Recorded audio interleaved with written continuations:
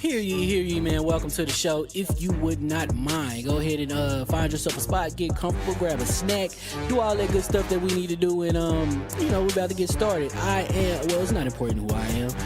What's important is that you are pulling up to the Iron Lords podcast right now as we speak, and I guess I'm here to keep you entertained until it's time to get this show started. So look, y'all done messed up and turned me to an animal, and haters be swearing they real, but come to find out that they really mechanical. And yeah, I be eating these rappers, but that's all a part of me being a cannibal. And they say I'm better than money because you can bank on me being accountable. I know a million rappers that don't want to be on a song with me, that's understandable. I kill a beat and they want to compare me to Freddie and Jason. I'd rather be Hannibal. They be like, why use a video game? Just be original. Y'all too dramatical. I know it's random, but I am addicted to flipping the sample and making it flammable. This is that This is that yoga, fire, flame. They think it's arson up in the apartment. They call it department and I get the blame. Still I be running, collecting them rains. You just a target when I'm in the range. I was the hardest to start regardless back when you was messaging people on AIM. Check my vocals. All on Twitter, but I'm anti-social. Love my city, but I'm still bi-coastal. I got... Nah, let's switch that up. What is you What I doing? wanna do Don't is- stop. Nah, that was dope. I'm Keep just that sick of going. Keep that going. Nah, go ahead. Look, I guess you could say that I'm very spoiled. For them to be your dogs, they ain't very loyal. But I ain't gonna hold you, I ain't here to boil you. You ain't gotta say it, I'm embarrassed for you. Always been a nerd, never been a loser. Making Voltron with a gang of cougars. And I'm going places, better tell a Uber. Cause it's pretty hard to sleep on Freddy Krueger. Whew. Let's do that again. Hear ye, man. Welcome to the show. If you would not mind, go ahead and find yourself a spot, get comfortable, grab a snack, do all that good stuff that we need to do, and we're about to get started. It's not important who I am. What's important is that you are pulling up to the Iron Lords podcast right now as we speak, and I guess I'm here to keep you entertained until it's time to get this show started. So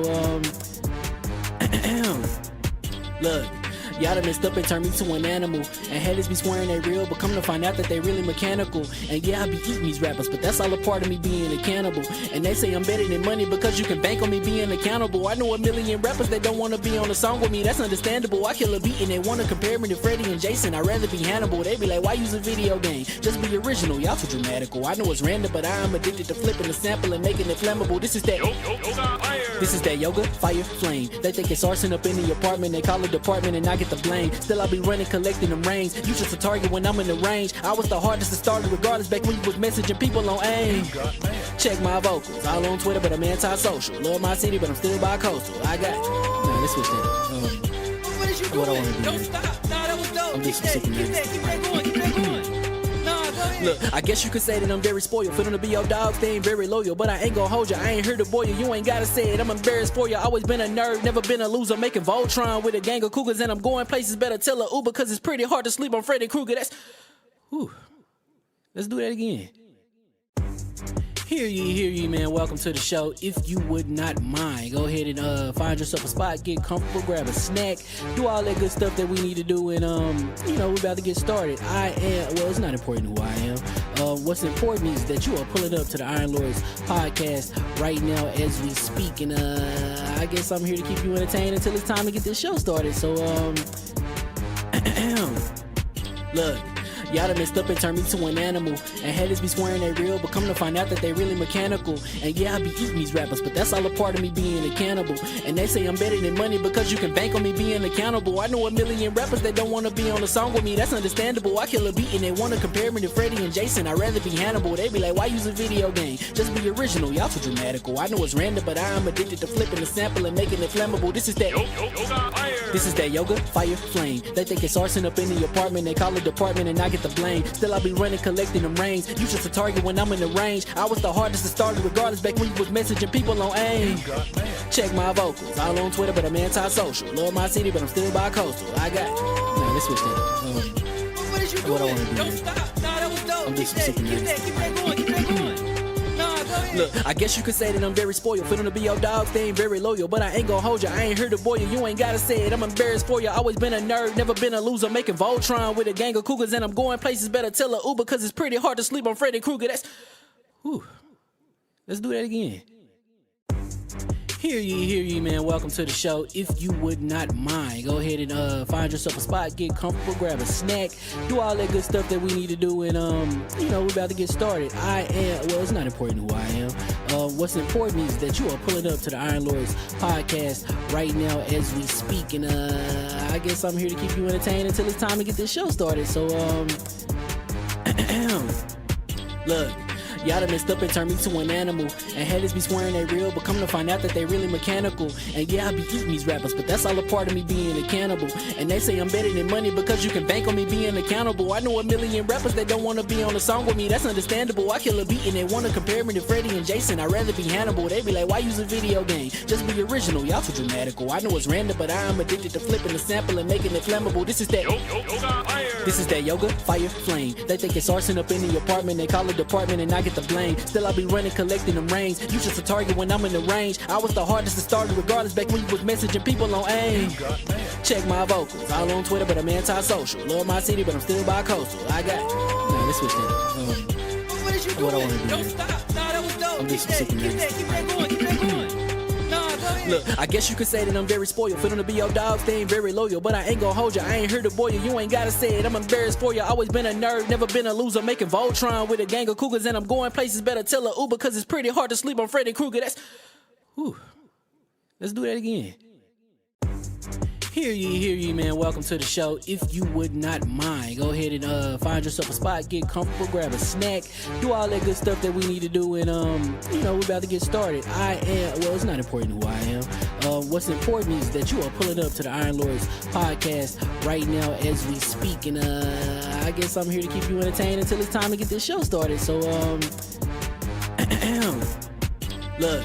Y'all done messed up and turned me to an animal. And haters be swearing they real, but come to find out that they really mechanical. And yeah, I be eating these rappers, but that's all a part of me being a cannibal. And they say I'm better than money because you can bank on me being accountable. I know a million rappers that don't wanna be on a song with me, that's understandable. I kill a beat and they wanna compare me to Freddie and Jason. I'd rather be Hannibal. They be like, why use a video game? Just be original, y'all too dramatical. I know it's random, but I am addicted to flipping the sample and making it flammable. This is that yoga, fire, flame. They think it's arson up in the apartment, they call it department and I get the blame. Still I be running, collecting them rings. You just a target when I'm in the range. I was the hardest to start regardless back when you was messaging people on AIM.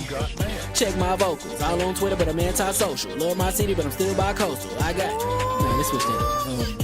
What is you What I doing? wanna do, Don't stop. Nah, that was dope. I'm just Keep sick of that going. Keep that going.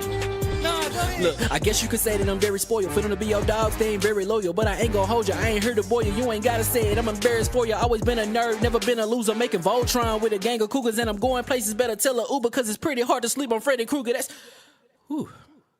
Let's do that again. Hear ye, man. Welcome to the show. If you would not mind, go ahead and find yourself a spot, get comfortable, grab a snack, do all that good stuff that we need to do, and we're about to get started. It's not important who I am. What's important is that you are pulling up to the Iron Lords podcast right now as we speak, and I guess I'm here to keep you entertained until it's time to get this show started. So look, y'all done messed up and turned me to an animal, and haters be swearing they real, but come to find out that they really mechanical. And yeah, I be eating these rappers, but that's all a part of me being a cannibal. And they say I'm better than money because you can bank on me being accountable. I know a million rappers that don't want to be on a song with me, that's understandable. I kill a beat and they want to compare me to Freddie and Jason. I'd rather be Hannibal. They be like, why use a video game? Just be original, y'all too dramatical. I know it's random, but I'm addicted to flipping the sample and making it flammable. This is that yoga, fire, flame. They think it's arson up in the apartment, they call it department and I get the blame. Still I be running, collecting them rains. You just a target when I'm in the range. I was the hardest to start regardless back when you was messaging people on AIM. Check my vocals, all on Twitter, but I'm anti-social. Love my city, but I'm still bi-coastal. I got, nah, let's switch that up. What is you doing? What I wanna do? Don't stop. Nah, that was dope. I'm Keep just that super going. Keep that going. Nah, go ahead. Look, I guess you could say that I'm very spoiled. For them to be your dogs, they ain't very loyal. But I ain't gon' hold you, I ain't here to boil you. You ain't gotta say it, I'm embarrassed for you. Always been a nerd, never been a loser. Making Voltron with a gang of cougars, and I'm going places. Better tell a Uber, cause it's pretty hard to sleep on Freddy Krueger. That's, whew. Let's do that again. Hear ye, man. Welcome to the show. If you would not mind, go ahead and find yourself a spot, get comfortable, grab a snack, do all that good stuff that we need to do, and we're about to get started. It's not important who I am. What's important is that you are pulling up to the Iron Lords podcast right now as we speak, and I guess I'm here to keep you entertained until it's time to get this show started. So look, y'all done messed up and turned me to an animal, and haters be swearing they real, but come to find out that they really mechanical. And yeah, I be eating these rappers, but that's all a part of me being a cannibal. And they say I'm better than money because you can bank on me being accountable. I know a million rappers that don't want to be on a song with me, that's understandable. I kill a beat and they want to compare me to Freddie and Jason. I'd rather be Hannibal. They be like, why use a video game? Just be original, y'all too dramatical. I know it's random, but I'm addicted to flipping the sample and making it flammable. This is that yoga, fire, flame. They think it's arson up in the apartment, they call it department and I get the blame. Still I be running, collecting them rains. You just a target when I'm in the range. I was the hardest to start regardless back when you was messaging people on AIM. Check my vocals, all on Twitter, but I'm anti-social. Love my city, but I'm still bi-coastal. I got, nah, let's switch that up. What is you doing? What I wanna do? Don't stop. Nah, that was dope. I'm just Keep super that going. Keep that going. Nah, go ahead. Look, I guess you could say that I'm very spoiled. For them to be your dogs, they ain't very loyal. But I ain't gon' hold you, I ain't here to boil you. You ain't gotta say it, I'm embarrassed for you. Always been a nerd, never been a loser. Making Voltron with a gang of cougars, and I'm going places. Better tell a Uber, cause it's pretty hard to sleep on Freddy Krueger. That's, whew. Let's do that again. Hear ye, man. Welcome to the show. If you would not mind, go ahead and find yourself a spot, get comfortable, grab a snack, do all that good stuff that we need to do, and we're about to get started. It's not important who I am. What's important is that you are pulling up to the Iron Lords podcast right now as we speak, and I guess I'm here to keep you entertained until it's time to get this show started. So look, y'all done messed up and turned me to an animal, and haters be swearing they real, but come to find out that they really mechanical. And yeah, I be eating these rappers, but that's all a part of me being a cannibal. And they say I'm better than money because you can bank on me being accountable. I know a million rappers that don't want to be on a song with me, that's understandable. I kill a beat and they want to compare me to Freddie and Jason. I'd rather be Hannibal. They be like, why use a video game? Just be original, y'all too dramatical. I know it's random, but I'm addicted to flipping the sample and making it flammable. This is that yoga, fire, flame. They think it's arson up in the apartment, they call it department and I get the blame. Still I be running, collecting them rains. You just a target when I'm in the range. I was the hardest to start regardless back when you was messaging people on AIM. Check my vocals, all on Twitter, but I'm anti-social. Love my city, but I'm still bi-coastal. I got, nah, let's switch that up. What is you What I doing? wanna do? Don't stop. Nah, that was dope. I'm just Keep super that going. Keep that going. Nah, go ahead. Look, I guess you could say that I'm very spoiled. For them to be your dogs, they ain't very loyal. But I ain't gon' hold you, I ain't here to boil you. You ain't gotta say it, I'm embarrassed for you. Always been a nerd, never been a loser. Making Voltron with a gang of cougars, and I'm going places. Better tell a Uber, cause it's pretty hard to sleep on Freddy Krueger. That's, whew. Let's do that again. Hear ye, man. Welcome to the show. If you would not mind, go ahead and find yourself a spot, get comfortable, grab a snack, do all that good stuff that we need to do, and we're about to get started. It's not important who I am. What's important is that you are pulling up to the Iron Lords podcast right now as we speak, and I guess I'm here to keep you entertained until it's time to get this show started. So look, Y'all done messed up and turned me to an animal. And haters be swearing they real, but come to find out that they really mechanical. And yeah, I be eating these rappers, but that's all a part of me being a cannibal. And they say I'm better than money because you can bank on me being accountable. I know a million rappers that don't want to be on a song with me, that's understandable. I kill a beat and they want to compare me to Freddie and Jason. I'd rather be Hannibal. They be like, why use a video game? Just be original, y'all too dramatical. I know it's random, but I am addicted to flipping the sample and making it flammable. This is that yoga, fire, flame. They think it's arson up in the apartment. They call it department and I get the blame. Still I be running.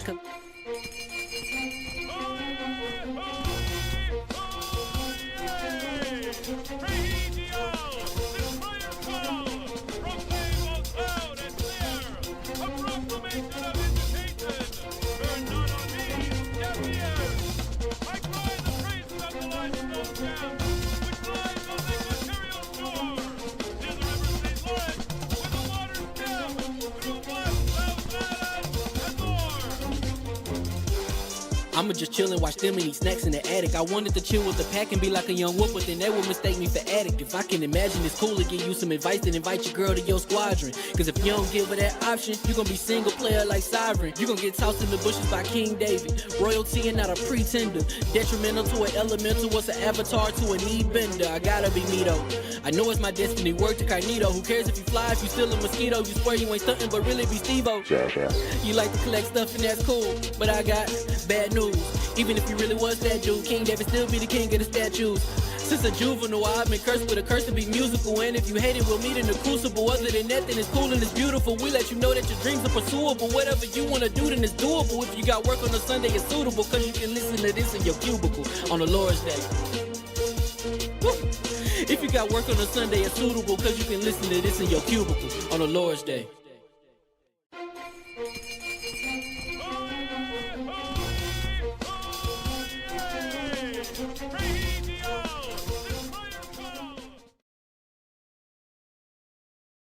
Mic checks and all that real quick. Hold on. Yeah, that's good. So you see right here, right? This is where you hide the dongle. You hide the dongle. Nice. Oh, inside the joint. In the back right here. So yeah, this That's the Asus joint? Yeah, there's the Asus Pro, I think it's Wakari Pro. So they reached out and they was like, oh, I see you have the ROG Ally X. And this is the perfect companion to that. and I was like, in dock mode. So I was like, okay. So like when you turn it on, right? So check it out. You turn it on. You see that. See that. Oh, okay. Yeah. That's fire. The little animation. So the controller, while you playing it, is doing the same thing as the actual ROG itself. So like so you know how the ROG buttons, like let me turn my joint on. Y'all see the ROG do its thing. Xbox ROG, you know what I'm saying? Like, I mean, we could do this during the ROG segment. Yeah, no, I just we don't do this during the mic checks. I do apologize. I do apologize. We back. I'm different. So I was different. So this is the reason why the podcast is 4 hours long. Yes. So I'm still bouncing at 4. But you know, he don't got that, so I got to do mine. Like no, mine's right here. Come on now. I'm talking about no. I'm talking about your intro ain't mine, because I know you got a different intro. I see. You see how dismissive he is. Very dismissive. Yeah. So when I do big screen mode. By the way, fantastic fucking review. Language. Are we live? I'm like, yo, what are y'all just talking regular? I'm like, we're gonna do mic checks. No, we're just gonna talk regular with a hot mic for no reason. Like, okay. No, but you didn't say hot mic. I said, yo, intro. I said, yo, we live. Yo, let's do the mic check. Goose is just out here snitching and fumbling. I'm like, all right, this is what we doing. Yo, he said hot mics 4 times. I didn't hear it. Yeah, I know. Nobody heard it. No, y'all didn't hear me say, yeah, whatever. I'm a little bit different. That's what I knew. I knew D knew. We didn't hear because D was talking through all that. Exactly. He wanted to get his Asus bars off. Nah, yo, listen. This is the first time. Now, I ain't gonna hold you, bro. I felt a little bit special because it's the first time off of us putting out a review and off of the social joints, because they commented on my Xbox Frontline video, the unboxing joint. That's what's up. And they was like, oh, because I didn't use any voice or whatever, and I just put it up there. But I was just like, oh snap, I didn't even know. So that lets me know that no matter what, people are always watching. Yo, and not even the people that you think is watching. Yeah, that's the You point. just now figuring that out. Well, I'm always in my own little bubble. So I'm gonna keep it real with you, Attic. Half the time I don't even know half the stuff dudes be talking about. But when I look over now, I know like, damn, everybody's in your business. You just got to be on your P's and Q's at all times. Oh, shout out Fee Marie. Oh, that's what's up. A lady. 10 pounds in the swear box, Sovi. Speak no evil, hear no evil, see no evil. That's what they say for the monkey joint? Yes. Oh, that's what's up. Yes, No doubt. So that's what I said. Oh, Attic, mic check. I just want to see how your levels are sounding. Hello. Yeah, all right. Okay. Maybe just a tad. Get you a little tad up. But other than that, solve one more time. You sure? Yeah, positive now. Yeah, you put your money in the switch, y'all. Hello. Yeah, nice yellow. I like that. Sabi. King, sir. Is that better?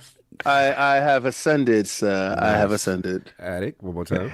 Is that better? Yes. Yeah, yes, you there sound go. way better. That yellow is high. There we go. No doubt. And hear ye. The hot mics are now over, and we are live. And welcome to the Iron Lords Podcast, LLC, and LordsGaming.net, episode number 419. Another glorious Sunday. We're back at the round table on the Lord's Day. And today, we've got that ROG Xbox Ally X impressions, Halo Live service and AI rumors, Battlefield 6 sales, and EA foreign influence to discuss. So we go get right into it. So let's introduce the four horsemen of gaming back at the round table united.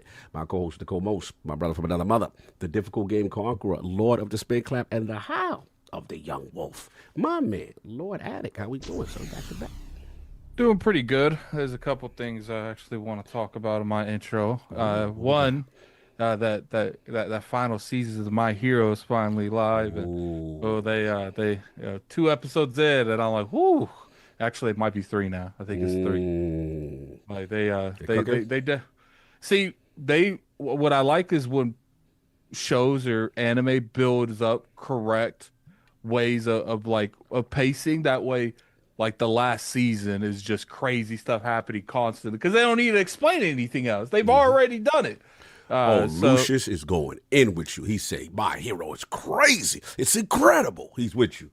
Yeah. My Hero, they done some.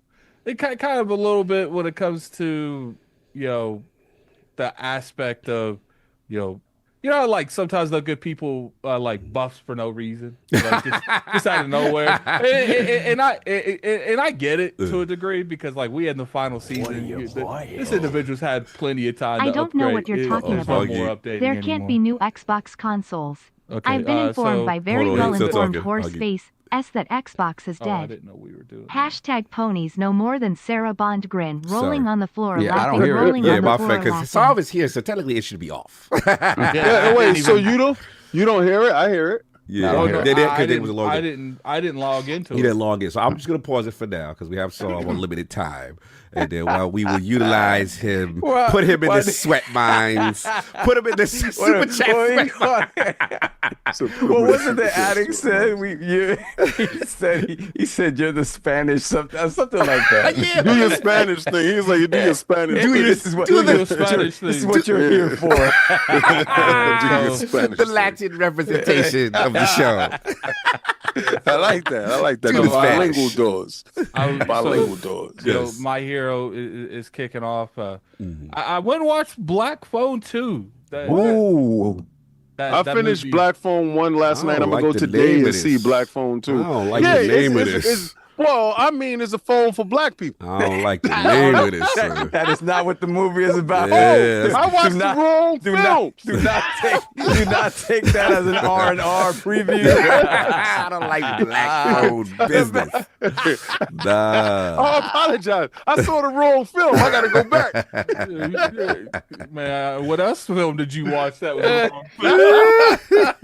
So, 3 the hard way. Black Pause. Phone 2. Black Phone 2 is definitely I would say the top 5 of the best movies I've seen this year. Nice. It was really, Yeah. really good. It's one of the Yeah. very Did you get a chance to see Tron? No, not yet. Okay. Because obviously we had a lot of stuff going on, and I wanted to go watch it, but it's just like it was the timing. It's But like, you chose Black hold Phone. on, hold So on. I'm gonna go see Black Phone today, and you're gonna go see Black Tron at some point, so we can do a double banging R&R. double banger. Double Okay. banging. You bang, bro. All right, what we doing? What's Whoa, going whoa, on? whoa, whoa! You added what? extra context. You to said that, double bro. banging. I said a double banging of the movie. You decided to throw in what some movie? bros. What movie you watching? Yo, What- so what we y'all watching doing together? Tron. Tron. He's in Yeah. another Oh, state. okay. That's bro. what y'all It ain't- call it? It ain't. Yeah, it's called Tron. Bro. Y'all It's call called it Tron. doing It's the called- y'all running the listen. Tron or something? Yo, it's the Tron, and we're using the Black Phone. Oh, you running the Tron with Yeah, the black so- phone? Okay, I got you. I got you. So, Hey, yo, you gotta stop. Get out of Black here. Phone 2 did like one of the very like normally the sequels they're not better than the original by any means. Apparently the person didn't even want to make it. Like the director, he didn't even want to write the story, but Stephen King's son apparently was like no dude. I this mean, is it's the way to go. Like, from what I can tell and what I heard, it's the best Freddy Krueger movie we got in a long time. wow. Basically, Wow. facts. Okay, Think- so I got think about what Freddy Krueger Okay, is. that's what I'm talking Yeah. about. Yeah, all right. yeah, Because we got to stop Attic from talking about it because he's gonna tell the whole damn movie. And so that was a really good movie. Really took aspects from the first one and add on into it. So I really enjoyed that. There's another game that I wanted to talk about real quick. Because of the whole Japan thing, I forgot to really bring it up. That people know I'm a huge turn-based fan. I play turn-based games all the time, but they don't ever really let me use like my turn-based skills against other people. There's actually a turn-based game that just came out recently on Steam called Skyguard Arena. And it's literally 3v3 turn-based PvP. What?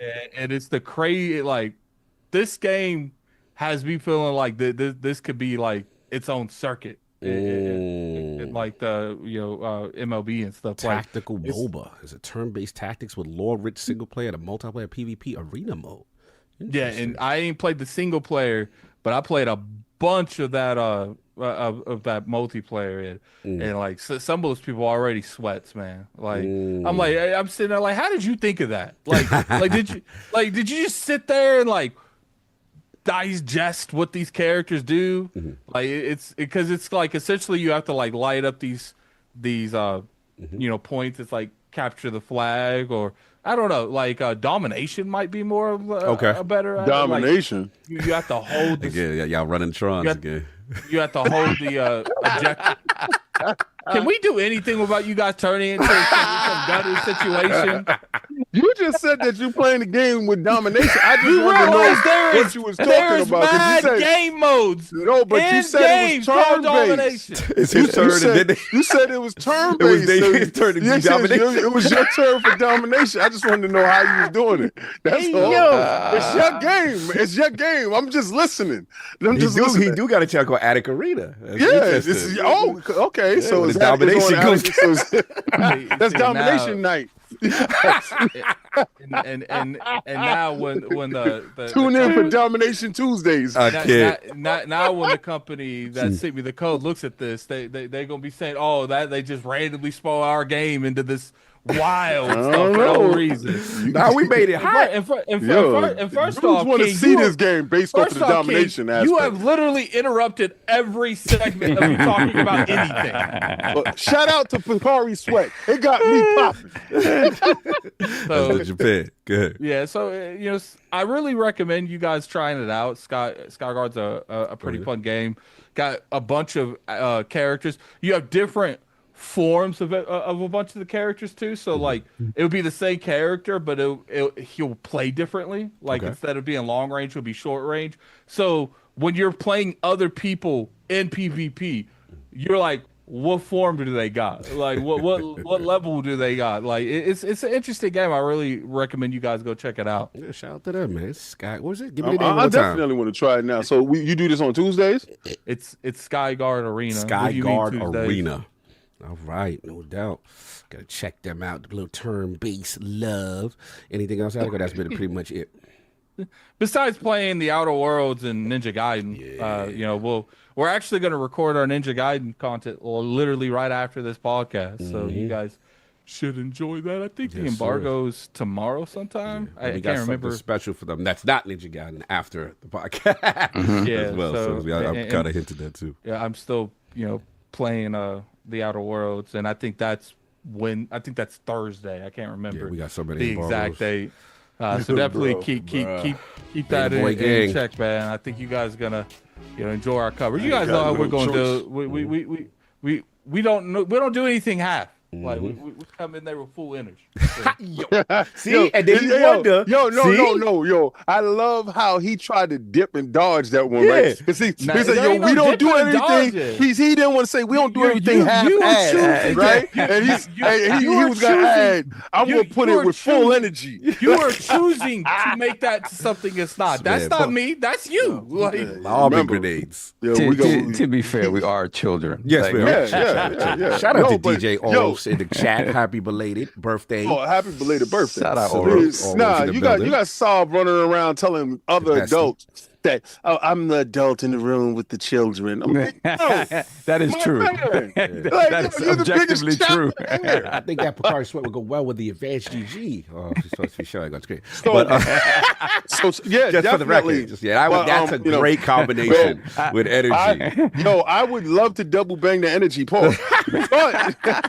but the fact that mine is empty. Yeah, it's a great combination, it's right? Empty. I'm waiting for the re-up. So when the re-up show up, because contractually that's awesome together. Yeah, I gotta hit that.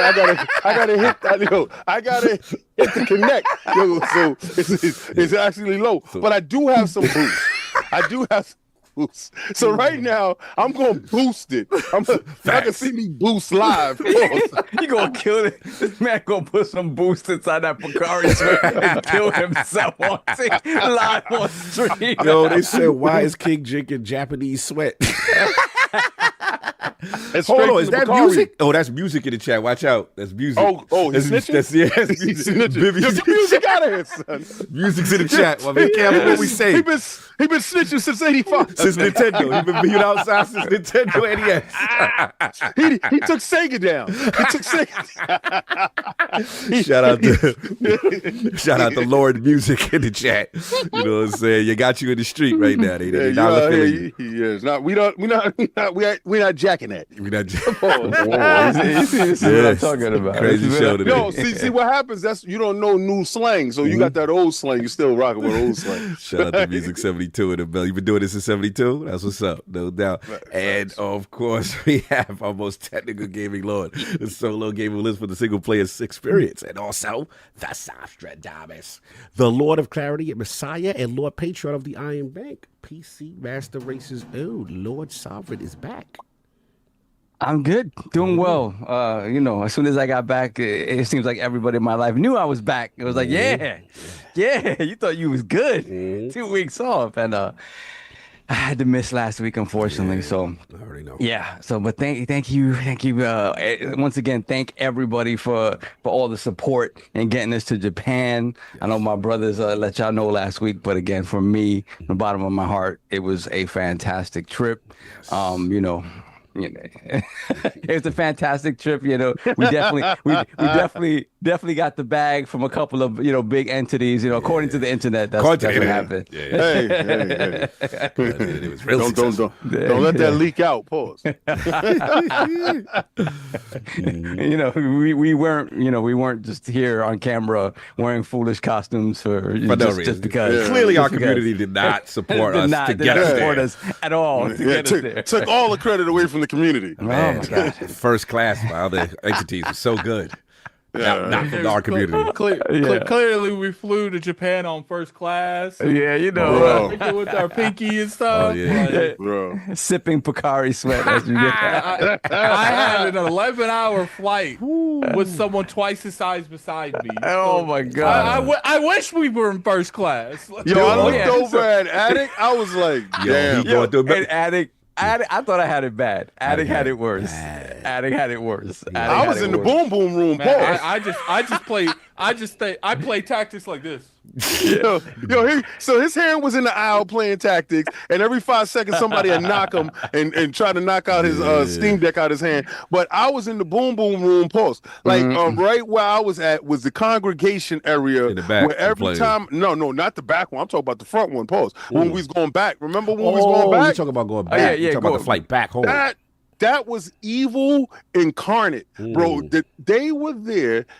Every time I opened my eyes, I was like looking for a disco ball. I'm like, what the hell is going on over there? But one thing I will say is that the gentleman that did sit next to me, he was clearly a heavy set person. He was aware of his thickness. I respected it because he knew, and he was trying to make it better for you. Yeah. I don't like sit next to the people like, you just dealing with this. Screw you. Yeah, because it's two big people, and then the elbow game next to the thing who fighting for It's the a rest. horrible situation all around, but it's just like, don't act like I'm the one that's the inconvenience to you. Yeah, crazy. I feel you, Sal. So well, did you guys talk about the story going though last week? Yeah, didn't mention that. No, I don't remember us mentioning it. What happened? Refresh. Refresh. So just so the community knows, right? I book all the flights, right? And when I book flights, I try to make sure everyone is as comfortable as possible, right? Without obviously we can't afford, first class seats. You sure that with all the big money that we're getting from all the paid people that sponsor us? with all the big companies sponsoring all the us, investors that we have. Man, we wasn't even in business. You mean to tell me we were in coach with all this money that people? we were a step behind coach. we were literally in the galley in the back. Facts. So belly of the beast. I try to set things up so at least try to, especially when I'm thinking about Addict and King, I'm like, these guys need more space or whatever. Let's make sure we got them taken care of. So apparently the flight that we were taking there got changed. The actual plane got changed. So they switched around our seating assignments completely. Yes. So I'm like, oh, what's going on here? We get on the flight. First of all, they put me in between Cog and King. It was dopeness. They put me in between the two. It was a Barigua sandwich. It's a beefy situation. It was a real beefy situation. I had them, y'all. They had the definition of Oreo. Yeah. Yo, it was up, son. It was up. It was definitely a butter pecan Oreo situation going on. And I can't believe it. Mind you, this is not a 13-hour flight. It was a 16-hour flight.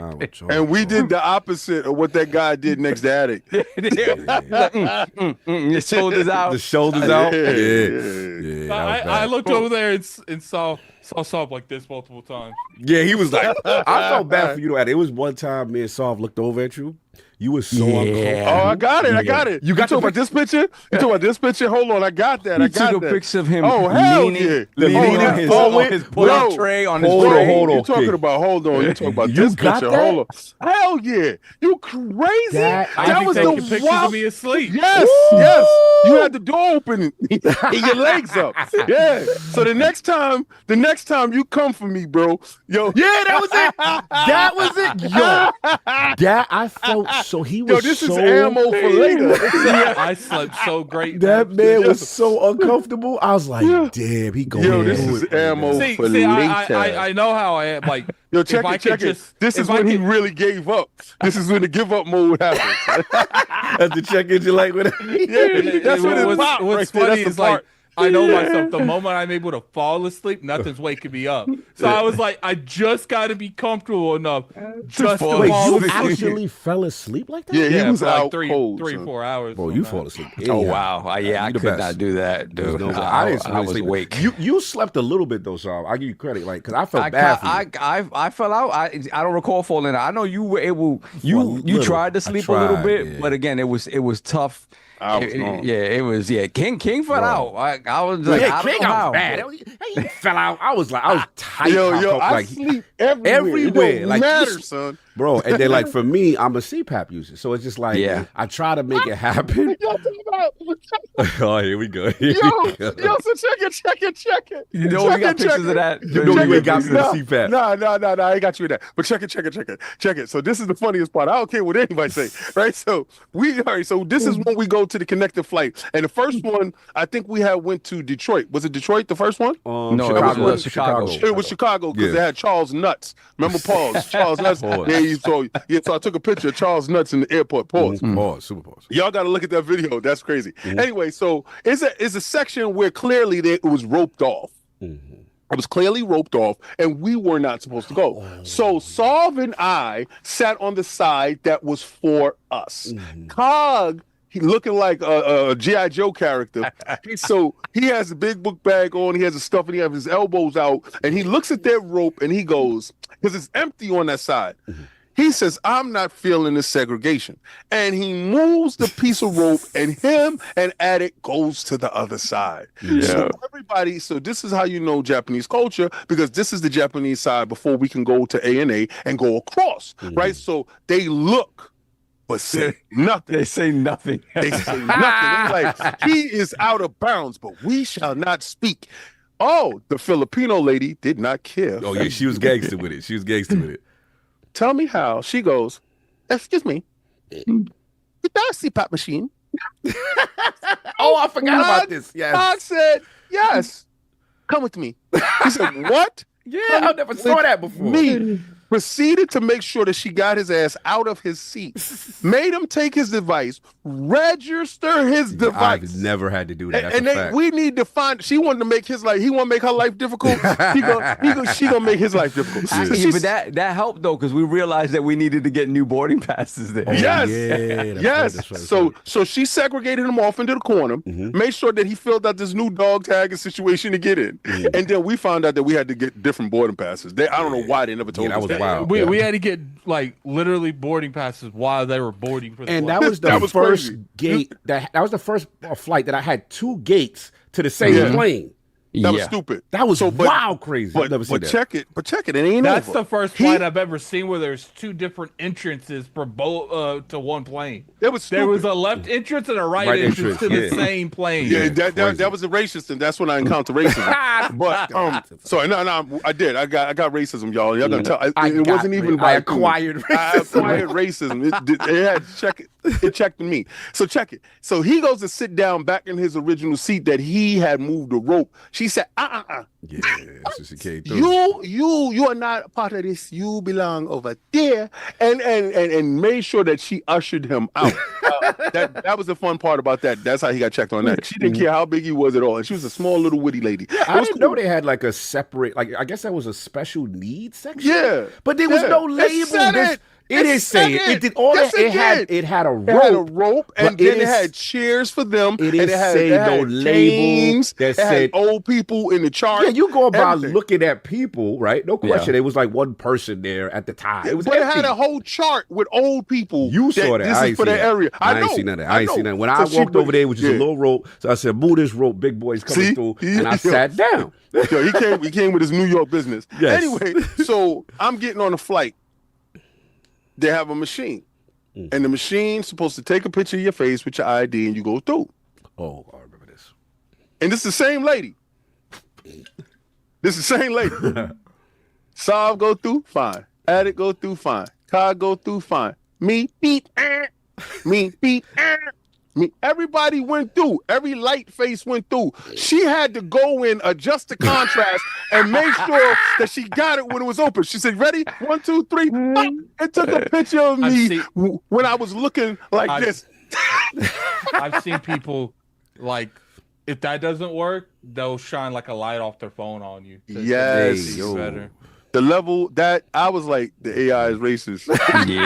Talk about racist. I got pulled over every security. Addict got it bad. Remember when they detained him? Custom search all of my belongings. Bro, no, because see, they ain't like your attitude when you came off. Remember when we had to talk to the dude at the agent? The agent. Because the thing is, we asked Attic. No, Tell him I- what he I- said. I- We asked I Attic, said- what did you say? And he didn't actually say this, but he said this to us. We were like, Attic, of course they're gonna pull you No, over. all Like, I tell him, what said, you doing in Japan? all I He said What was like, the first round? What was the tourism question? and What was the pleasure. question he asked you? what were you doing in He Japan? asked me what I was doing in Japan. And what did you say? I said we went there for Tokyo Game Show. He asked me, did I buy anything? I said a couple statues, and he gave me a yellow pink slip. No, but see, what you told us was different. He said that he's like, I told him tourism and pleasure. No. I told you guys that because I didn't tell him that. I told him we went there for TGS and tourism because it's the first time we ever been to TGS. He asked me, did I buy anything there? I said the statues, and then I get a yellow slip. Attic got that smuggling face. Then he got the full cavity search after that. Bro, Because we got did not worried. see him for like a half an hour. Yeah, once we got through customs, and then you got to what was it? We had to re-enter the baggage in or whatever it was, and then we get out. And We was entering US, Saul, yeah. come out, can you come out? I'm like, Attic, we like, yo, they may have got him, bro. We stood there for like 15, 20 And minutes. then he waiting. come out a way that he not supposed to come out. Exactly. Did he come out? Yeah, he come out some way. They We like, don't told go me back. To go that way. They told me to go that way. Yeah, that was a wild situation, And man. it's every checkpoint they stop him. Yes. Every checkpoint. Yes. Pull him over. Yeah, I felt bad.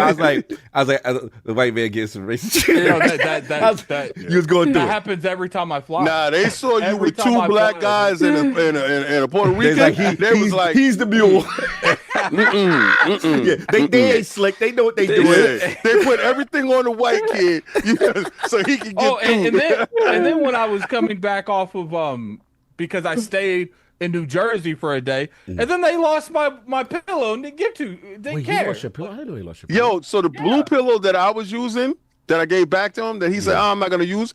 He goes to the airport, puts his luggage and stuff through. It comes out the other side minus the pillow. Whoa. And none of them cared. None of them cared. I talked to 2 different TSA agents. No, 3 because one of them yeah, you actually told did me. ask. You did tell None me. of them cared. All of them acted like I was the inconvenience to them, and I got one of them fired. Wait, hold So- good. Oh, you snitched? Oh yeah, I did. I did. Yeah, Oh, music, you went that- that he was music, you. he music the Yeah, situation. shout out. No, it's like you. Say No, music it's the like, no. situation. It would be Young different. Benny. It would be different if she went down there and she looked and I don't know. She was so disrespectful. Didn't care about anything. Now, once that would have been my bag that had all my technology. in it. No. So it's just like, no, we ain't gonna sit here. And then I went and asked her again. She's like, I don't know what to tell you. Like, Hey. with the most Oh, wow. disrespectful face ever. I was like, no. I told her, I was like, where's your boss? So wait, this is now after this is you going back to West Virginia? Yes. Wow, that's crazy. That's crazy. That's what's crazy. up. Yeah. So the last thing I'm gonna do, I'm gonna call out my brothers for a moment, right? Because y'all making fun of you making fun of Attic last week. You know, talk about his check engine light, right? But let's be clear. Uh-oh. All of these lords have a check engine light. Facts. They all have, and this is one thing I realized of being on vacation with them for a longer period of time than just a couple of days. I am by far, you've seen pictures, I am by far the smallest lord Yes. of all the 4. I am also by far the strongest of all of them. Yo, he's Talk your still endurance talk. And I Super mean book bags for no and reason. I mean functional strength. I'm not benching 300 and that. I'm Nah, not your doing none of that. endurance is crazy. But I'm the only one that would take a backpack every single day. Yeah. Yep. And After that day 2, backpack that was over. wound up getting And he full has with other people's all our stuff. So I like I said, I'm not the dude that's gonna bench 300 for you. But if you need me to, Sav, I need you to climb this mountain. Oh, I yeah, need you to did get that. You did. Your walk game is crazy because we learned about Tokyo, like bro, the walk game. Bro, no, Bro. it does it too. If you are not used to walking or being on your feet, which again, I'm always on my feet. Yeah. I'm always running around. These guys are always behind a computer Or driving. something. Or driving. They're not used to that. Facts. So I'm like, we're an hour or two in. I'm good. I'm like, people like, yo, B, can I put this in your backpack? Sure, no problem. This is my workout. And these guys are like, yo, what's good? What's going on? Over when we do like one thing for the day, and I'm like, I'm kind of done for the day. I don't want to do anything more. And then you know what I do? It was real though? Like an hour, like we're done. Yeah, what I do was real. When King retired the Crocs, I was like, yeah. Oh, I was like, the Crocs went under, baby. I was like, yeah. I'm gonna tell you got this, rid of right? those So with the quickness. what? And I ain't gonna hold you. I brought my Adidas boots with me. Mm-hmm. I brought my Crocs, and I brought some boogie shoes. I brought disco shoes for the late night, right? The Crocs was the newfangled Crocs too. It was the open back. It didn't have no You had a sports mode. Sports mode? These was leisure. These was based off of the Con Yeezys. Yes. Oh yeah, he was the one with the back strap. Mine had the back strap, and it didn't matter. Bro, Yo, Tokyo you had the Game back Show strap. floor destroyed. Yeah, attic. Yo, his spider webs was going crazy because he had the Spider-Man Crocs. Yeah, Spider-Man was beating his legs up and turning to Venom. Facts. So I'm wearing these things, and the first day we did 44,000 steps. Yo, I don't care what nobody said. What type of records on my smartwatch? I looked at the Crocs. My feet was swole. I looked at the Crocs and said, "It's over, B. It's over, Prime. No, you ain't built for this part." Yeah. Shout out to the chat. Pastor Parrot. Saab, please be my pack mule too. Saab is the mom. Put it in your purse. Saab Porter Bridges. Saab be carrying packages. Saab Porter Bridges. It was just like Yeah, that. he was like that. The crazy part, King, you're like, oh, your check engine light is on, dude. I was literally. He was like on his deathbed. No, my we figured out my- what that was too. Yeah. It was him Oh. using the conditioners and the stuff in Oh, there. you didn't bring your own he soap him and use stuff? his own stuff. I brought my own stuff that first night, but I was so tired I didn't want to go into my luggage. I thought I'd just use this stuff, never again. Yeah, that was giving him an allergic reaction. Them body conditioners and shampoo and all that, whatever they would use, it was affecting his skin. He bust out. Yeah, he was bad. The first two that I was worried for, he was like, when he left that message that night, Yeah, he was like, guys, bad, he was like, man. I could go home. I'm like, oh no, oh no. I felt terrible. So that's when me and Saul went in emergency mode, and we started looking at the pharmacy. Oh, shout out to Japanese medication. Yes, The best. Bro, I don't know what that, because remember I even had I had the stomach. I felt like it was a straight up snake attacking my intestines. Like something was in my stomach attacking me. I was like, what is happening?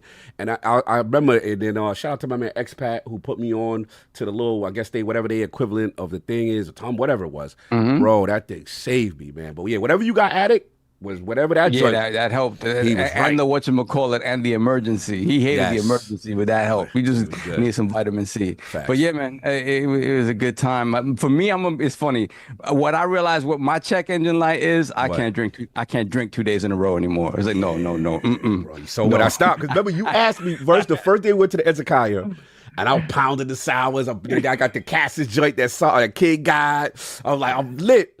After day 2, when you get to this age, you're like, that's it. Because you asked me, you're not saying no more. I said, reset day. I can't listen to these dudes. Let me tell you something. What happened was I found out the hustle inside these izakayas and all these fake places giving you all this alcohol. There's no alcohol in there. But what 7-Eleven does is sell you real alcohol. So the kid had to go back to his old ways and sliding the alcohol into the restaurant. Savage. And as In their the back karaoke is spot. turned, you tip it up. So that's what happened in the karaoke spot. That's what happened in the restaurant. And the drinks became so much better. Oh, what happened? They got you. What happened? What they do? got me. Was on Twitter, Astro Ferret? Who is it? Who I got it? You already know who You it is. already know who it is. You already know. I put it Hey, in the chat. yo. I see it already. Hey, yo. They got him good, too. Oh, man. And see, what's funny is I like that picture exists because it shows, we weren't no first class. Like, look at that. Does that look like money? Oh, yeah. They definitely paid for that. Yo, if you thought that was first class, then I'm gonna show you me and Cog and Sal because I can And sit keep there in mind, and there's expose him and don't expose us. business class is 10 times better than the stuff we had in that stop first The class. worst part is when you gotta walk past them. You see how comfortable they are. And Yeah, gotta you go see, to the they already said they have their complimentary drink already by the time you Laid get out. out. I don't like that they put them on first. Yeah, and you then got- when they put them on first, the sad part is they put them on first, and we got to walk past them, and they got to look at us like peons. See, that they try to like stop that because when I said that it's split into two, the right was the casual folks and left was business. But the problem is where business and casual meet, there's still a couple aisles. There was half a plane of that. We just didn't see it. Like, That's crazy. That's crazy. So here's Solve. Here's me, Solve, and Cog, and this is y'all telling us that we're in first class. No, this was a first class Puerto Rican sandwich. yeah, that definitely was the back of the situation. that's definitely not a Puerto Rican sandwich. Yeah, nah, the meat is in the middle. Pause. Now, mind you, the tickets that I originally bought, I was sitting someplace else. We were all generally in the same area, but I had a window. Cog had a window. Yeah. King had an aisle, right? An aisle so he could stretch out his legs. Attic had the same. I was like, oh, we lit. It's gonna be all right. We get to the back of that plane, bro. The disgust on my face. Not this one. I was like, they did us dirty. Yeah. They did us so dirty. Yeah, for you up there, you go to Jake, okay, no doubt. Yeah, Attic, that's when Attic was good. He was That's right. when he was right good. there. That was like hour he was 2. right. No, that was right when we started. Oh, right that's before we the was about start. to Yeah, that's take when the off. faces are smiling, everything is good. Yeah, we out, y'all. Then the Talk to me suffering, 7 the hours into that endurance, joint. the anointment trials begin. I will say, shout out to the pod though, bro. They had the only plate I ever see that had the cup holder thing. Yeah. They had little unique They're weird definitely in the future in a lot of ways. Yeah, That was a Nintendo flight. That was a Nintendo Yeah, flight. because they had Pokemon and stuff. And, Yeah. the imagery and the promotion. That was crazy. Anyway, that's it. So So that was it. That was it. Yeah, definitely. Like Attic said, we have been playing Ninja Gaiden, and we will be talking about that later today. Oh no, it's called Nuts on Clark. yeah, you call it. You took a picture of some man's nuts or whatever. Pause, bro. You gotta stop you. It's called You Nuts said on I took Clark. a picture of bro. Charles's nuts. Yeah, it was Nuts on Clark. That's Pause. even worse. Why are they Yeah. on Clark? Nah, they gotta put it on Clark. Yeah, I don't like it. It's on them like that. That's Yeah, crazy. they gotta put them nuts on Clark. Speaking of nuts on something, have you guys seen all of the freaking AI stuff going around? Specifically, I like the Tupac, Mr. Rogers. Mr. Rogers, with Mr. anybody. Rogers is the best. Whoa! Wait, what they doing with this? I got him with Bro, Tupac. you I haven't got him with seen Bruce these? Lee. I Wait. sent him the card. Cog don't look at him. wait, I- Bro, Yeah. When he's snapping on dudes, when he was like, yo, he got Easy E next to him. Hey, Yeah, I yo. saw the Easy E one. He's Yeah. like Easy. You like Bofa? He said, like what? both of these nuts. Hey, Yo, That's the- this Mr. AI. Rogers. Mr. Yo. Rogers saying this to you. Hey, yo. Bro. Can you be mine? Would you be Yeah. mine? And then he does all of that too. That's Oh, so funny, man. bro. AI going It's too fine. far. Yo, we're going to hell. All of us is going to hell. People, this is wild blasphemous. Yeah, they bring the dead back, son. They bring them back. Anyway, that's it, sir. That's it. No doubt. And of course, we have the incredible Hulk of this, aka the Excess Gamer. Ooh. The prophet of Xbox. Swami. King of the statues, who demands nothing less than that premium experience, and is the ascendant one of the Xbox platform movement. Ooh. Beloved Lord King, how we do? I'm doing fantastic. I want to give a shout out to Danny Garcia in his so-called farewell fight. He fought a no-name dude, and he did exactly what he was supposed to do to him, knock him out cold. Don't get gassed up, Danny. You wasn't fighting top-level competition. You fought Laura in your last fight. Laura made you quit on your stool. The heart ain't in it. You want to make TikToks with your sisters. Good. Do that. You got real estate all over Philly. Fantastic. You come into a small, it looked like a gymnasium arena. They got solved. Sorry. They got solved. Yeah, and it was absolutely no. sad Oh my God. seeing you. Put it in the chat. Put it in the I chat. got you. Yeah. It was absolutely sad seeing it like that, but I felt kind of good for you after you felt the round of applause from the crowd, and that's it. Go out on that note. don't stick around, because if you mess with one of these young kids like Abdullah Mason and these kids, they're going to snatch your soul out of your body. Stay away from this sport, especially if you're half in. You can't be half in, half out. The same goes to Earl Spence. Stay away. No. He still ain't fighting. Yeah, no, he hasn't. And this is what happens when you get 50 to 70 million and you on the back end and you like, why am I here? That's like, you got your insurance money from the car accident. Don't think that you didn't get that. You got a boatload. He is rolling around in dough. He brought farms. Your heart ain't in it. He ain't in it. Yeah, you ain't got to hustle. But I said he got broke one time, and that's it. Yeah, that's it. Where's the champion? He's 37, man. Wait, Spence is 37? Oh, I'm sorry. Yeah. It's Errol. No, I'm sorry. I thought you were talking about Danny. Danny's 37. Oh, okay. Errol's in that same area. How Because old is Bud is about to be 40. Yeah, but Bud is up there now. Yeah, so Errol got to be 36. How he fight with the super fight, and then that's it? Like that's, Yeah, he's 30. Errol's 35. God, his Remember, heart he snatched. came off of the accident. He was in there with a bruised rib. He did the most to get the cash. He got his body to the mountaintop to get the cash, because he was doing a lot of things wrong. And God had to tap him on the shoulder and say, "Sit your ass down with this BS." Yeah, now stop you can messing go with in Yellow there. Beezy. Yo, for real. And Yellow Beezy got his own thing. Yeah, the he streets definitely is what it is. That's Hopefully on you ain't him, got a baby. music. Yeah, hopefully you ain't got a music in your camp. Yeah, that But part. yeah, so Earl, just stay away. Danny, I've noticed that the whole group that was with Al Heyman and all of them, they kind of gone. Sean Porter, Danny, Spence. All you got is Keith Thurman out there, and he's trying to get that one big last payday so he can actually go. He got some money off of Pacquiao, but Pacquiao wasn't the draw that he used to be. But enough about the boxing. This week y'all got a chance to see us put up the review of the Xbox ROG Ally X. Ow! And it's a wonderful review. I need y'all to go check that out. Asus checked it out and thought it was worthy enough to send me a product.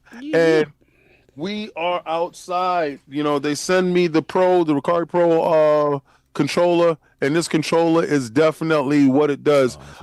So you put this the ROG in dock mode on your television, and you wirelessly Bluetooth connect to your controller, and you control it from across the room just the same way you do any other console. So it's something that they sent to me. But what I've noticed around the world, and what I've seen in a lot of people videos, whether you know it or not, I see a lot of people gaming with their Valari pillows. And I want to give a shout out to Valari, because I just watched somebody's video. I forgot who you are. I do apologize. I didn't have it queued up. But I just saw his video. And in his video, in the 5-minute mark, he's sitting there with the Valari pillow. And, he got it from Iron Lords. This is the Iron Lords pillow.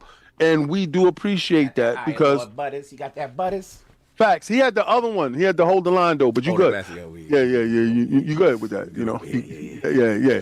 But, again, it helps you game longer and stay stronger, and without any Picari sweat or any Vance GG. I'll be in there chilling like, woo.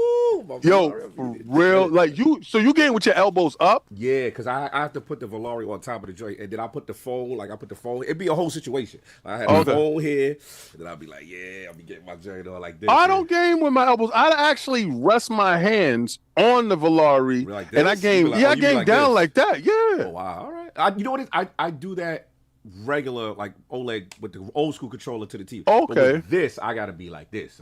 Oh, that's okay.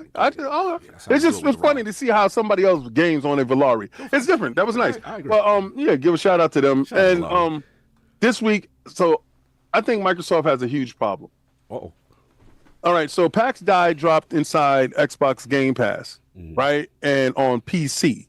But PC Game Pass, not Xbox Game Pass, PC Game Pass, and that's MMO. It's just a whole big thing. It's a good RPG, fantasy RPG MMO thing, and it just dropped in there. And they just gave some little weak promo for it. But at the same time, they did that. They dropped Keeper. It's at Xbox Game Pass, and I think it's on PC as well.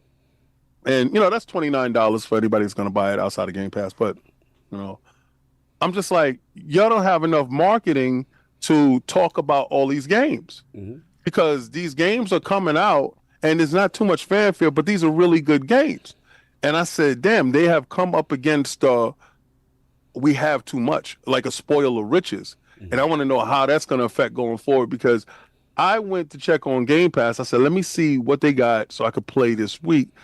And Keeper was out. And I was like, damn, I was looking forward to that. That's a Double Fine game. And I told him the story about when you ran down on Tim Schafer and you showed your back. You ain't had nothing on. That's how you always gotta be rocking the Iron Lord shirt. But I was just like, damn, man, they have hit the wall. I think they've hit the wall as far as they just market for a couple of their AAA titles throughout the year. And then because they have too much. And because it was just dropped out. Yeah. And I'm like, damn, I think Double Fine deserves a little bit more than that. I agree. So, hopefully it does something, because I started playing it and graphically it's crazy and it feels like a nice, cool game. I want to see where it goes and what it's about, really. I just started very early on, so I can't really go into it, because I was playing some NDA game that I had to finish. Oh, I can say the name of the game, right? Oh, I can say that I was playing Ninja Gaiden. Yeah, you can say you played it. Yeah. Okay, yeah. We just can't show shit. All right. Yeah. I think Keeper, that's gonna be my palate cleanser game after Ninja Gaiden. Yeah, it's mine. Breaking my fingers. Like soul, yeah. We gonna get into that. But shout out to Fortnite for getting me back into playing Fortnite. So yeah, I found Michael Myers and Jason. The Snatcher is there.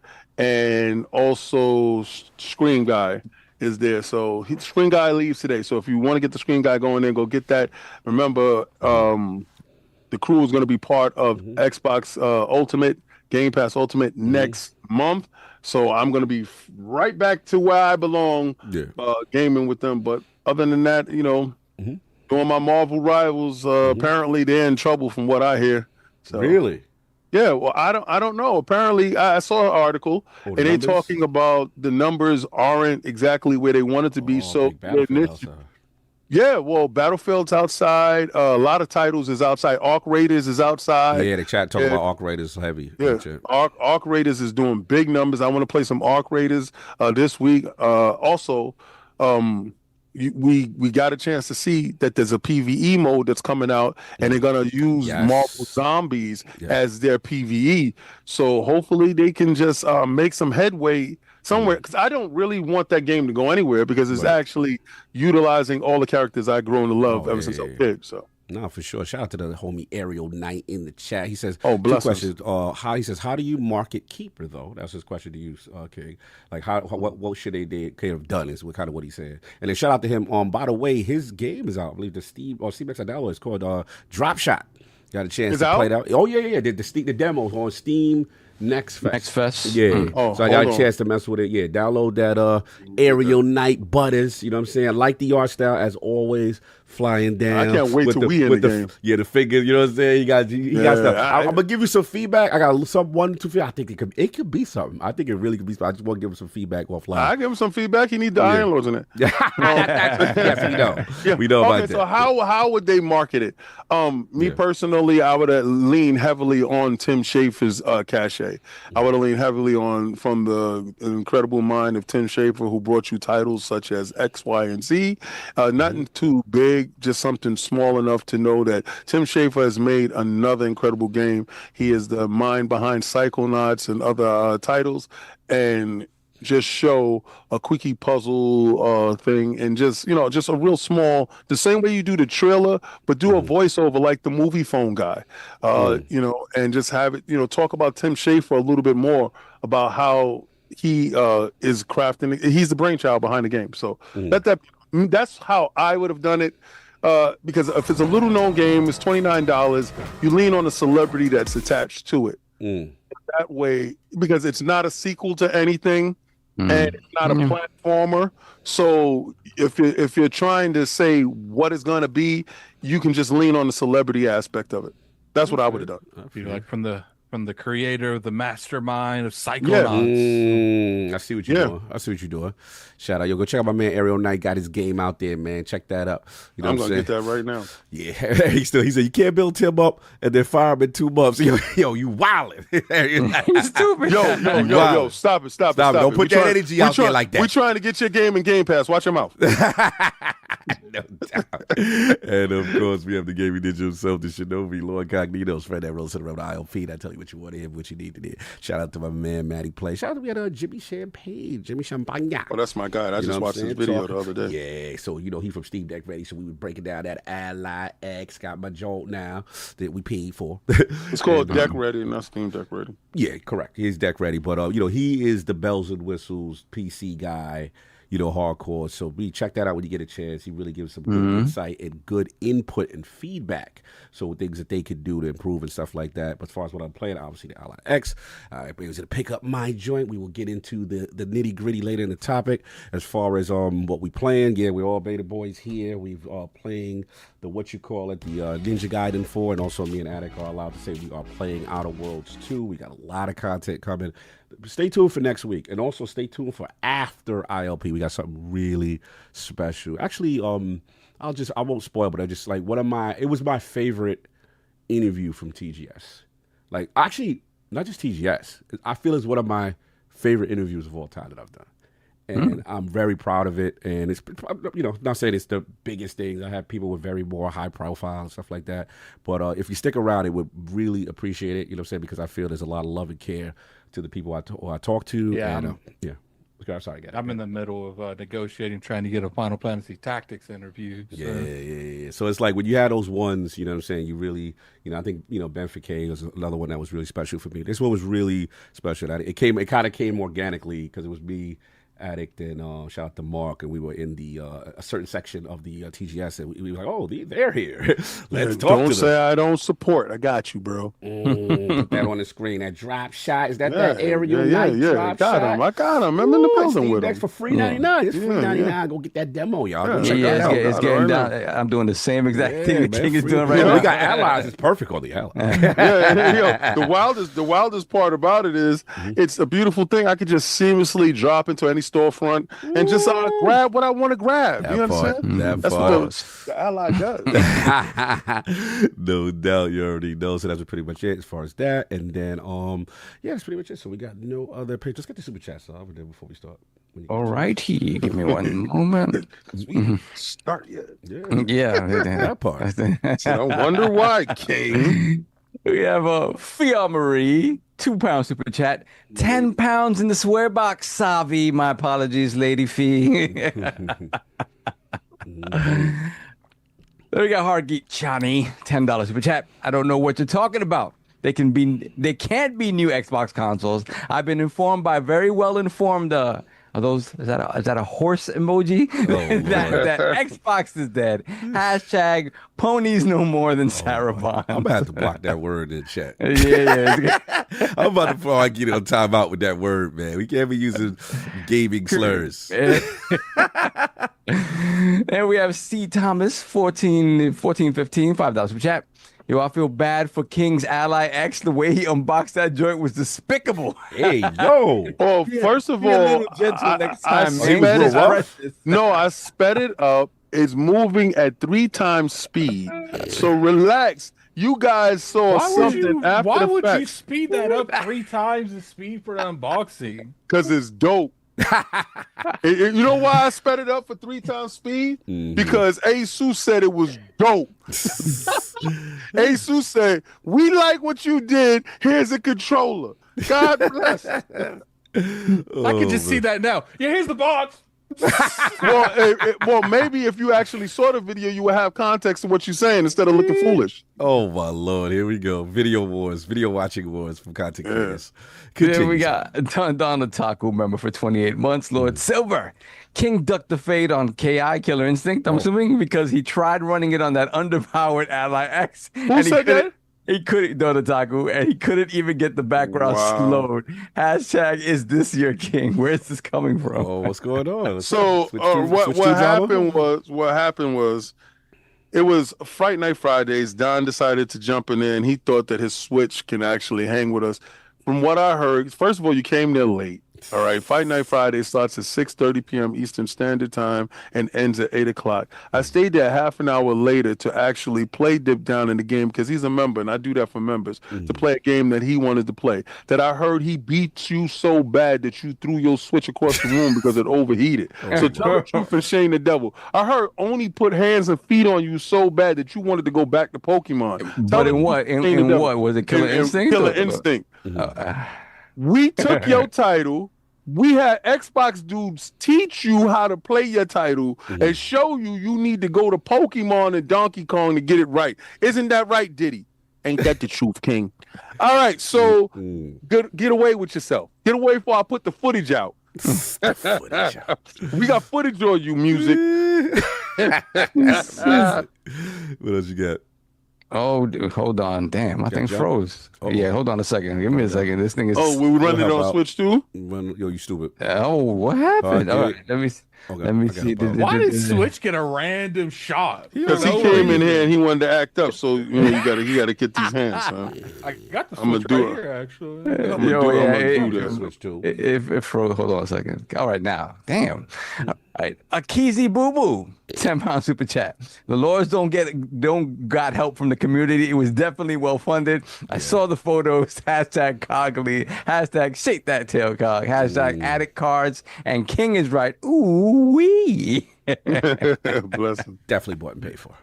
Definitely. Then we have the Iron Rook, $10 super chat. The Lords are balling out so hard with their corporate sponsors, they dropped the air hostess $500 to let Addict pose like he was suffering in economy before they went to their first Then we class. went back.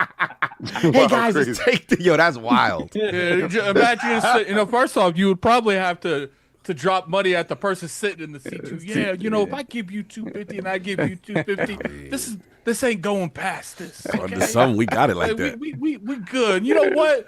Microsoft paying everybody gets $250. Oh, man. Then we have Kool-Aid 117 $5 super chat. Any chances y'all can tell me what you're using to stream in terms of Zoom, Streamlabs, OBS, etc.? Yeah, Zoom. A lot. Zoom for the call, and then OBS for majority of everything else in the background. Yeah, and we have mic, Shure mics. King has a flip from HP, which is actually a really solid mic. I, was not expecting the quality from that mic that it has on that mic, to the point where I ain't gonna lie. HP, they're like, we would love for you guys to try out our mics. I was just very clear. I was like, look, if it's not a good quality, it ain't happening. But I will say that mic has the quality I wouldn't mind using my personal self when it comes to the podcast. Nice. And I think we have Omen. We have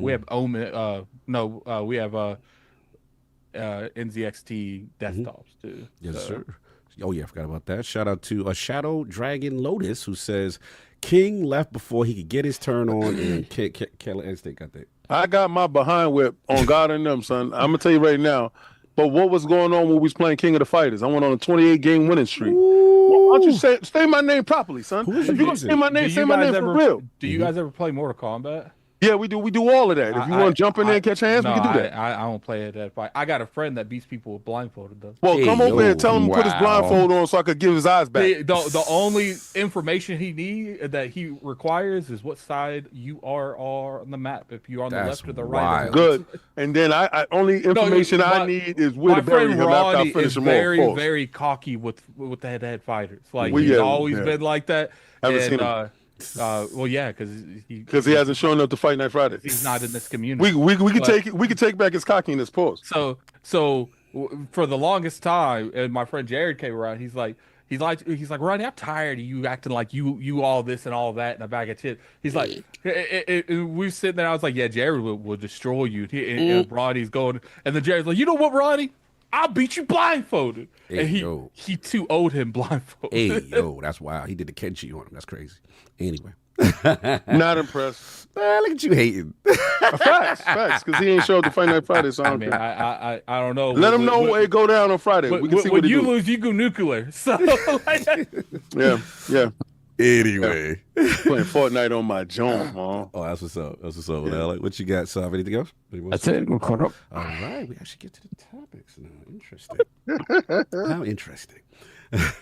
ROG Xbox Ally X reviews are out in the wild. Again, shout out to Xbox for providing King Hardware review. You know, go check it out. As you can see, he's playing Fortnite so gloriously on it. So yeah, we're gonna talk about it. You know, how we feeling about the reviews, and you know, and everything 1 week after. I want to speak to Saul first, if you don't mind, Attic, only because I believe Saul. Oh, you don't even need to go to me. Okay, no, because I know obviously you don't have the device, and then I haven't talked to Saul because you picked this off. You picked yours up, right? You picked, Yep. Okay. Yep. So me and you picked ours up, right? And Oh, so, you didn't see that? Oh no, I got mine, King. That was crazy. yeah. So yeah, so let's talk to you. Let's start with you first. You know, as far as 1 week with the device, feeling, thoughts, and then also just the general. Let's start first with the reviews, how you see it, how it's received, then your experience.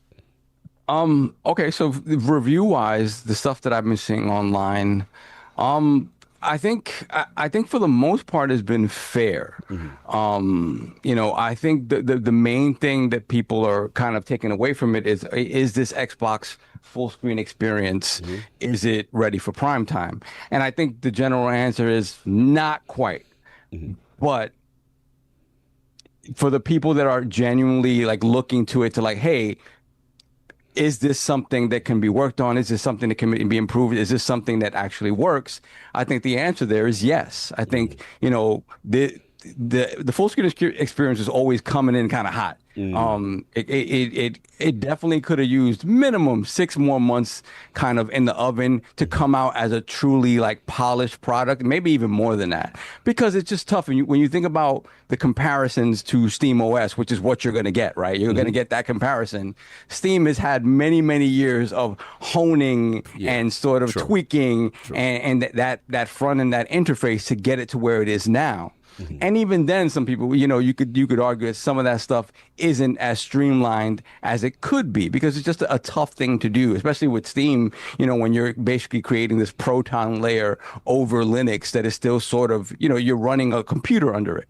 So for me, what I've seen so far has been genuine, and that some people are like, you know, it's just not,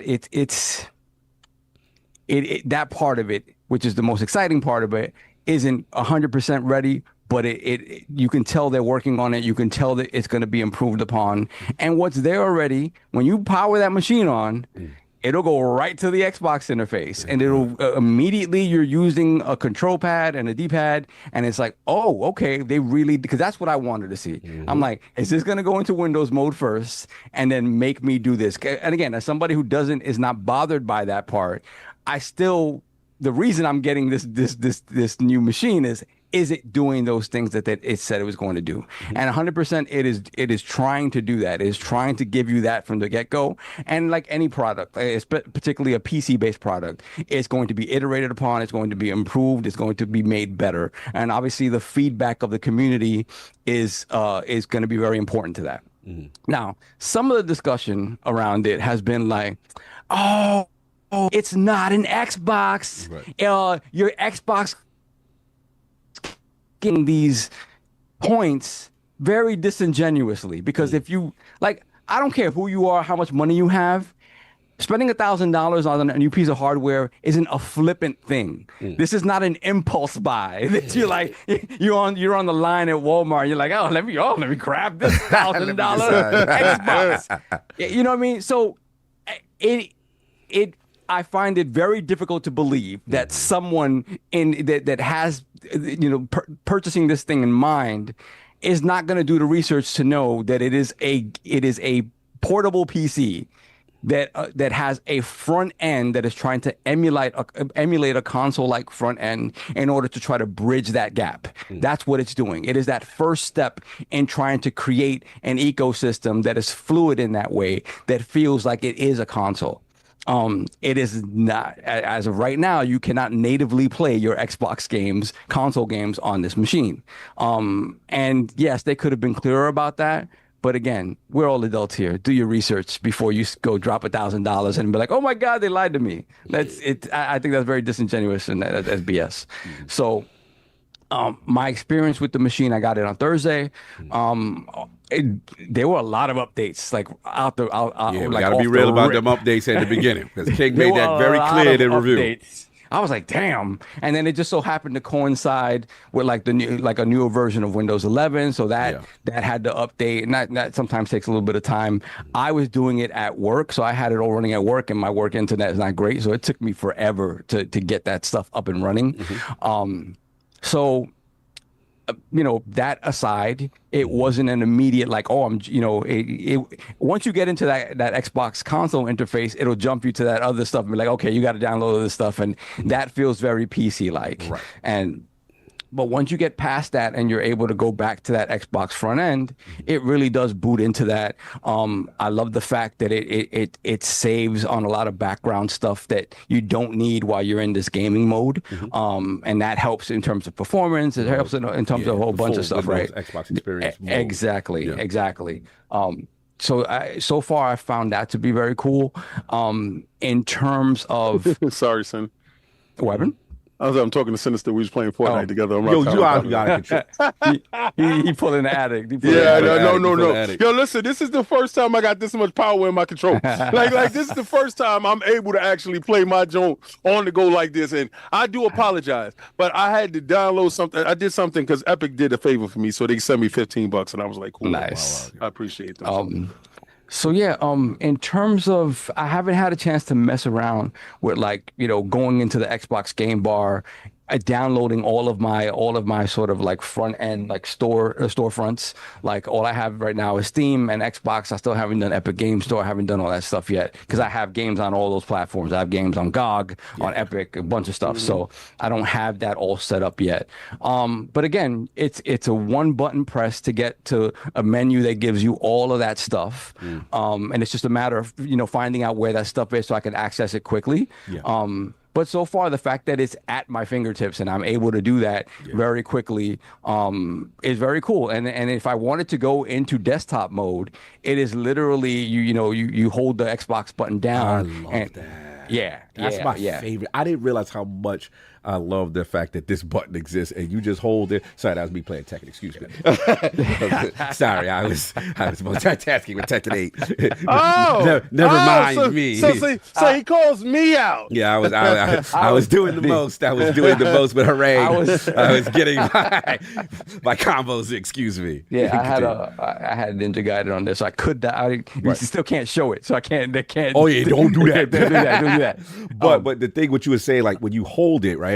Yeah. It just goes into that little mode where then you could switch between the apps and stuff. Yeah, you can literally pick and then it. you can quick close. I love that. It's almost like instant task manager in a way. Yeah. Continue. So again, there's certain things that it does. Like for instance, when I finally got around to downloading games and stuff, I had some stuff downloading through Steam and then some stuff downloading through the Xbox app. And I found that like for whatever reason, like the Steam stuff superseded the Xbox stuff, and I woke up in the morning, I'm like, the Steam stuff is done, and the Xbox stuff had kind of paused. And I'm like, why? Yes, it was weird. If I had to guess, I noticed the same thing because I tried to do multiple downloads and multiple storefronts, and it seemed like Steam either was prioritized and then the Xbox app stopped. So I'm getting the idea that there's something internally that says, okay, one storefront at a time from a download standpoint. Because and even what King told us in the review, go check out our review. Actually, it's up on our podcast right now. It's a fantastic review. King breaks it down and we ask a lot of questions. Please go support. I'll put the link in the chat in a minute. One thing I regret about that if you heard my thoughts review, on it at the beginning of the show, you can tell I liked it too. Yes.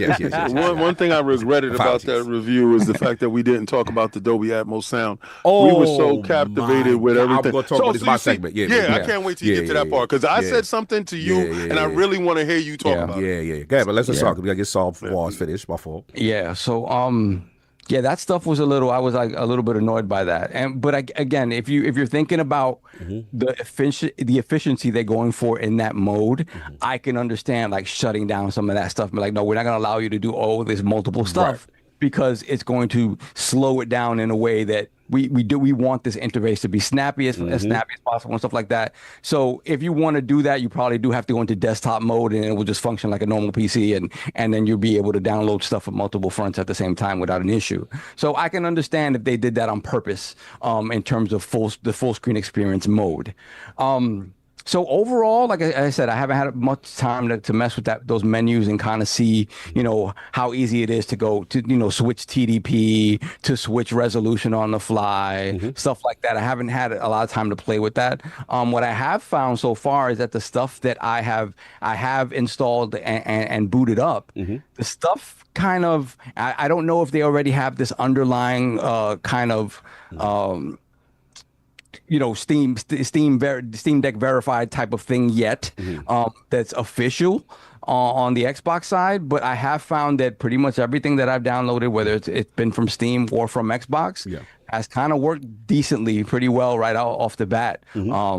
It also hasn't done the thing that has happened to me in the past, that when you have games installed on multiple devices, a lot of times it'll sync your settings like from other devices. So imagine like I'm running something on the big PC with the 4090, and then you go into the ROG and it's like it's trying to run it at some crazy like super high setting. Right. Obviously the resolution isn't there, but it like the sort of the quality settings are super high. It's like no, you can't. That the ROG can't do that. So things like that still need to be worked on. But again, this is the work that needs to be done. Right. And there's no two ways about it. If you're going to ever have a chance in hell to compete with Steam on this front, you got to put the product out there. You have to put it through its paces. You have to iterate upon it. You have to listen to the community. It's not something that you can do siloed away from the community and hope to get it right necessarily, because it's one of those things that it becomes better by the input of the community. So same thing happened with with Steam OS. Like Steam OS, over the years they've iterated upon it, right? And Steam is very sort of siloed off in terms of how they work on stuff. But once that stuff is in the wild, I guarantee you they're paying attention to what the community is saying about it and how they can improve upon it. So listen, yes, could it have been in the oven a little bit longer? Yes. Do I think what they have here is a step in the right direction? 100%. I will say this, as an owner of the base Ally X, I don't know that the full screen experience is out officially yet. It's in a form, but it's not. It's like a side load thing. Like it's not official. Once that comes to the platform officially, when you look at the specs, obviously you have the Z2 Extreme with the neural processing units in the Xbox Ally X. So you have the Z1 Extreme in the base Ally X. So there you have a power differential there that isn't necessarily that obvious at lower TDP. But again, if you have that old one and you don't want to invest $1,000, but you do want to see the new screen experience, just wait on that a little bit, and I think you'll be fine. As somebody who always wants to be at the front of this stuff and who made the decision to not pay $2,200 for a Strix Point handheld, this right now is the handheld.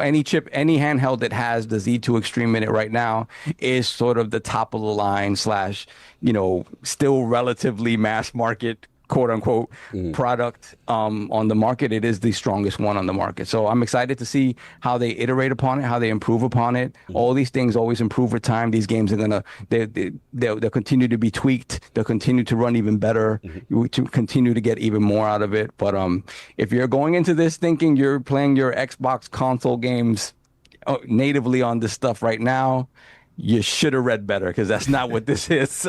This is definitely a handheld PC. But again, it is a step in the right direction, and it is showing you what what it is showing you what Xbox is thinking in terms of next gen and how they want to create this sort of ubiquity in platform moving forward. So it's a step that needs to happen.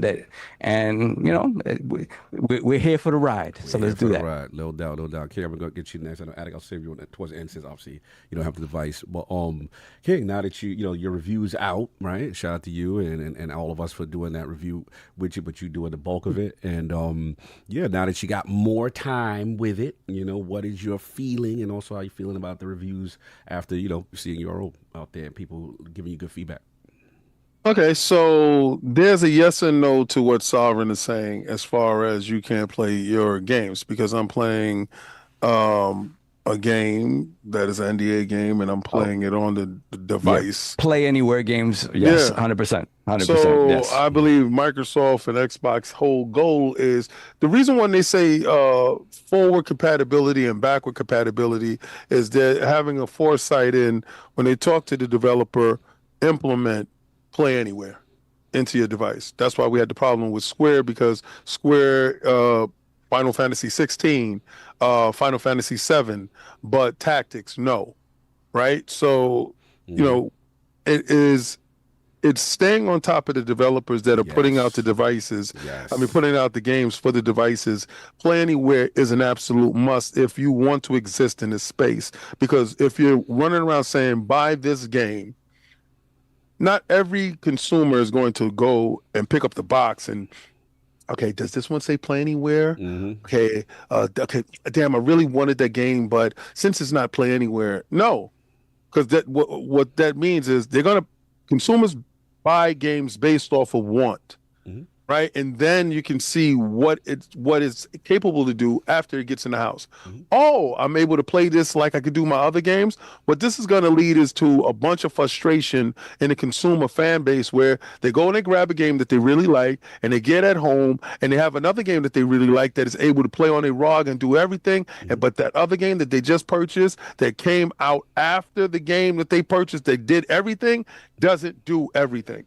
And that's where frustration is going to set in. And you must put a hard line on every game that comes out for the Xbox ecosystem has to be played anywhere, especially if you're going in this avenue of hybrid PC / console. And I'm actually curious, not to interrupt you, but I'm actually curious what that process is. We need to get a definitive we need to have somebody on to explain whether that. it be the Jasons or the Great Wizard of Xbox or whoever it is. I don't know who's responsible, but and again, I don't want to blame Xbox either if it's like a third party thing. I don't know. Well, then they need to put the finger on who's not doing it properly, right? Because listen, the worst thing you could do is get a piece of hardware that is not supported by the developers. Right. Me personally, I got my PlayStation 5 Pro and I got exactly what I wanted out of the machine.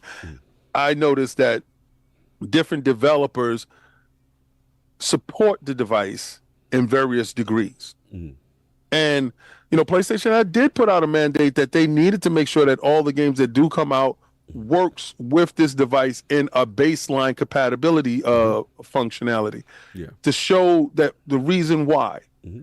I think Microsoft, and I don't know if they did, but they, I didn't see any white papers saying that, but I think they need to tell the developers that play anywhere is a mandate that needs to go forward in order to make sure that the consumer is taken care of on their end. Well, what if and the messaging is clear. Again, in fairness, because I'm trying to play devil's It advocate could be, here. it could be the developer. I wonder if it's a developer thing where it's just like, we losing out on that sale.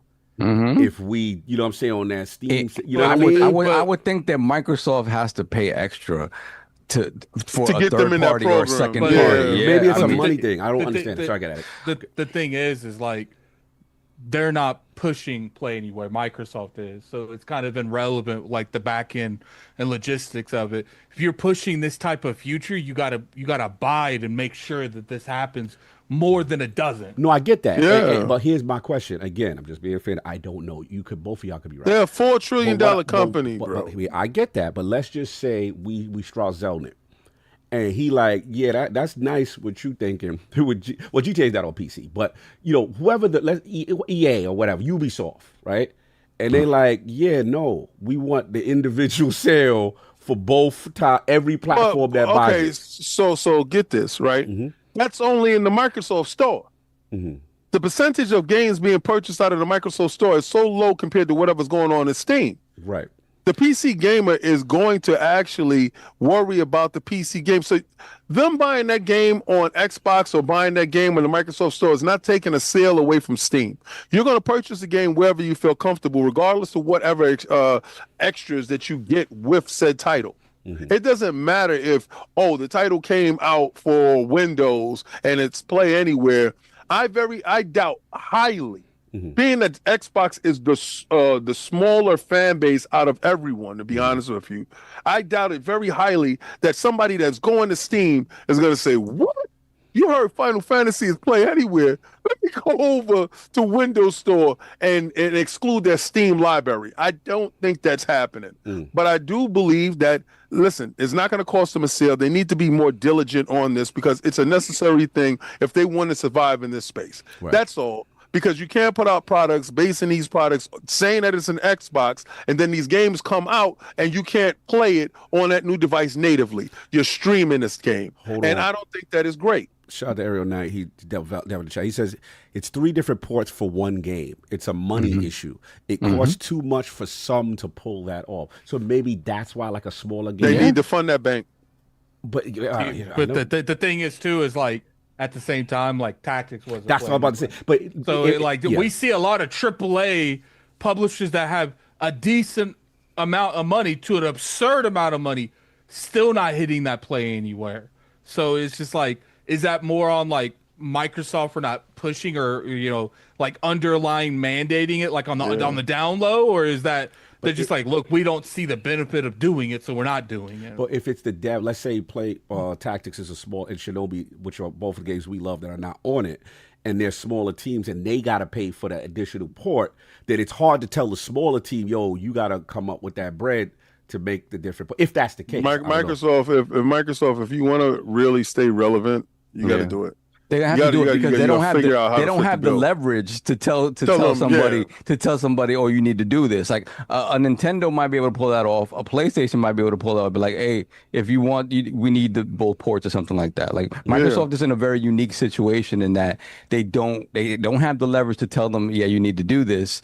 And like to King's point, the only answer really is to sort of fund that yourself. And are they willing to do that? I don't know how much work that is. Right. Obviously, like, the Windows, the Windows Store or whatever, a Play Anywhere game is just a PC SKU, right? And I imagine it would be very similar, if not damn near identical to whatever Steam PC SKU is, right? So it's not like they're doing necessarily the extra work, but to that point, the sort of the logistics of, hey, it is a potential sale we're losing, and telling people, hey, if you buy this on the Xbox store, you're now getting a double entitlement. You know what I mean? We got to keep it real too. It might be one of those things where some of these companies see, if we hold out, they'll offer us extra money to put it on that to make it a play anyway. Like this other company that just put out this game. I forgot the name of that game. I'll get into it later. I'll just look it up. But so my extra time that I had with the device, what really endears me to this device more? Talk to me. The ergonomics, bro. Yeah. I can't go back, bro. They did it. Like I really thought this was a joke, kick. Like they did that. Like this, you hold that joint like I hold it like a battle rag with one hand sometimes. Like it's crazy. Like. It is. Yeah. I'm sorry. I'm all in your segment. Sorry. You're right. It is the best feeling. Aesthetically, it's not pretty. Aesthetically, not pretty. I got it. But it works. I got it. Yo, it feels. It makes me smile. Yeah. Like they nailed it. All right. My original thought with the ROG and the original ROG, and you guys, y'all understood. I'm like, damn, man, I got it in my hand. I was like, it doesn't really feel better than my Steam Deck. Because I had to get a Steam Deck afterwards. I said, I don't like how it feels in my hand. So the ergonomics in it wasn't consumer friendly. It always felt like it was going to slip out my hand. It's never felt like I really had a good grip on it. I just didn't like the button positioning. The device itself, what it had inside the device, cool. It was a clunky device. It wasn't ergonomically friendly to me. This thing paired with my Volare pillow is absolutely insane. Like the comfort, I could sit there for hours, and I'm sitting there playing, and I did that with the title, trying to end the title, and I was like, wow, I should have recorded this, but I couldn't record it. But I'm gonna do something today. It's just, I love the ergonomics of it. The sound chip. Oh, bro. Sometimes it's so loud. Like mine's is only in the 50s. Yeah. And I'm like, it is a substantial difference from my previous Ally X. And I was trying to tell you that because On the previous Ally though, were you using your regular like your Dolby Atmos? 'Cause Yeah, I had just the had app on Dolby. I had the Dolby Atmos. I had it all this. I said it's set up, bro. It's something about the sound chip in this that crazy. is. I never had. They like, sound like they're behind you, above you, everything. God, the sound like. I'm sorry, I'm gonna use second again, but it's like it's something about it. The playing of video games. Yeah. It is, in my opinion, I'm breaking this segment. It is the best playing of video games handheld. In my opinion, it is amazing. Sorry, continue. So I'm listening to the sound. I'm engrossed in the sound. If any, I actively try to play games with dialogue, like talking. I just want to do that. I just want to hear you talk. Like I was playing a Kingdom Come Deliverance. Oh, you played. I get to play mine. Oh, Yeah. KCB. Yeah. Okay. So remember, we had got it, and I wasn't part of y'all review, Oh, that's right? Right. So Right, now you got because it. I was playing something else. I was swamped in it, so I saw it. I was like, "Oh snap! Yeah, Kingdom Come Deliverance. Let me play it." It's a beautiful game to test. God, this game looks That game is crazy. beautiful. But the sound when you clank in the armor, clank, clank, ching, ching. I'm like, oh! I said, yo. I said, I had to pause it. I said, this feels good. This feels good, right? I had pause. I'm like, and I want everybody to know. Yeah. For everything that it's not, there's like 5 things that make it is. Right? So I'm not saying by any means necessary that, okay, run out and make sure you go buy it. Run out and get that G now. Nah. Go get that country club. if you are in the market and you were looking at it, I'm trying to give you a good read on it. Now, I didn't know that this thing was tilted. The screen is tilted in an angle that you always have a perfect angle when it's in your hands. Right. It's tilted. The bottom is tilted up towards you, and the top is tilted back. I didn't know that. The other one, the first one, is completely flat. So you always had to tilt it, and that gave you the strain on your wrist. Yes. Them with this slight tilt, I don't know who thought about this, but it had to be the guys over at Xbox, because this is console sensibility, knowing that they want you to engage longer and play for more hours. Yeah. Now, the stuff that I don't like, sometimes when I go from one app, like, okay, let's say the Steam app. There's 2 versions of the Steam app that it will boot up. It will boot up the website, and then it would boot up Big Picture, the actual Big Picture Steam. Right. You have to wait. When you hit Armory Crate the first time, it'll boot up the website to get you there quick. Yep. But you have to boot up it again. You hit Armory Crate again and hit Steam, and it'll go into the one that is completely on the Steam. I can give you a life hack with that one. Just please. Trust me, it's annoying. That again, these are the pain points. They're small things, right? But enough of them can get annoying, right? So what you got to do is when you're in the Steam Big Picture mode, when you finally get that open, right? Go into the settings, go all the way to the bottom, and there's a setting there to say always launch it in Big Picture. Oh, okay. So this way, because what will happen is if you try to launch Steam from like the Xbox app, because you know, like Xbox Library show all your games, Steam, whatever storefront.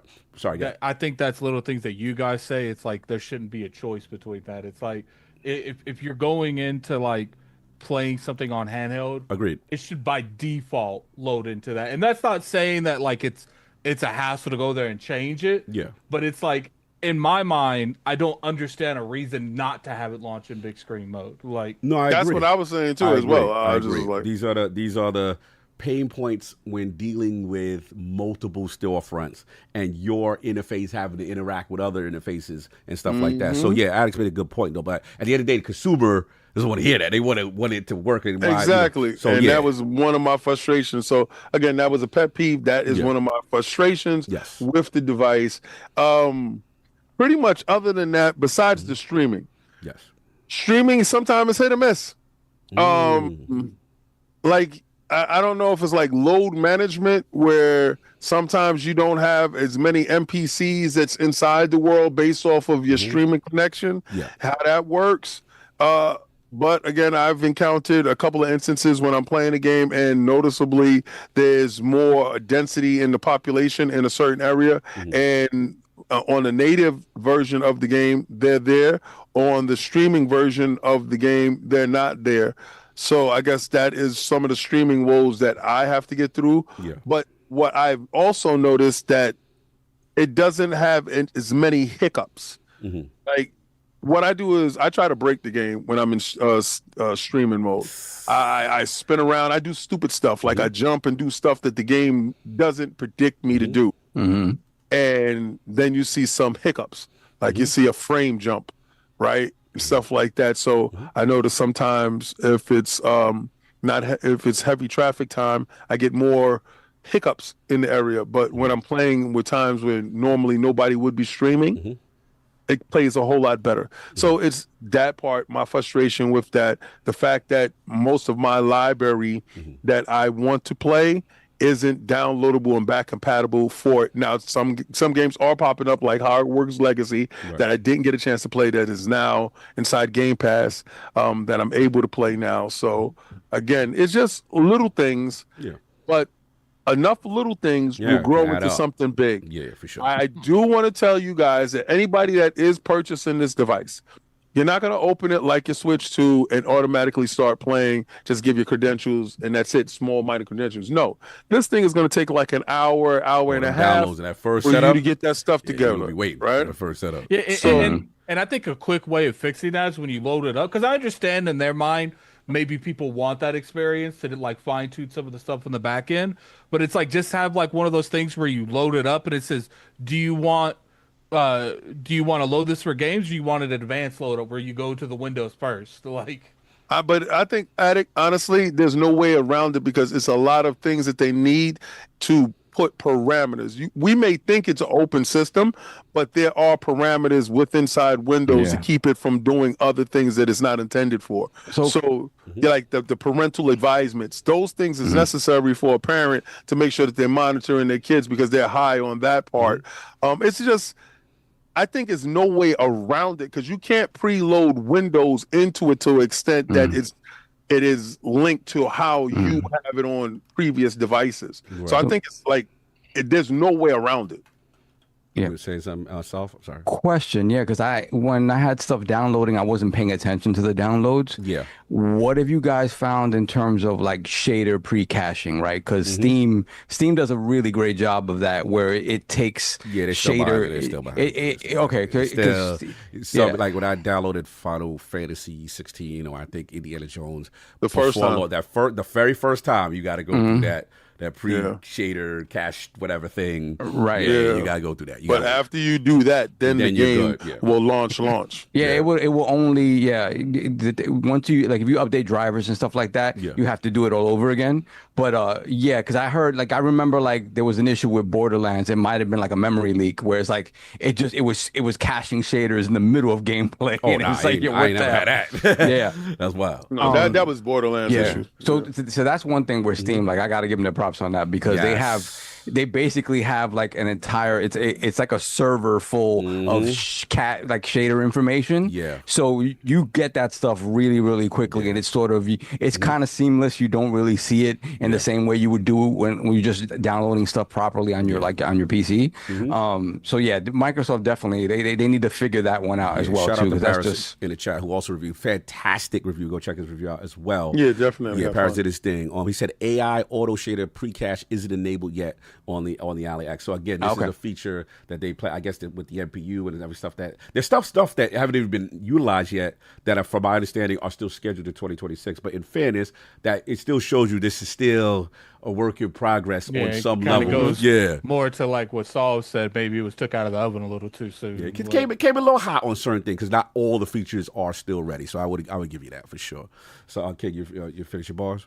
Well, no, I'm definitely finished with it. the games that I played, I had no problem with the games that I played.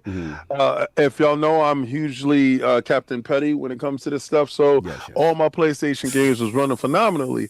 The fact that which PlayStation games were you playing? Shout out to Nix's. Shout out to Nix's, my heart. I ain't gonna hold you. I was shouting them out. I ain't go for it. And Iron Galaxy, y'all definitely in the building too. But Nix's, woo, you guys, man, they did that. They did Yo, that. shout out to Shohei. Yes. Tweeting out his Xbox ROG Ally X playing The Last of Us, talking about it plays well. Shout out to him, man. No, and he had Ghost of Tsushima and he had Spider-Man. Shout out to him for being the best dude. Get him on this side. Get him on this side. You know what's funny? He simultaneously made all PlayStation fans mad and all Xbox fans mad with two separate tweets. Yes. Because the first one was like, "Hey, I love my ally, but this is a PC or whatever." So all Xbox guys are mad. So then he pulls up Ghost of Tsushima playing it, looking beautiful.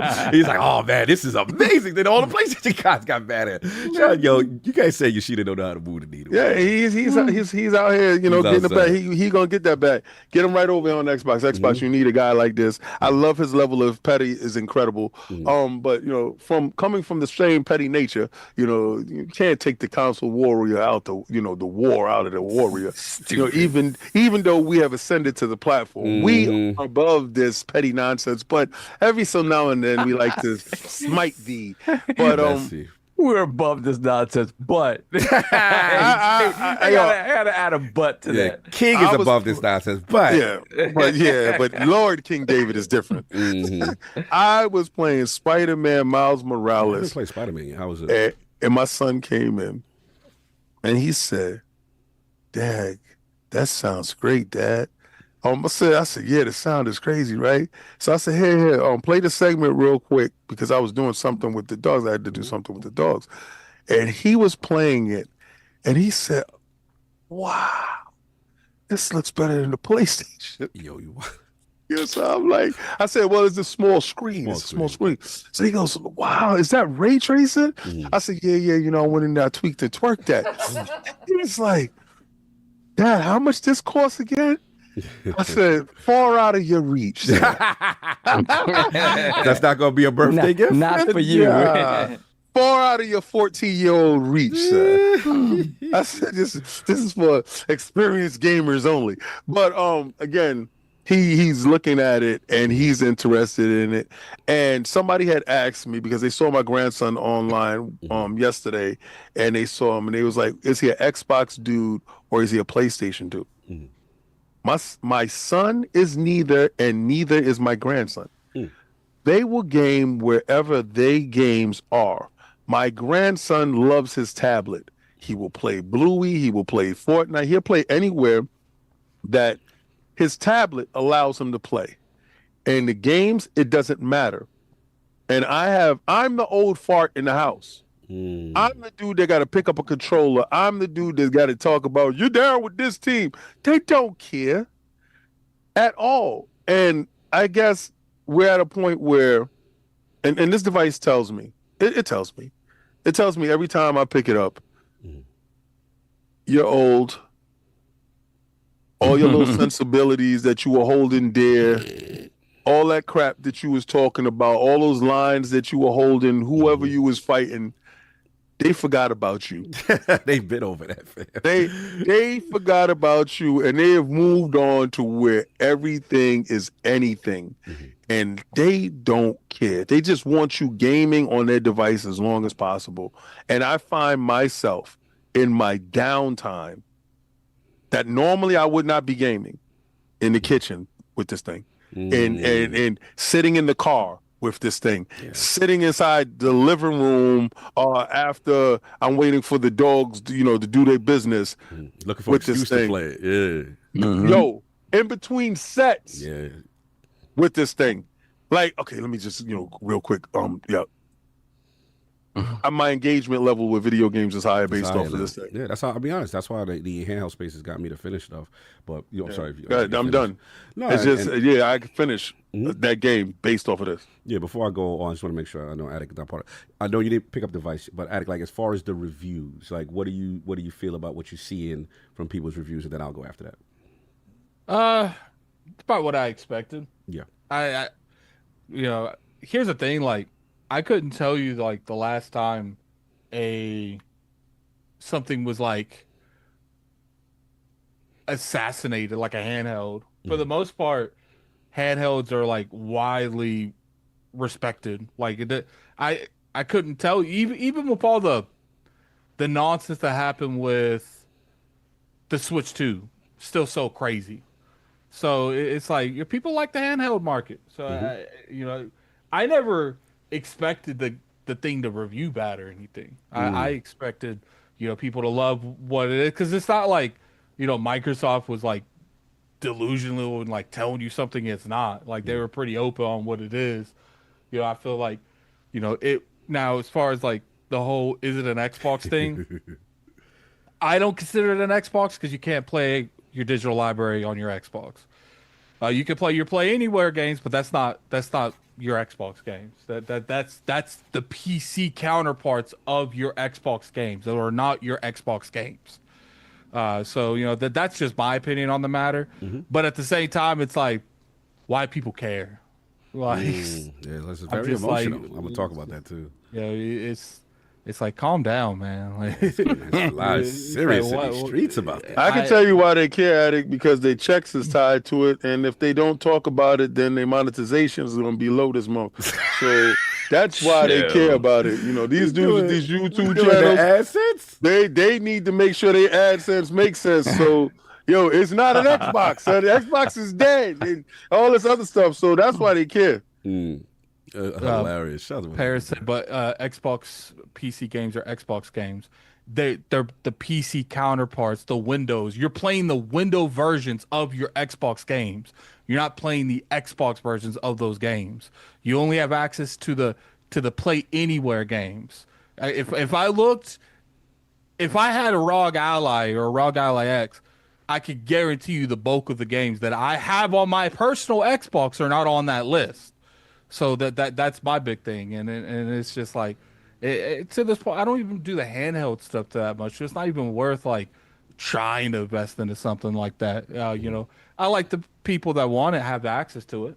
That's cool, but as far as like me particularly, like the most I've ever played handheld is the Steam Deck. The most I played something that's not the Switch is the Steam Deck when I played Final Fantasy Tactics.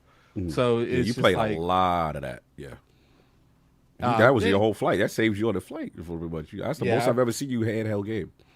Yeah, I think I played probably out of our 11-hour flight back, probably 8 of that was Tactics, 8, 9, and that was just the first flight because we had a 4-hour flight afterwards too. So I played the bulk of that too. Yeah, I was So it comes down to it. It's just like, look, like at the end of the day, it's like, I would, in order for me to jump in that, I would need to have access to like my whole library. It's not a matter of, is this game playing anywhere? Because I don't want to have a situation like COG had where it's like, I can't play Tactics or Shinobi because like, I don't want to, my thing is I never want to put myself in a situation where I'm on the lens for multiple people. So I got to wait for hopefully an Xbox push for it. Right. And hopefully the company that Xbox works with agreed to it. So it's just like, there's too many variables for me to play a game. No, I feel So it's just, it's cool that people like it. I'm not really the demographic that it's really appealing to. My thing is what gets me on a handheld is if I have to be on that handheld. And most of the time, I mean, my Switch is docked, so I don't even play that handheld. Yeah, you're not the target user. Like you're not. I will go where I have to go to play a certain game. I have to, and if it's handheld, oh well. But for the most part, that's not the preferred.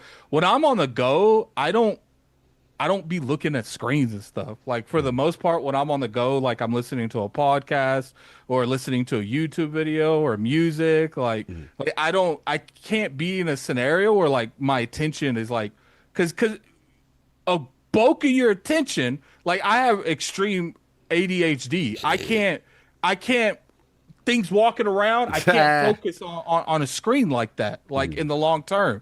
Now, I'm sitting here at home. It's easy to do that because there's no distractions, nothing walking around. There's nothing around me. But when you're in like, driving around or you're on a subway stuff, it's like, I can't dedicate that much attention to a screen in front of me. It's just, it's not going to happen. Like now, situations in the past was a lot easier to play a handheld version, and I bought a PSP for the original Tactics on War of the Lions. So I bought the Switches for mostly Pokemon. Like any kind of handheld for Pokemon. It's like you gotta make me go to you. It's like, and for the most part that's not happening. So it's just like there's no real reason for me to get down on that. Now, if they had like maybe 10% chance, I'd have bought this. Now, if all of my Xbox games worked on it, probably could have got a good 60%. I would have bought it. Maybe you waiting for the dedicated Xbox handheld. Because I'm not gonna have a situation. It's like I said, like Tactics.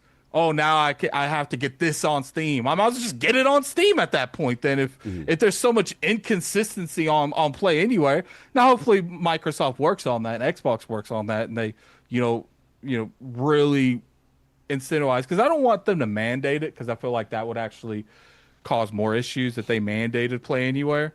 They gotta like highly recommend it, like, because I feel like if you mandate it, some games would be like, well, then we just won't publish on your platform. Like, so it's just like, I don't want mandating, but it's just like, Well, make sure it's in every contract for Game Pass. The Game good Pass thing is different. Game Pass is different. The good thing is that these, if this machine is anything to go by, right, even though it is a partner machine, the thinking is that the next iteration of the Xbox console is going to be something more hybridized. It is much more of a PC than it is now. So, on a PC, you can figure out that emulation. That work has been done. It's just a matter of how Xbox is going to choose to do that work, right? They've done a lot of work in the back compat space already. They've created these sort of these envelopes for these games to run within the newer operating systems of the newer systems of the series consoles and whatnot. They figured that out, right? They figured that out.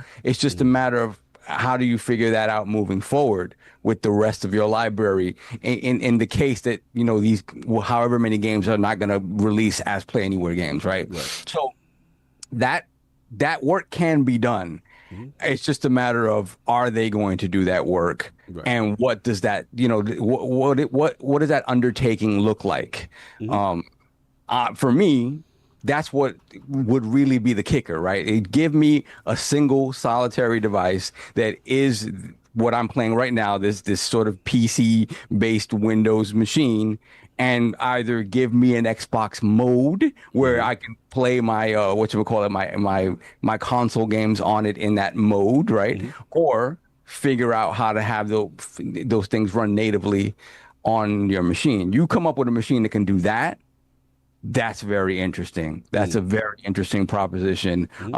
It still may not be a mass market machine if it's going to cost $1,000, but at the very least, giving people that option of a machine that kind of one-stop shop does everything is very compelling, very intriguing, compelling. So just got to figure that out. No doubt. Attic, you get your bars off. Yeah, that's it. No doubt. Yeah, it's me, man. Look, obviously I got a chance to. If I was, jealous. Kate was out there moving and shaking. We had to wait, damn it. We had to wait. You know what I'm saying? Unlike some, we. At least you ain't had to work. You had to wait. Yeah, it's true, You ain't had to sit there and record. I mean, you didn't have to dump all the information off your PC to get a 50 gig transfer of videos. You ain't had to stay. You did the damn thing. Yeah, Best Buy did the thing. And the funny thing is, every game you review, at least you don't have to work, King. Facts. Yo, on God. that's the moment. You know what's funny? When I told Cog what I was going through, he said, "Yeah, welcome to what we do." Oh yeah. Oh, me, Yeah, yo, I love, there was a part of me that loved your suffering. I was like, you yes. see, Yes. damn, no empathy, Edit the video. nothing. Bad hours. He said, "Yo, Yeah. is it done? Is it done?" I ain't gonna front. Wow. What's I funny was is loving that content creator pain. I was like, yes. is like my whole Sunday's destroyed Yep. because I had to edit the Ninja Gaiden stuff. Sometime next week we're doing the Outer Worlds thing, and then there's something else happening next week. Yeah. I had to edit for that too. So like almost all of my next The whole week week is next week edited. is folded. Like every single day it's something on the back end of and content. not to mention, Facts.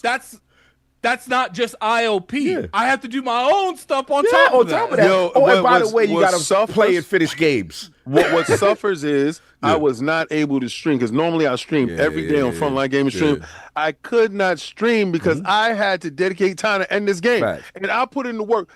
And then I got some weird message in the chat talk about we're gonna do the review tomorrow night 8 p.m. I don't know if you heard it in my I voice. heard it in your voice. I was like, why he coming at?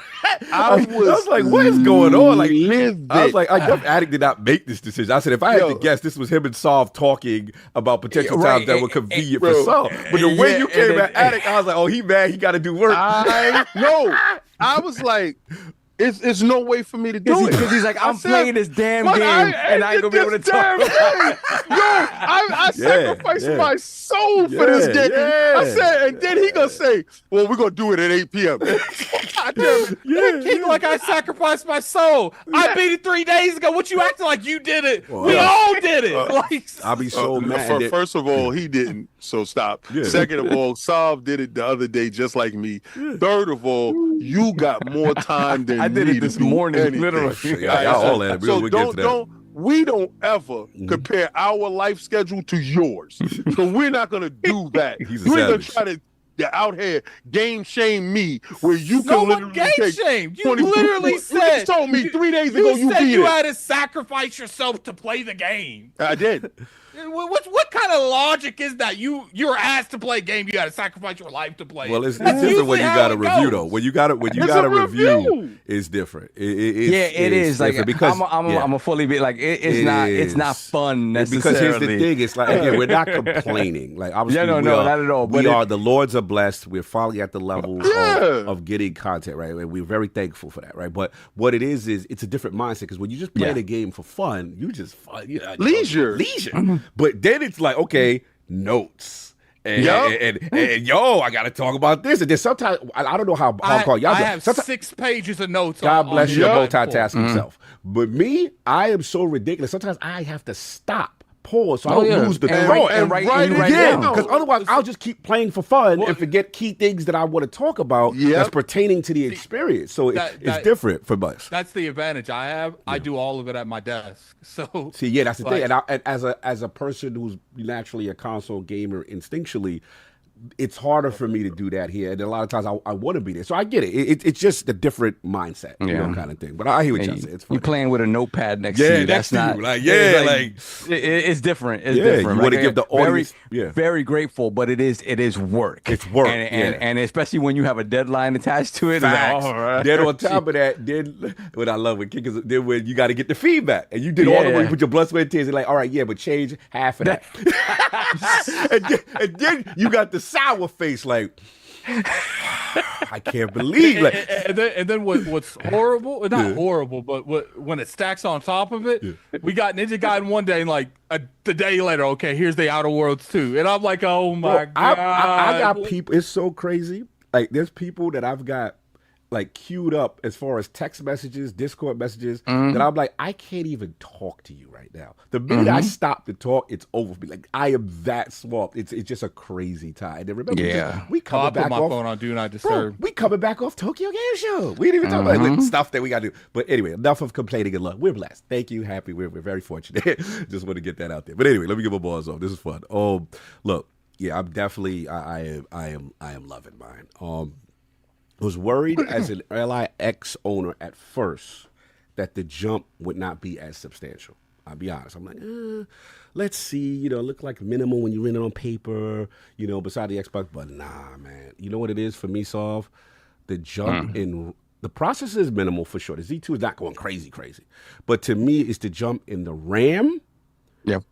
The controller UI optimization to move around for the most part, let's say 70 to 80% of the time. That is for a person who's been through the trials and fires as a first-time adopter of any ROG Ally device. Shout out to the Realm who supported my first video when I went to the unveiling of it, you know what I'm saying? And I was like, yo, they may have something here. So I'm proud of Asus, right? Because to see all the blood, sweat, and tears, and then now Xbox jumps in, and then they get this thing. But King said it best. Like, I can't go back. Not only that, obviously we talk about that extra Xbox Live button, right? Holding that down, getting it to process, getting it to move like a taskmaster, instant close, instant move. Like, I love this stuff. Like, this makes things just so seamless. So you just close things out. It's like, oh, it's all.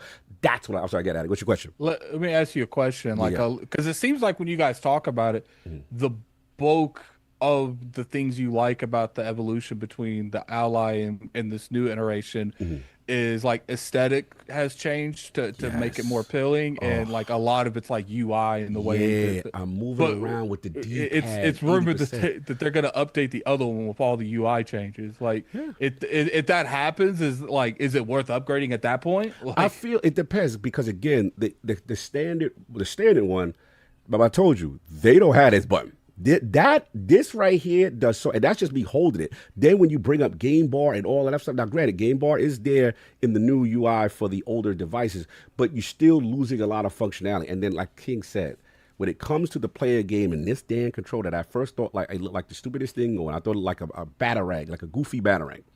Bro, this right here is the best feeling handheld to play games I have ever experienced. There's no handheld that feels better to play games. When it comes to the playing of games, there's nothing better than this. And that means a lot. Yeah. Like the comfortability, because sometimes I have to like work out the night before, or I know I can't do a long gaming session the day after. Bro, I've had the Steam Deck, I've had the Switch, I've had all of the devices. No disrespect, there is nothing that feels like the playing of video games is so comfortable. Like King said, I smile. I'm like, yo, this feels so good. No, it matters, because when I'm like reviewing a game, I block 5-6 hours a day to like play the game, and like if it wasn't for like the Valari pillow and like little things that I've done to like make the sessions a lot more easier to withstand, I couldn't do it. Like it just the older I get, and especially my ADHD. If I'm not, especially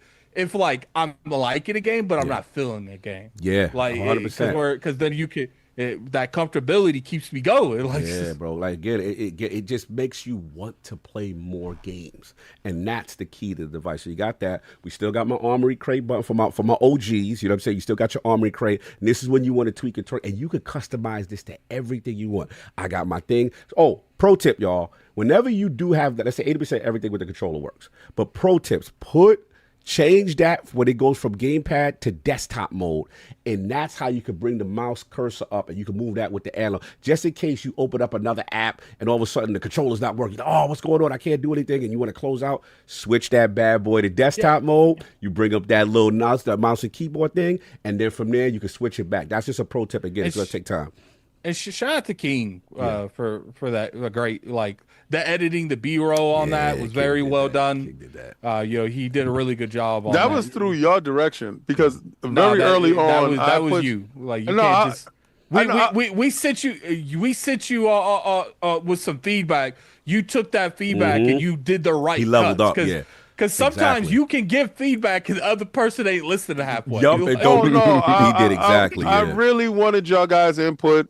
I had a vision for what I wanted it to look like, and we executed on that vision as a team. And then I took everything that you guys said to heart. I don't care what it was, just put it there. That's why I sent y'all a rough edit of it, because I wanted it to finish. And then I was going to put the splashes and the bells and whistles on it at the end.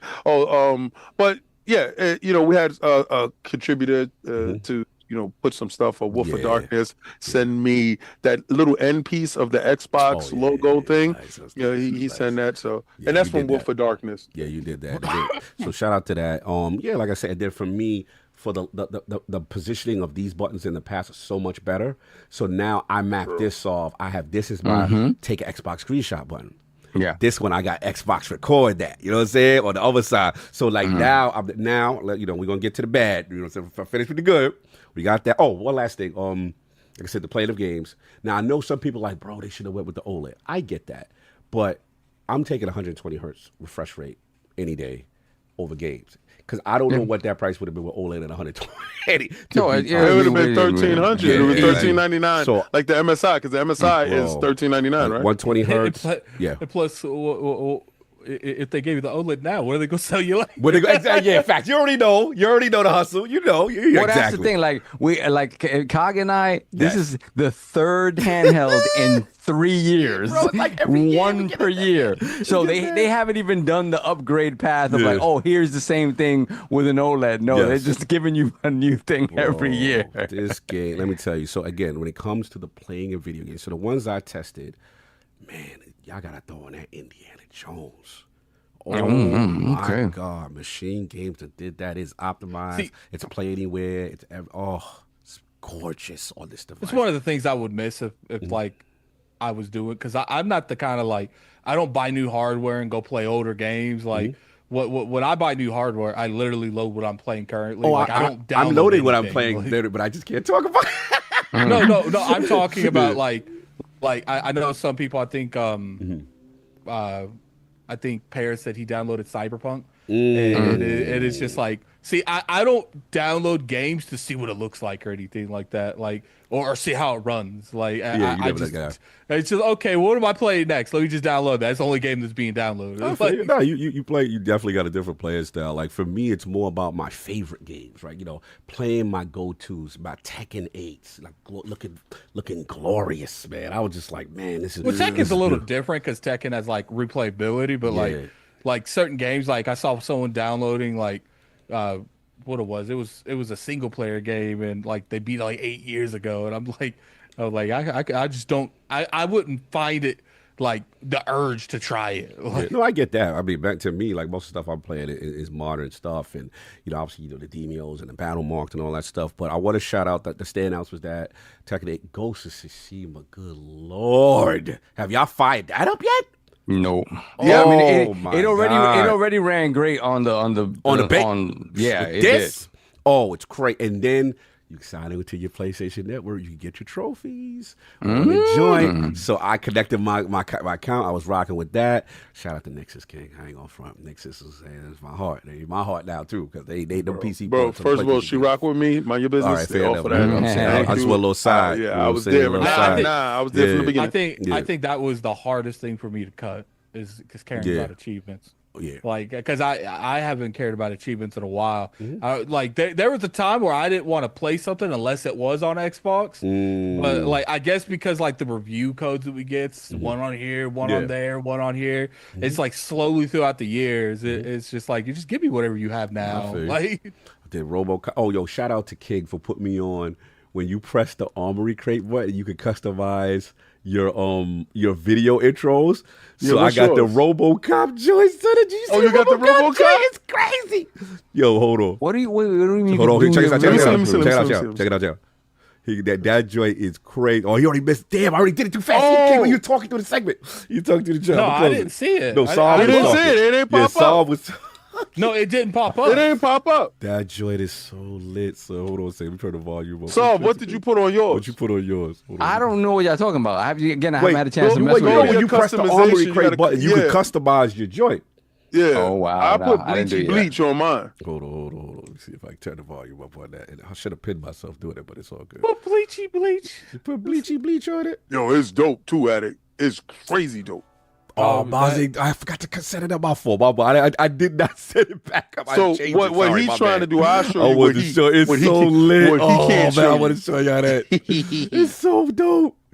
That joint is crazy. I think it's I all had to sick. turn mine off. I turned mine off too. Damn, that joint is so crazy. Cause they got these custom videos, these startup animations, and even Starfield is part of it as one of them that you can download. But anyway, yeah, that joint is crazy. King did it with Bleach on his review, and I was like, oh, I gotta get that. But anyway, so we got that, and then so as far as the games and stuff like that, like I told you about the sound, the Atmos sound, all that sounds crazy. You know, as far as the pain points, you know what I'm saying? Now we still. I'm sorry, I guess. No, I was just showing it. I Yeah, did it already. Yeah, as far as the pain points, obviously we talked about Play Anywhere. We gotta get that. You know, we can't have these holes, you know, like that.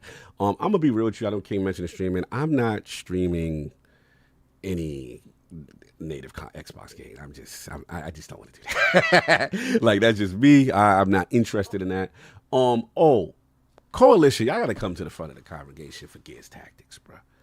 Attic, you know how much I love Gears Tactics. That to me, that's the hottest new IP turn-based game that I played in a generation. You know what I'm saying? It's one of the hottest joints. Why both the Steam version, because usually Steam is good about offline modes, and the Xbox version, there is no way to load the game without an online connection in a single player. What game again? Gears Tactics. What's going on, Coalition? I had Gears Tactics. I beat that game and never touched it. Oh, I love that, bro. I love doing the Gears Tactics looks crazy on it. Oh my god, that game runs amazing. I just want to play it offline, so like I want to play it on a plane, and it's just like you need to try Metaphor.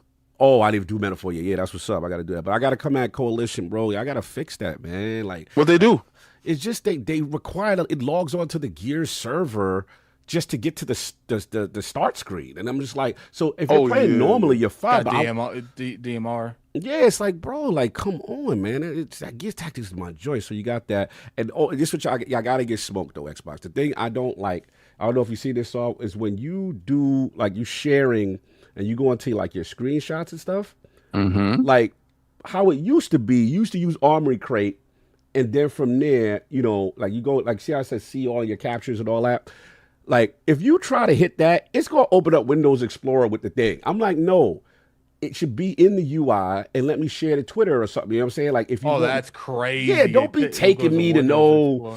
Like, if I open, like, if I want, first of all, there's no option to share all these screenshots I have, right? They used to have that with with Armory Crate. So now they took that out. And now they got Game Bar doing it, but where's the share at? Where's the share to the social media? Like, and then don't make me it says open. I got to open the file location. The minute I start seeing this and files and bad Xbox. Do not be putting me in no Windows File Explorer like I'm on a PC talking about I'm sharing my screenshots and my movies. No, I don't like that. So we got that, and then what else was my bad? I just got to give a little more smoke on that. It was that online, the tag I said about the screenshots, and then like I said, I gave y'all the pro tip when you're going from storefront to storefront. If you do lose controller sensibility, just hit that Armory Crate button, switch it from gamepad mode to desktop mode. You get your little cursor, you're good to go. So yeah, that's pretty much it. And then a couple of corrections that we got to do. Slow-mo, but you're on PC. But that's a problem the way it is marketed. Slow-mo, stop making excuses for tweaking and twerking. I hate y'all PC dudes sometimes. It's always an excuse when something don't work. No, it should work. Slow-mo's back. Did y'all fix that stuff that we talked about? They got to get the smoke because the previous device had it. Armory Crate had it. When you opened up a screenshot, you didn't see File Explorer. It was the UI. They said, you want to share the Twitter? You want to share the thing? That's what I like to see for a device. Thank you very much. Anyway, I got to give you a little slow. I love you. Anyway, so we got that. He said, just figure it out. Shut up, Slow. That's right, Slow. Yeah. Tell him Slow. Figure out nonsense. All right, so we got a correction because on the review we did say that they had no doc. And we did stand corrected. Oh, there's a doc. There's a doc. First of all, shout out to my bro, Everboy Saga, for putting me on game. Y'all better run out and get this bull worked. I'm telling y'all right now, it is the Sovereign. What? Nah, he's trying to get the bake. He said that. I gave you the Tamo version. You did. Yo, he definitely did. Bro, it's definitely right. Bro, there's Bulwark, that ROG Bulwark doc. Oh yeah. You get the T-move. You get the T-move. Yeah, that's not it. But yeah, son, let me tell y'all, like, it is. You got an Ethernet port in the back. Oh, the download speeds with this dock to the TV. So I thought you meant the dock that came in the box.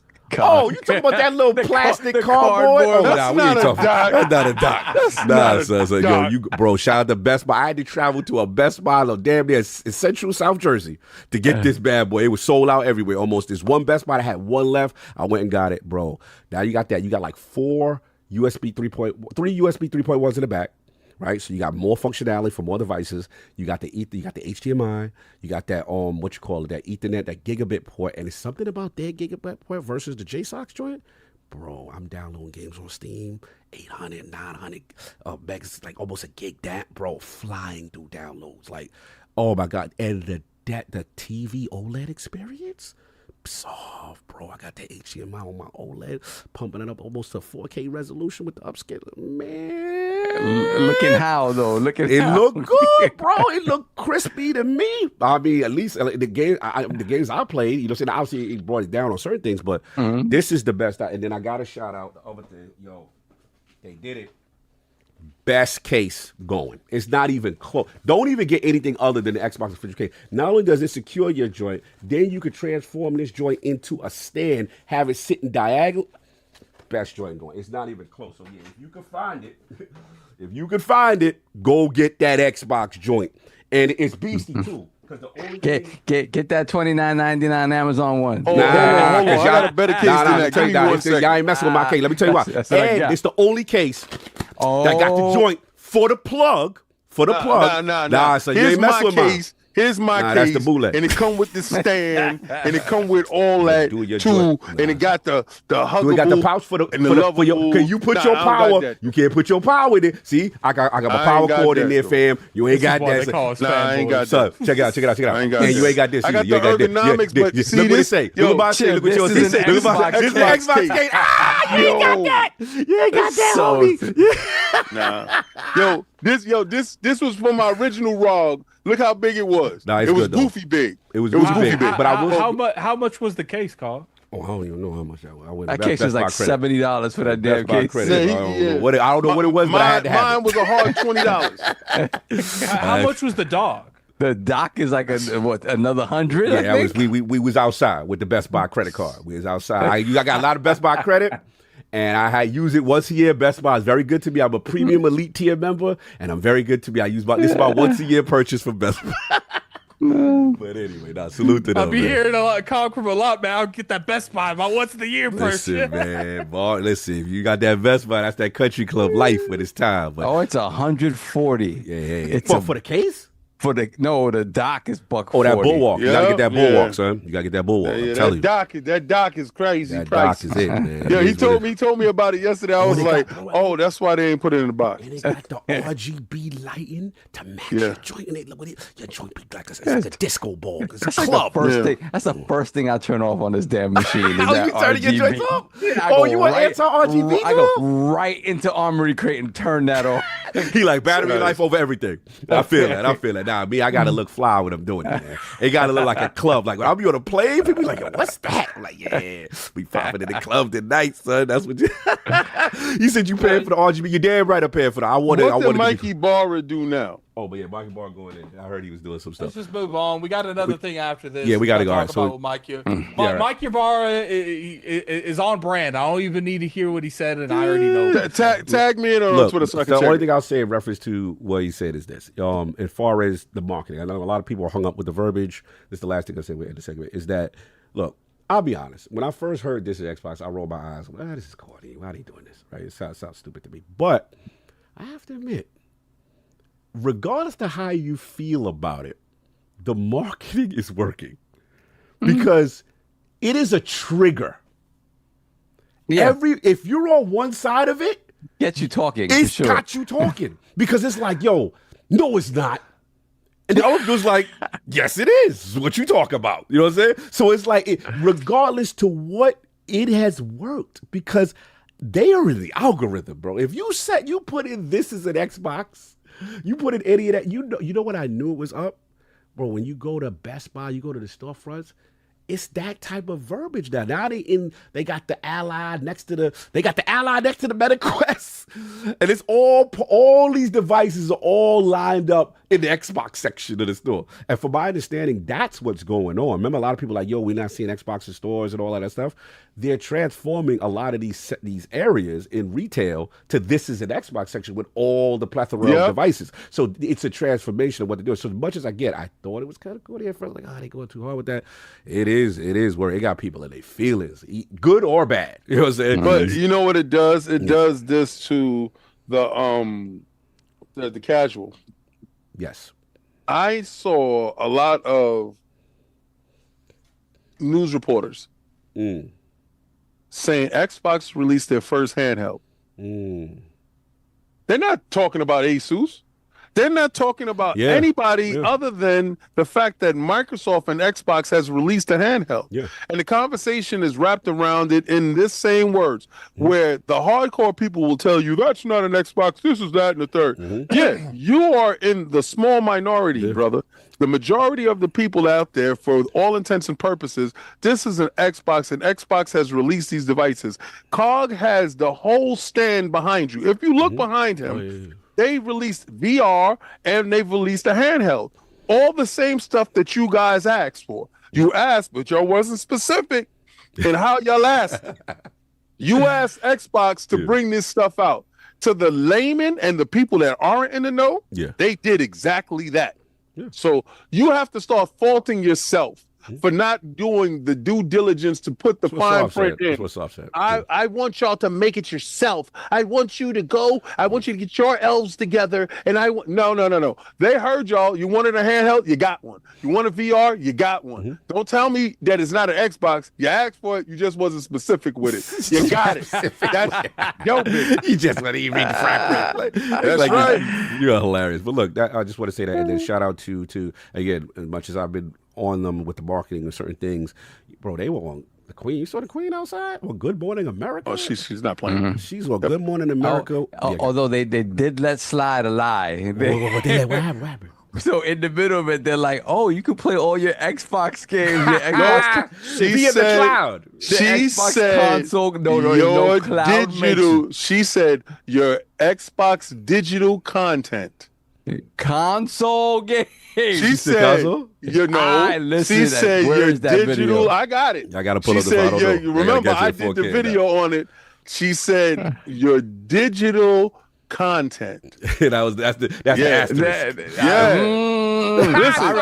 Listen, I heard the word console. Listen, that woman is highly, highly trained and talking. Trust and believe. They edited that joint, and if she said it wrong, they would have caught her. Well, regardless of what was said, all I care about is that the other thing that was said was this is the lab where we're making. That's a pretty bad thing, though. That would be hilarious, but I didn't listen to it. Today's show, you say you can play your Xbox games on there. She didn't say that.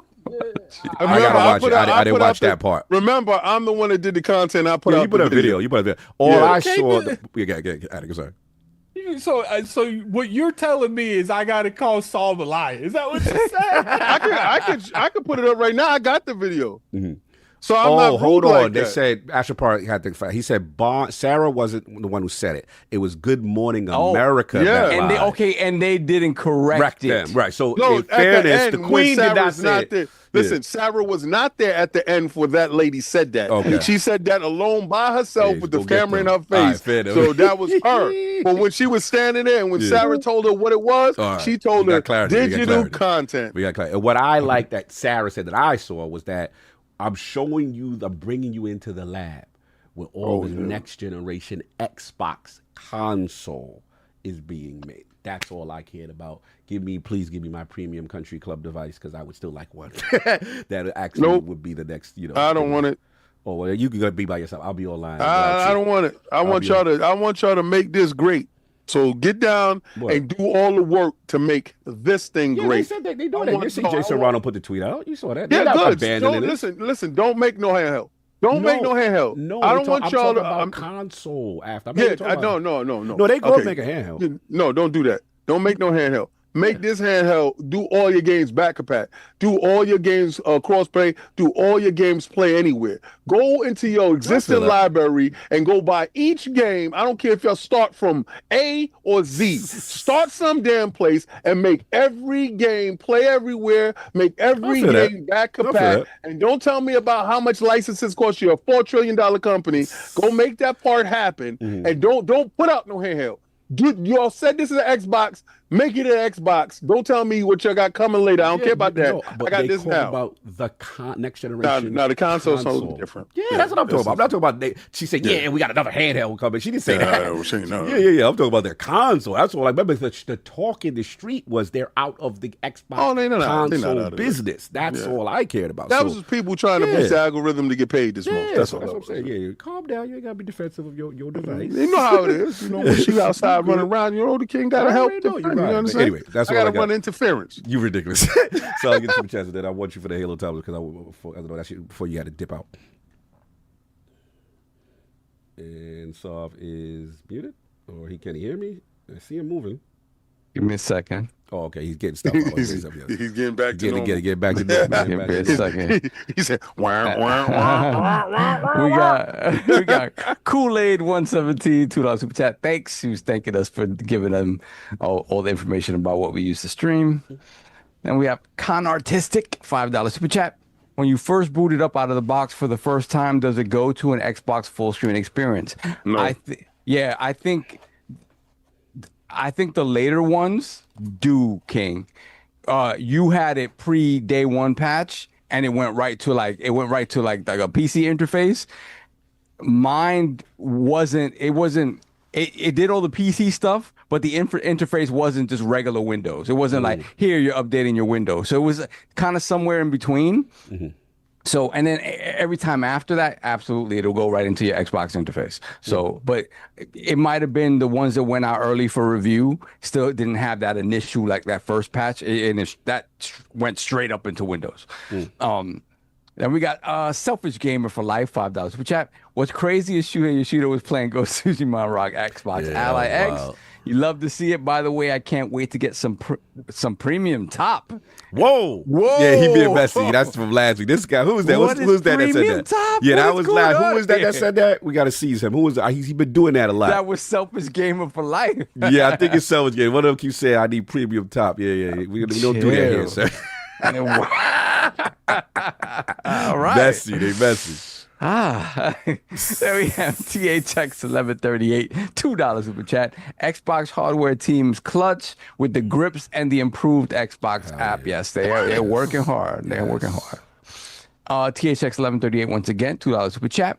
As a ROG Ally and Ally X owner, Xbox Ally X is great. It is an improvement over both of those pieces of hardware for sure. Mm-hmm.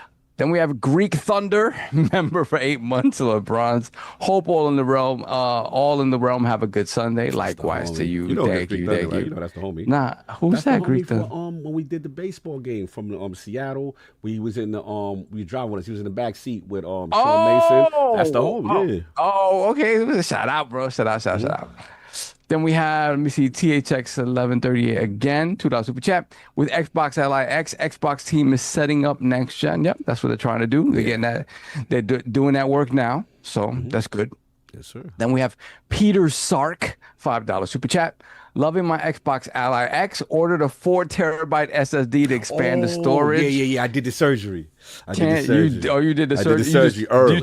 You took it out from the other one because I launched it. I got the the Western Digital joint. I got a little. I didn't go all out. I didn't do the 4 gig because I was like, it'd probably be another device later. So I did a 2 gig. So that's more than enough for me because I just that 1 gig. I can't do that 1 gig. I'm sorry.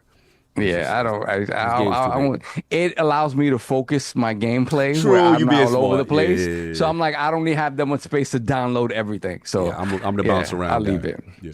So let me see. Can't wait to see what's next. Keep up the great work. Thank you, sir. Appreciate you. Salute. Then we have 1298. 129. All right, whatever. 12984. Bed-Stuy, $2 super chat. Bed-Stuy in the building. PC is Xbox. Doesn't matter if it's Windows version. It pretty much is. That's what it's going to be. As long as my data is there, that's all I care about.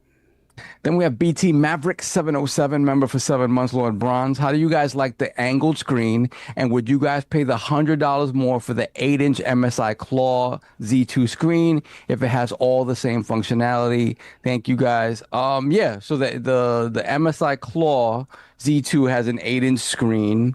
So it's an inch bigger. It's gonna have this interface at some point, Size right? matters, solve. Yeah. Pause. J-Ro So, gotta I don't chill. know. This man said I need that premium top from Soft. That's crazy. That's crazy. Yeah. That's Yeah, as long as he asking him Yeah. to solve, that's The road what's to up. Cologne. Road to Cologne is around the corner. Road to Cologne's coming up next year. ain't doing that.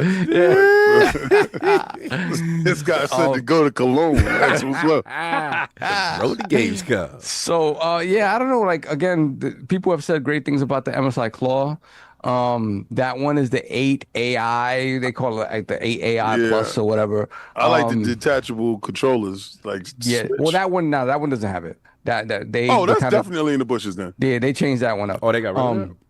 If they Yeah, for took these- that off, These that- look more like throw base that in the garbage. ROGs, like base ROGs. It's like the white plastic. It looks cheapish, but again, it's a powerful machine. Same way the original ROG with the white, like you looked at it like, but yeah, not necessarily. Like I want to see what Microsoft proper does with this machine that they're sort of putting out there in conjunction with ROG.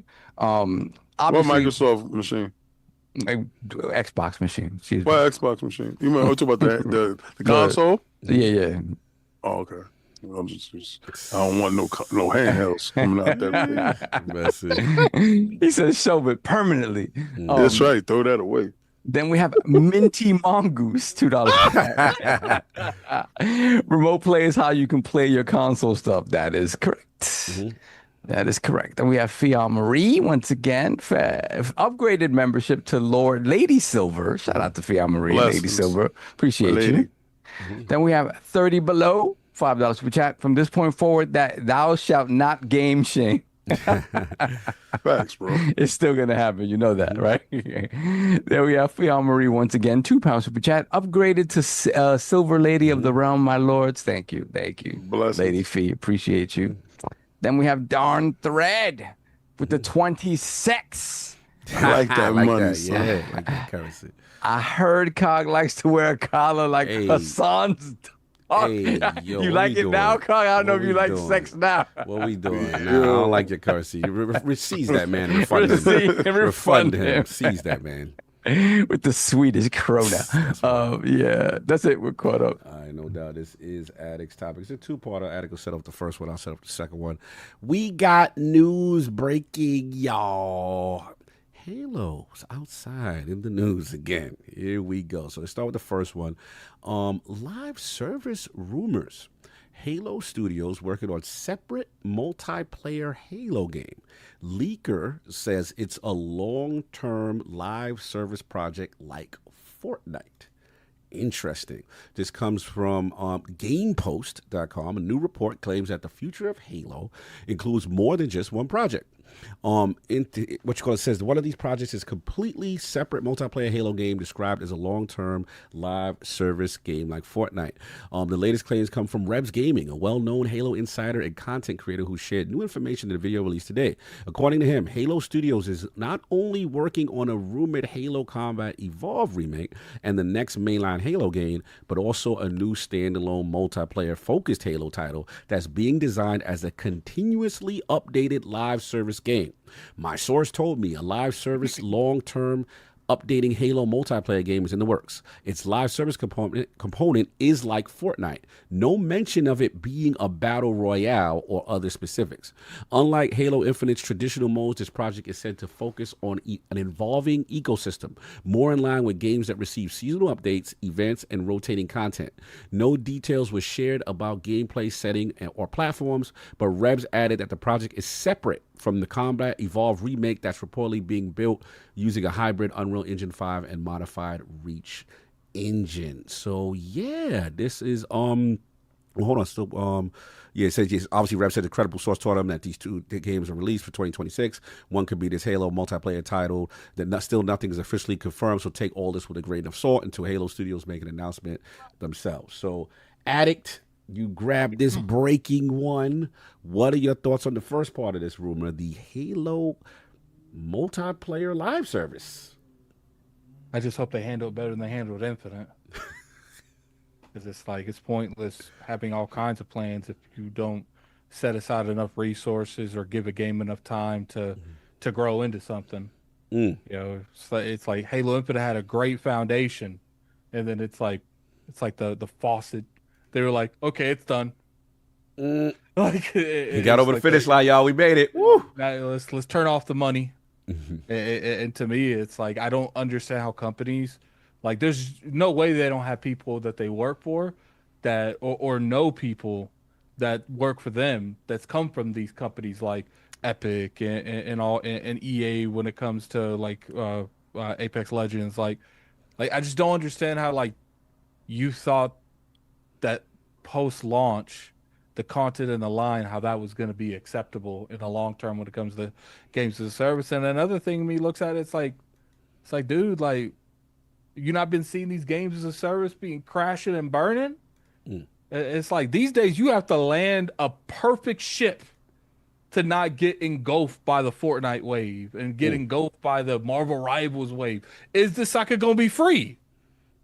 Like, there's a lot of aspects that goes into it. It's just like, you know, I do think they need some form of like a battle royale. Oh, they need something. But I think it should have been with Infinite. You know, in my thought process, should have had a story mode that you play one time, that you get certain things that you can bring to the multiplayer.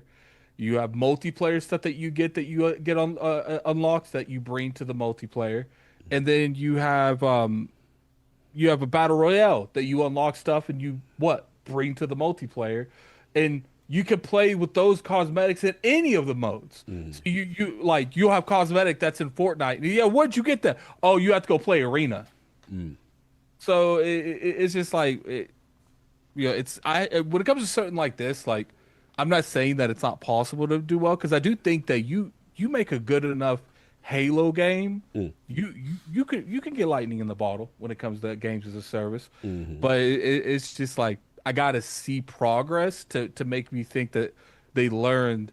Because I don't know, did he mention if 343 was overseeing it or making it or anything? I mean, Halo Studios didn't specify. I'm gonna assume, even though it was a report, that maybe that was the Certain Affinity. Certain So I'm Affinity. gonna assume, because remember, those were the older rumors. So I'm just gonna assume that. But again, he didn't specify in this new joint. But just that they're planning, to your point, like full content rollout. You know, with crazy support. Seasonal events, rotating content, you know, basically the way it was described is everything that Infinite didn't have at launch. Is multiplayer kind of thing. And then I just have the, like, why don't you just put that on the next Halo? Have multiple packages with the next Halo instead of just single player or just an arena. The rumor is, just for more clarity, that, because we'll get it, that's going to tie into the next topic, which is, it's actually 3 projects.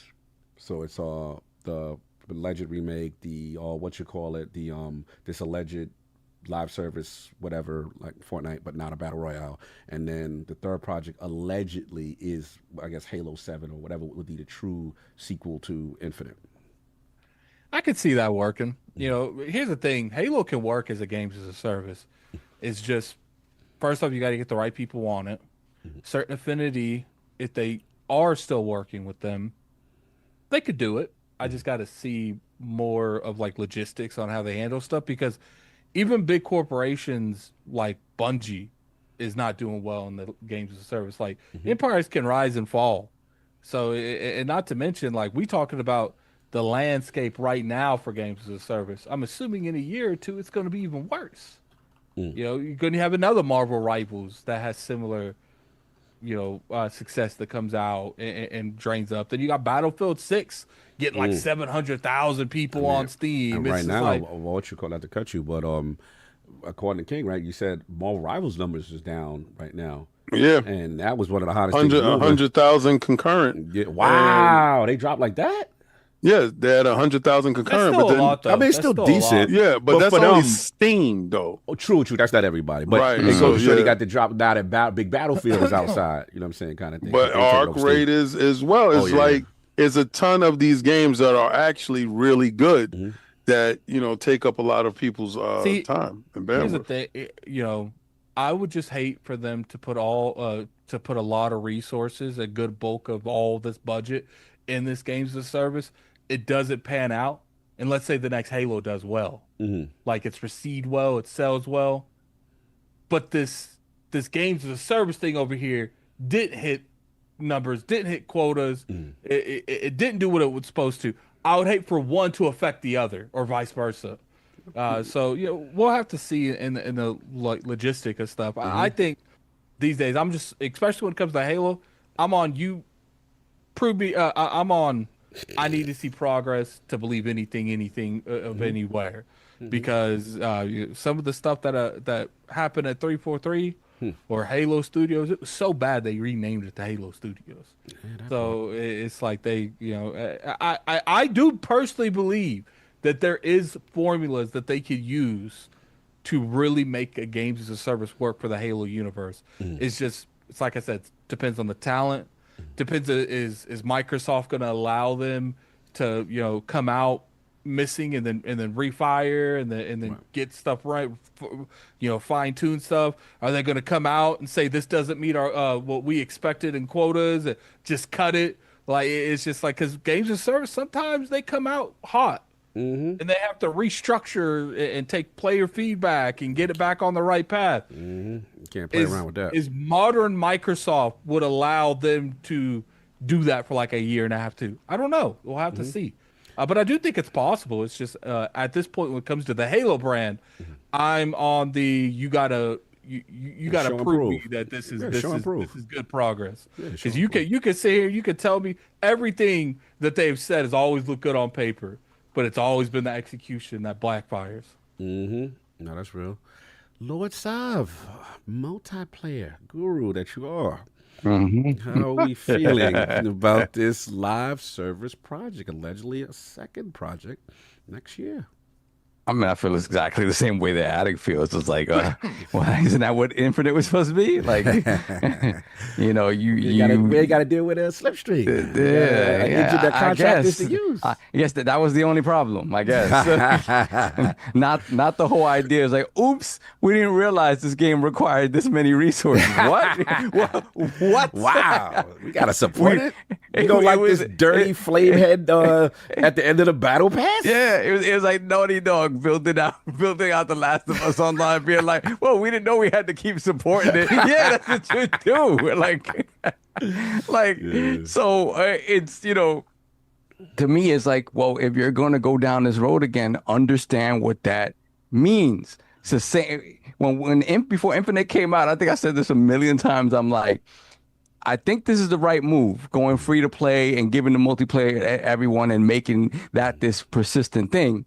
I just hope they understand what that means and what that entails. And that is the crux of it. You have to understand what it is that you're making and the work that is going to be required to make it successful. That's what it is. It's work. Facts. It's Facts. work. It's work. And it's not Games looking as a at service, it. some of the hardest things to make in the industry. It is, and it's everything is fickle. Everything is can be gone in a flash. But if you're going to dedicate time, money, resources, and years of work to put out this product, to Addict's point, in an environment where these games, it could be fantastic, and it could still flame out in a month. Because it's just people just don't have the bandwidth for it. Right. If you're sure you're gonna do this, understand what that entails, and don't come a month later, 2 months later, and be like, "Yeah, it didn't work." Everybody, everybody who paid for this battle pass or whatever, and hold that, and forget it. But here's the thing: should they not take the shot though? Like, Oh no, I look, I understand. All right. This is a conversation that I hear a lot. And I completely understand taking the shot, Okay. right? All right. But I'm also like, you have to read the room, right? Everything has been so saturated the past, at minimum There's a lot 5 of years, saturation. right? That is true. Where it's like, if you're a betting man, do you look at the state of the industry in regards to that type of game? And do you say, yeah, we're going to be the outlier. We're going to be the one that's going to push through and it's going to be successful? Or is it highly probable that yours is going to crash and burn like everybody else's, despite the quality? This is the thing. I think nowadays, the safest bet is to attach it to a property.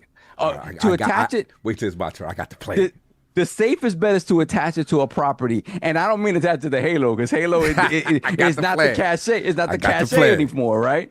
Attach it to something that's well known. Make a good product around that, and then Marvel Rivals is a perfect example. Even though like the numbers will always fluctuate, right? Because somebody's always going to come out with something new.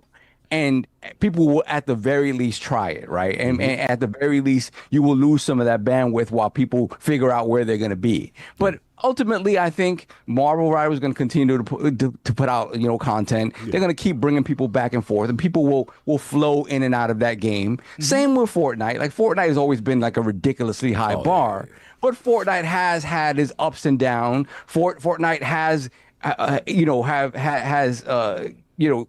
shit the bed a couple of times and figured it out and come back, right? So but it's a matter of, are you willing to do this? Right. And knowing these all of these sort of these things that can happen along the way. So if they have that in place and they're willing to do that, and this is the plan, sure, go ahead and do it. Let's see what you put out there, because again, if you want to bring Halo back to the masses and make Halo be a thing again, you're not going to do it with the single player campaign. The single player campaign is appealing to the us.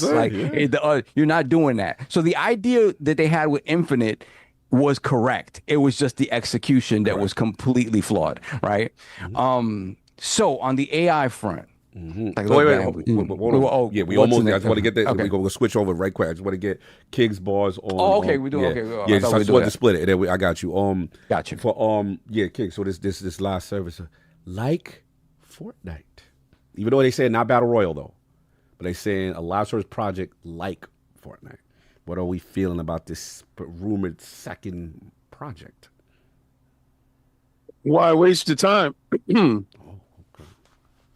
You have Overwatch that's in your space, and Overwatch is being overrun by new entries to the hero shooter genre. You have your characters that you can build your Fortnite experience based around the universe of Overwatch. Original IPs that you could take your existing IPs from all of your games and you can craft that around whatever Overwatch universe is, and you can expand on the Overwatch universe. Now, if you do this shit, I want my money. I'm telling you now, I'm so sick and tired of you dudes stealing and not paying. But y'all did send me a rug, so let me shut up. Anyway. Bought and paid for. I want residuals. Anyway. Messy. Anyway. If y'all can grow out the Overwatch universe, and you can include Halo, you can include ODST, you can look at, y'all have a roadmap. Y'all see Helldivers, y'all can have a Helldivers mode. Y'all jumped over there and said, yo, take the ODST and put it over there. Y'all listen to me. And I want y'all to listen to me now. You can have a silo where there's a Halo universe inside that bubble, but build it out from Overwatch. Overwatch isn't dead. They have enough. And it's an existing IP. You have enough there that you can work with it. Did Marvel Rivals run them off the block? I'm sorry to interrupt you. No, actually, they didn't. They do have a new season coming out. And just because you don't play it, it's cool. Look at the numbers. Let me look at Go for it. Go for the numbers. Let me see what's going on over there. I just feel Why that. do you care? No, he's a console warrior. He's been doing this the No, whole but year. he acting like Overwatch is this He's coming dominant at. thing that's He's coming outside. at the I'm end of the just year. curious. He's acting like Halo is got any name They anywhere. got 43,000 people playing. And I want Overwatch to on pull up Halo. Pull up Halo Infinite Facts. multiplayer. Oh, well, that's dead. No, but pull up that. So Let's why see. bring out something worse? All right, but let's see. Maybe you never know. Maybe you never know. Maybe never they. know. Maybe You never they're know. hitting on all Is that- cylinders Are you over looking there. at Steam? Oh, look at that, Steve. Oh, yeah. Well, Halo for this 3,000. You know what's funny about Cog? Yeah. Cog will use Steam as a battle input, knowing damn well he don't play on Steam for any reason. I'm just whatsoever. looking at Facts. the numbers. It's not about what I'm doing. It's about what the Well, masses okay. So doing. now that you saw the numbers, that you saw who actually has got more of a heartbeat over at Halo Xbox. been dead. Well, let's go back to the heartbeat. Okay, guys. Let's go back to what actually has a pulse. Right? So let the dead dogs lie and let us get to somebody who actually can be saved here. Now, looking at IPs that can actually be saved over at Microsoft, and y'all are already in the content churning business. See, this is the thing. The reason why Halo Infinite died a horrible death is because y'all based it off of a complete lie. First of all, y'all said that I was going to get episodic content for the single player that never showed up.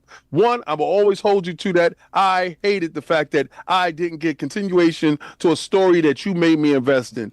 Two, y'all was going to make sure that the multiplayer component was going to be something that was going to be invested in heavily, and that game will have constant content going on and on. Facts. You lied on both fronts.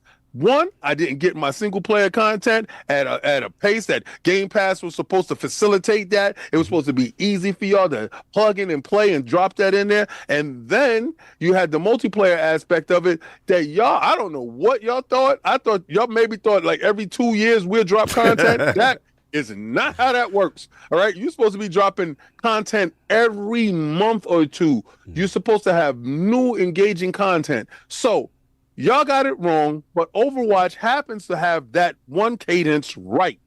So look at the IP that does it right. Talk to those people that's over there at Blizzard and try to figure out exactly how can you craft a world around these IPs. And then you can take your existing IP like Doom Guy and all this other stuff that you don't have to pay for. You have these IPs and you can bring these skins back into these worlds. You can use PvE mode. You can use hero player mode. You can use different modes and you can capitalize on all the stuff that Fortnite does right. You have the blueprint. You have the money and you have the know-how. The problem is you do stupid boneheaded stuff like, hey, how about Halo in this aspect? If you just saw, Cog just told you only 3,000 people give a damn. And maybe you're running them off the block. And then now y'all got to reboot and rebrand. Listen, the people that gave a damn, you spurn them. The people that could be there and hold you down, you have spurned them. They are really jaded when it comes to any ideas coming out of Halo. What you should look at is the Overwatch community is very vibrant and they need an influx. Go that route and then infuse Halo into it. Do that and you will succeed. Do it how you plan to do it, and it's not going to go right because you, just like the same way you thought, all these people who heard the name Halo ring the bell, old heads don't hear that far. Right. The only person that heard it was the young dudes, and they was like, what's this? That's exactly what they said. What's this Halo thing? And you got people joining your joint saying, what's this Halo thing? And then you got something that's either better or more appealing or got some skins like Nicki Minaj twerking or doing whatever the hell. Remember, Call of Duty started doing things strange for some change to bring into the younger crowd. If you're not trying to embrace that, nobody's trying to see sweaty Spartans running around all day by themselves. I mean, but they did say like Fortnite. Maybe what if that is part of the plan? But do it with an IP that has impulse. So you then they're can not test supposed to do a it with Halo game. Overwatch. They're not supposed to make a Halo game with that has. I don't The same way that you go inside Fortnite and you can go to different hubs and different worlds. They have the Teenage Mutant Ninja Turtle world. They have different type of hubs, and they have the Lego worlds. They have all type of Minecraft world, all type of stuff that's inside Fortnite. You can do the same. You just got to be able and be willing to commit the cash to make that happen. I'm just giving them a suggestion off of an IP that definitely has a pulse. You're talking about something that is dead compared to something that has a pulse. And I know Halo fans, I know you're going to sit there and say, King, Halo's not dead. It's 3,000 of us out here rocking. And I'm going to say, good for you. That's all I'm going to tell you. I'm a single player dude. Y'all disrespected me when y'all said that y'all was going to give me content and left me hanging on a story. Now I got to figure out, did Spartan Locke die? Or every other week is a different story what you do. So I don't care no more. I actually bring out a game and I'ma like it. That's it. I low-key agree with King. I feel like, yes, you could take the risks and it's perfectly understandable if you want to. But at the same time, Microsoft hasn't really recently been like throwing the word risk out there in terms of like a grand scale kind of thing. So I would agree with King. It's like make a big, huge expansion on Overwatch versus Halo.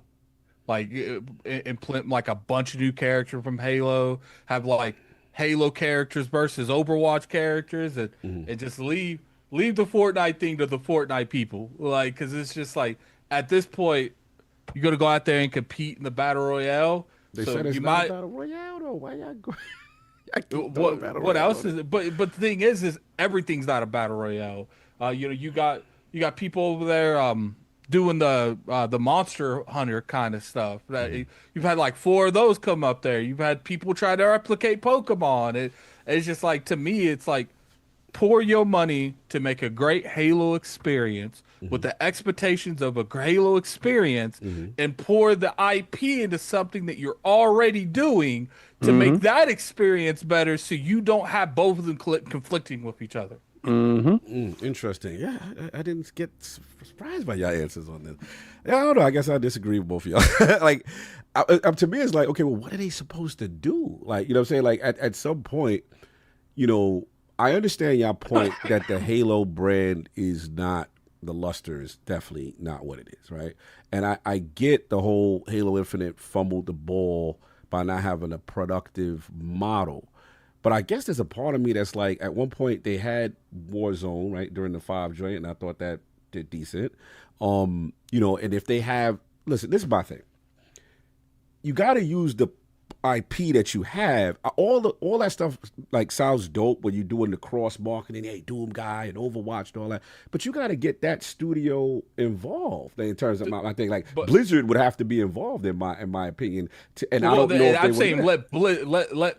No, I'm not saying to overtake Overwatch. I'm saying let Overwatch make a giant expansion for Halo in Overwatch, not make a new game. Yeah, that's what I'm talking about. Like, here's my thing. Yeah, but that's an Overwatch game, not a Halo game, is what I'm trying to say. But it's still going to be Overwatch, just you have Halo people in it. Yeah, I'm not against that. I'm not against that for the Overwatch gaming community to bring in other IPs from Xbox into there. I'm not opposed to that. I'm talking about what Halo going to do for their situation.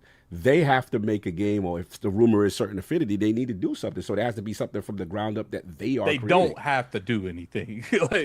They feel they have to do it. To me, your best bet from the damage that's done to this brand is you need to stick with your head under the sand. You need to make a new Halo game to get out in front of a bunch of people. You need to retry to get back into the TV scene, to make another Halo TV show with a good director that's going to respect the lore to get it out like Fallout did. Right, you need to do more collaborations with like Fortnite and Overwatch to get that brand out with more and more. And then you launch a battle royale. Right, but they could be doing all 3 of those things. Like, the rumor is 3 projects. All of these things potentially could be happening. That's what I'm trying to say. I know we're very doomy gloomy because of how their track record is, and it's warranted. Like, they have to prove themselves. What we have to admit, though, the product that they put out, Halo Infinite multiplayer free to play at its core, was good.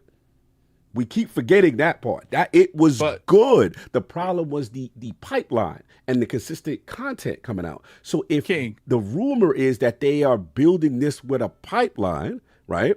And they got that part out, and then it's unreal. Because the main reason why the pipeline failed is because they were using an engine that was proprietary, that contractors they can't bring in and have to relearn this stupid engine all over again every single time. So thus they can't bring out content fast. That's why they needed to switch. So if they're using an engine that the rest of the industry uses, that needs to do it, you know what I'm saying? At least that's more promising. I'm not guaranteeing that it's going to happen based on everyone's faith in them. I get that. I get that. Go ahead. You're going to say something. It doesn't matter what type of gameplay you have in a games as a service. Hey, King, when did Destiny die? When they stopped delivering content? Is that true or false? Yeah, you're right. The And they had moment in a 10-year games as run. but how many times did Destiny die? And they had to restructure and do some giant That's expansion the just to history get. of all live service, But my though. point is, they didn't do that with Halo Infinite. They didn't Right. stick in the trenches. They didn't Right. put that And money why in is there. that? And why is that? Because the money engine, wasn't there. No, the engine was some proprietary stupid engine that only 10 people knew how to use. And then they got to keep bringing in the new guy. They got to keep bringing in Calvin to relearn the engine that nobody in the industry used because they thought they were smarter than everybody else using some engine nobody used. You don't think if Halo Infinite came out and it was successful monetization wise in the first 6 months, they would have figured that out? You They can't would have definitely figured that they out. can't Because if the bring money's there, they're going to It's invest not into about the money if no one can't develop on the engine. The engine was the problem. You're both right and you're both wrong. Right, the right parts, both of you. You're right, Cog. 100% a proprietary engine, bringing people in to get up to speed. By the time they do get up to speed, they're gone because these are workers that are not built to last. These are per diem workers that are there for a simple task, and by the time that they do learn this engine, they're gone. I think they're going to run into the same problem with this Blam/Unreal engine. Okay, they didn't embrace Unreal completely. They want to throw their little spin on it. They didn't learn. Project to learn a new engine. You I get it. Okay, I get it with them guys. I don't like talking engines. I see. No. Listen, because at the end of the day, it's money. If money is not there, they're not going to You can have invest. all the And money in the Attic world. Look is- what happened Attic to is Anthem. right, too. Hold on, I'm not letting y'all rock. Look what happened to Anthem. Nah. Look what happened don't to say that. Anthem. Don't say They that. brought in, they forcing dice on people. What happened when Zipella came in with Battlefield? What happened? What happened when he said, I'm using what I'm using that all the industry using? He the only one. And look at Battlefield, the most successful joint. Engine Right. plays a factor. You No, can't, I'm you not could saying invest that all you- the I did money say you in was the world. right. No, I'm just saying in general, you could invest all the money in the world. But if the people working on the game can't get stuff out in a timely fashion and it's very difficult to work, it's not going to matter how much money you throw And at how something. many times have a game come out, a game of service that's using Unreal Engine 5 and is not good because it didn't make money? Well, that's I mean, another whole story. isn't Battlefield 6 on the Frostbite engine? Yo, what was Concord? Was it Unreal Engine 5? No, wait. Isn't Battlefield Man, I 6 got- on the same engine it's always been on? No, The Frostbite engine. They said it's easy to develop for, though. They said that's one of the grace the people that people say like, oh my God, it's But so your- great. I mean, point- that, your but point- that engine your is point- made for shooters though. Like it's Yeah, what but- it's but not you- made for was everything else. No, but your point was Vince was very strong about the engine, but Battlefield's still on the same engine it's always been No, on. but So- Vince has been all the games he's been made on has not been on that engine. If you look at what you call it, Jedi, all of other a lot of the games he's picked, they've not Yes. been the proprietary joint. That's what I'm trying to say. So he's got enough pull to say, But- yo, let's do it my way. You know what I'm saying? but he Frostbite didn't start that way. It had decades to hone that engine to what it is today. I'm confused. All I'm saying is this. Is Frostbite a proprietary engine used just for Battlefield? I don't know the history of Frostbite, to be honest. No, That's it. Frostbite No, for EA is their proprietary engine that they put on No, everything. I'm talking about Battlefield is this engine that it has always been on. Frostbite engine. Correct. True or false? I don't know the history of Battlefield engines. My point is you don't get to the point where it's essentially that easy to use unless you spend years developing for it, unless you spend years changing stuff up.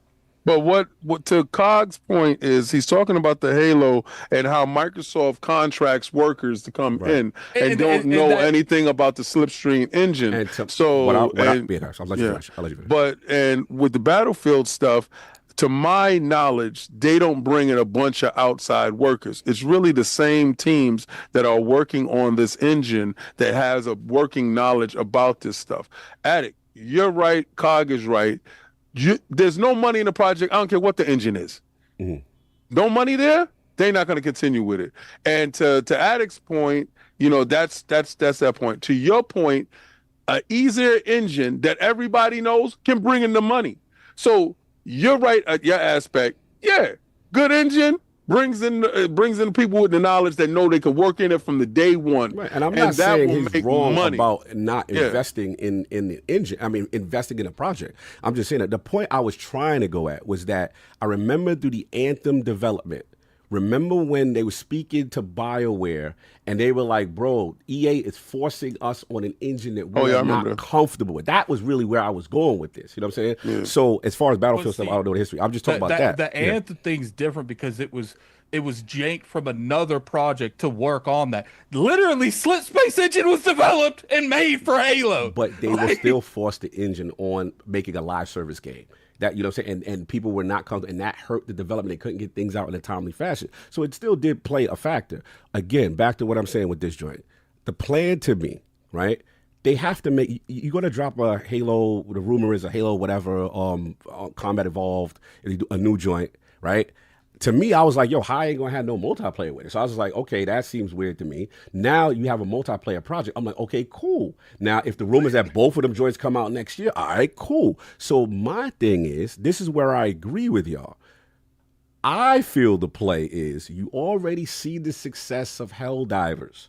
If you got anything ODST dropping in there, you know what I'm saying? And then you lean into that as well.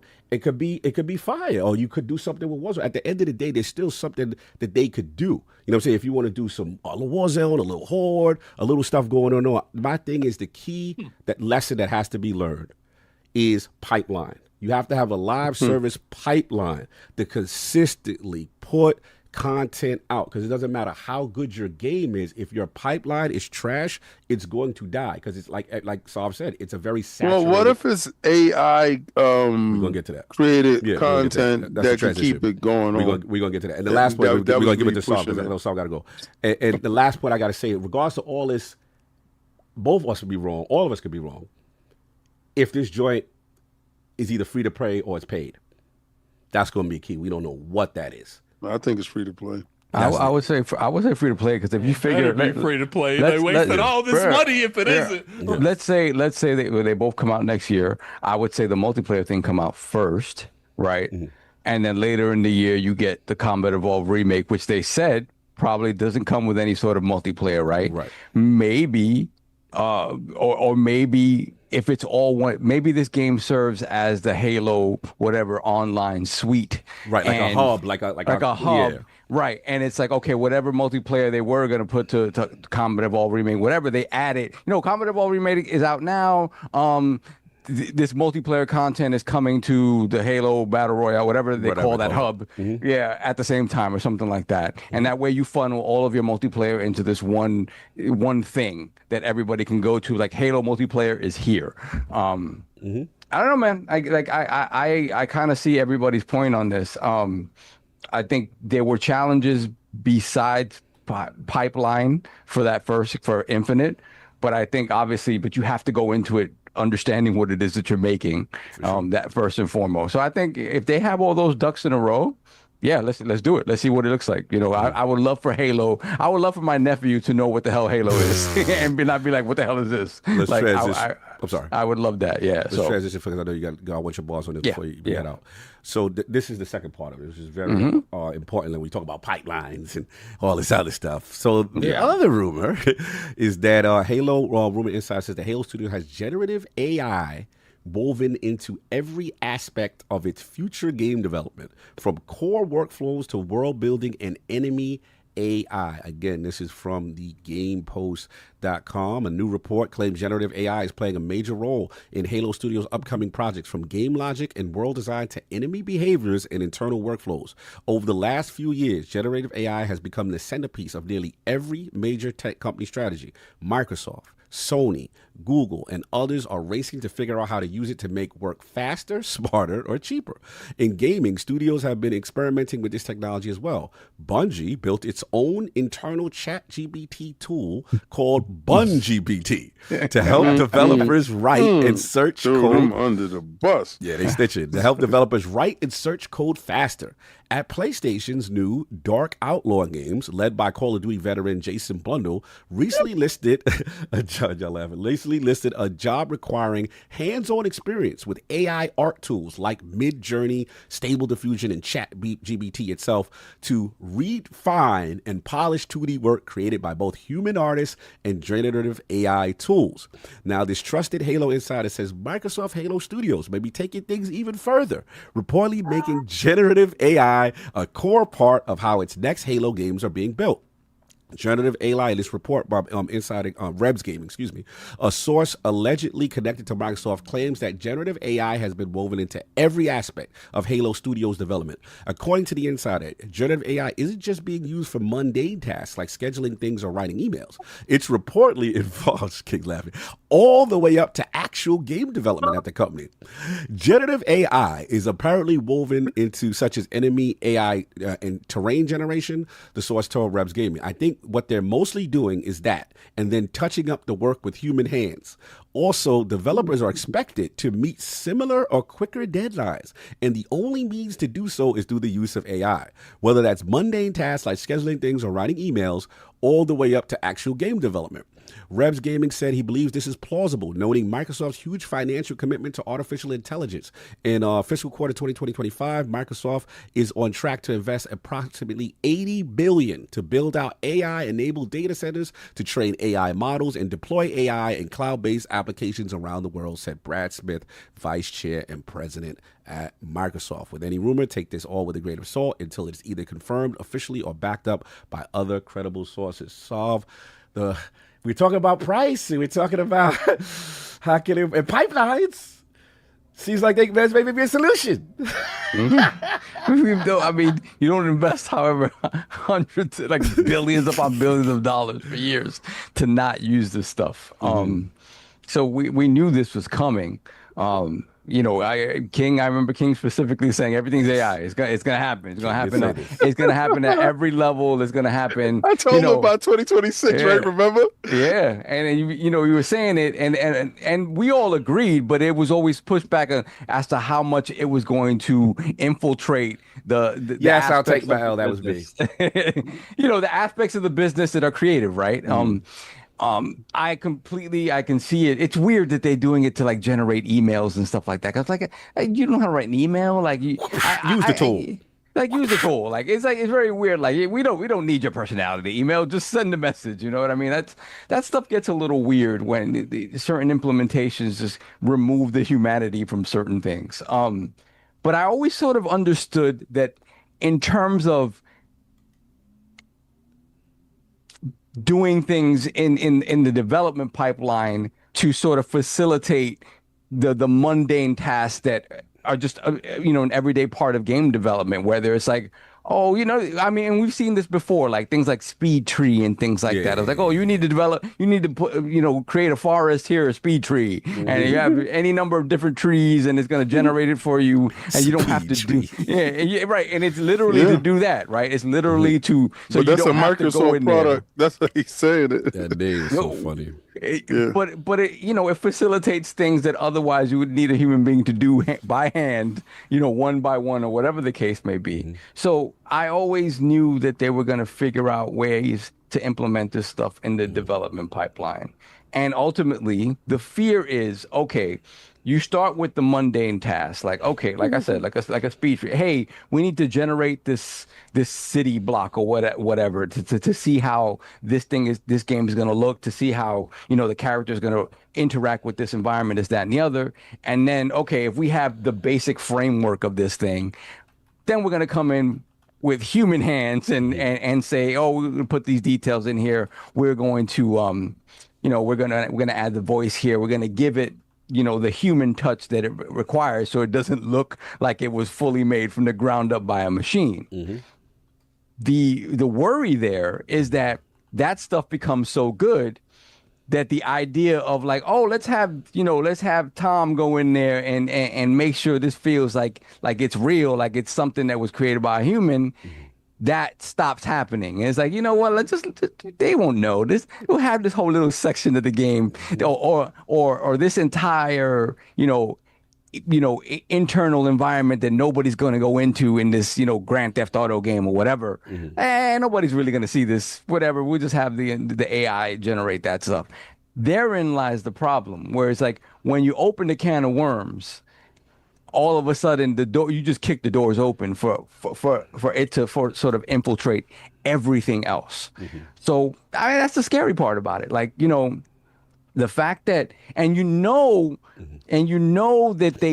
they know they're going to get negative pushback on it because they're not talking about it overtly anymore. Right. Like they will talk about the AI stuff on a surface level. They never tell you the details of how they're actually implementing it, and you need these sort of exposés to happen for you to see the details of like, oh yeah, we really are sort of implementing it in every last little thing. Because they know it doesn't look good. It's not a good look. The optics are very, very bad. So what can I say? It is an inevitable future that, I don't know that it crashes and burns somewhere along the line and they're like, no, we can't do this. I don't know that is the case. I think this is going to be a reality moving forward in a lot of aspects of our lives. And, game development is going to kind of be right in the mix of that. And it's going to be on people to push back against how much it's used. But at the end of the day, when you're looking at Microsoft, the corporation that big, all of these, huge corporations investing all of these billions of dollars into it. If it's a mandate. It is a mandate. It's going to be that, right? It is going to be that. And the moment a game comes out, the moment a AAA quality product comes out, that you can't discern where the AI ends, and it's like, and we made it in 3 years and not 6 or 7. Right. The moment that pans out true, Will the morals go out the window? the morals are not gonna. They're just gonna have a leg to stand on, and then they're not gonna hide it anymore. It's like, wait a minute, now this is working, and it cost us this much to make this game, and the resources. We were able to start up our next game in a matter of like months post the 3-year dev cycle of this AAA game that has like the greatest graphics ever, or this, that, and the other. Like the moment it gets there, then forget it. Like it's a wrap. And again, you're not going to have agency as to how much of the human impact still remains in these games. And I'm not saying that there will be a game that is developed stem to stern with AI, and somebody will try to put that out. We've seen them already trying to. Yeah, I think what you call is outside. What's his My man, Big Elon is outside, son. Yeah, Elon's outside, right? We've already had the pushback about this AI generated actress that has like a publicist and has an agent, and they're trying to literally insert her in projects that have humans. And again, I don't know. I'm just going to go by what Rebs. There's a video I saw Rebs 5 months ago. I don't know if this is still the case. So I want to stand corrected. Please do not misquote me. This is what I looked at Rebs' channel and I saw this. Apparently, I don't know if this has changed. 5 months ago, what his video, Steve Downs, you know who Steve Downs is. The voice of Master Chief. This is Master Chief 117. I'm here. Was not contacted. Has not been contacted. Nah, he ain't. So again, I don't know if that's up there. Now this was we gotta say during that the height of the strike. Remember when the strike was going to Y'all like it now? Y'all like it now? Has that been resolved? Y'all still against me? That's still been resolved? I think that's been resolved in terms of like. So I just need to know if anyone knows what's going on. Maybe I'm putting out they paid him to put out a drop that says, "I'm Steve Downs and I'm not in this game." and this is the thing, right? Like, particularly for Master Chief. Master Chief's voice is so distinct from Steve Downs' voice per se, like that they own Master Chief's voice, right? And there is more than enough data out there for you to create a model of Master Chief's voice that does not require you to have Steve Downs in a booth somewhere. That's messed up. If there's no legal standing on it? If there's no legal standing, if there's no legal, and that's the thing. Like you think about like James Earl Jones before he passed away, he gave all the rights. Like, hey, do whatever you want my voice. I know my voice is iconic. Do whatever you want my voice. Just make sure my family gets paid or whatever. But do what you will, and we'll figure that out down the line. But I'm not gonna be like, I'm dying and Darth Vader's voice is dying. That's crazy, right? So so again. Right, but that's the thing. Like he kind of took To the dark side. he took the reins of that and was like, all right, at least I'm gonna get something before I can't get anything. So I don't know, man. This is a rabbit hole that we really don't know how it's gonna look in a couple of years. Because you're looking at like the worst case scenario. And it's coming true. I'm trying to find some middle ground because the worst case scenario it is not a good look. Because then at the same time, and again, this is my thing, right? Because I'm looking at this I'm looking at the article from the Game Post, right? Specifically, right? And in the comments, the first comment at the bottom was like, generative AI is a cancer like the flood. If this is true, Halo is truly dead to me, right? That is one person's take, right? Yeah. I don't know that the vast majority of gamers are going to die on this hill. If it look good, they already using y'all talking about they using the Mr. Rogers joint now, and people it's lit. People loving this stuff. And I'm looking at it. I'm like, this is foul. But then I'm cracking up too. he's over there chilling with Pac. So if it's hot, we lose our morality. They're getting all the people that's transcended and passed away, and they're bringing them back in AI form because there wasn't any stipulations about using their likenesses in that manner after post-mortem. After post-mortem, that didn't exist. It didn't exist. And they're running willy-nilly with this. They're going wild with this stuff. So, yeah, man, it's... like I said, it is the fact that we need like an expose for this stuff to come out is that they know what they're doing is a little grimy, and what they're doing is not going to be seen with positive eyes. So, and that means the truth is worse than what we think it is. Sinister than what it is. So, yeah, man, it's going to be interesting to see how this pans out, and if us, being obviously the type of observers of the industry that we are, if we can tell when this stuff is being implemented, or when does it get so good that we don't know that it's that it's something like that. And we could be on the cusp of that, man. These two games come out next year, and they could be 50% written by AI, and we'd never know the difference. So yeah, this is where we at. You know what I'm saying? Like, again, this is where we're at. They have the moment you get a Last of Us caliber game that was made in 2 or 3 years, and you can't, you can't tell where the human begins and where the AI starts, it's a wrap. It's a wrap. So. No doubt, son. We'll see you in a bit. All right, I'll see you in a bit. You guys hit me up when you're ready to rock. I'm gonna finish out my family duties. Handle your business. All right, man. The Halo AI woven into every aspect of development, according to the rumors, the workflows, the enemy AI. How are we feeling about these new reports from Rebs Gaming? I think it's going exactly the way it is. The problem is with AI is you're going to have a bunch of iterations before you get to the point where, because I do think AI is capable of making full-blown gains by itself. The problem is it going to be able to develop that technology under the scrutiny and the attack that they're going to get from everyone?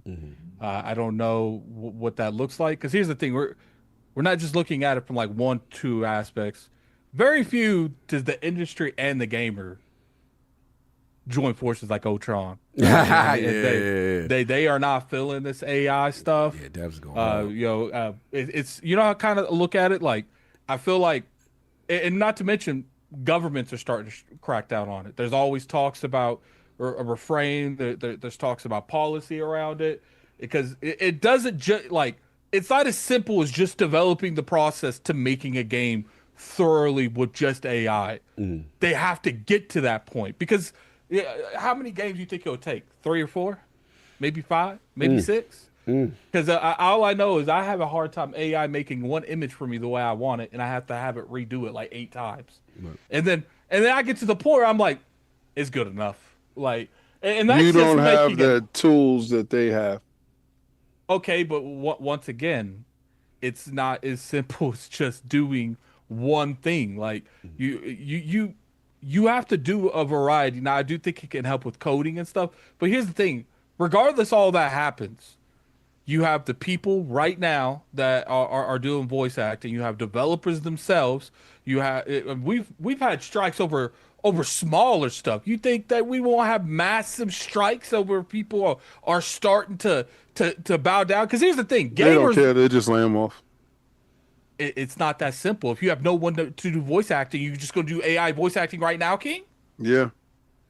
So you think if everyone went ahead and boycotted, and no one was willing to work in the entire voice acting scene, you think AI is to the point now where it can voice an entire game by itself? The problem with your scenario is you're getting people to work together in a common goal. But it's to do that. No, and, I'm saying no. All right, I'm few.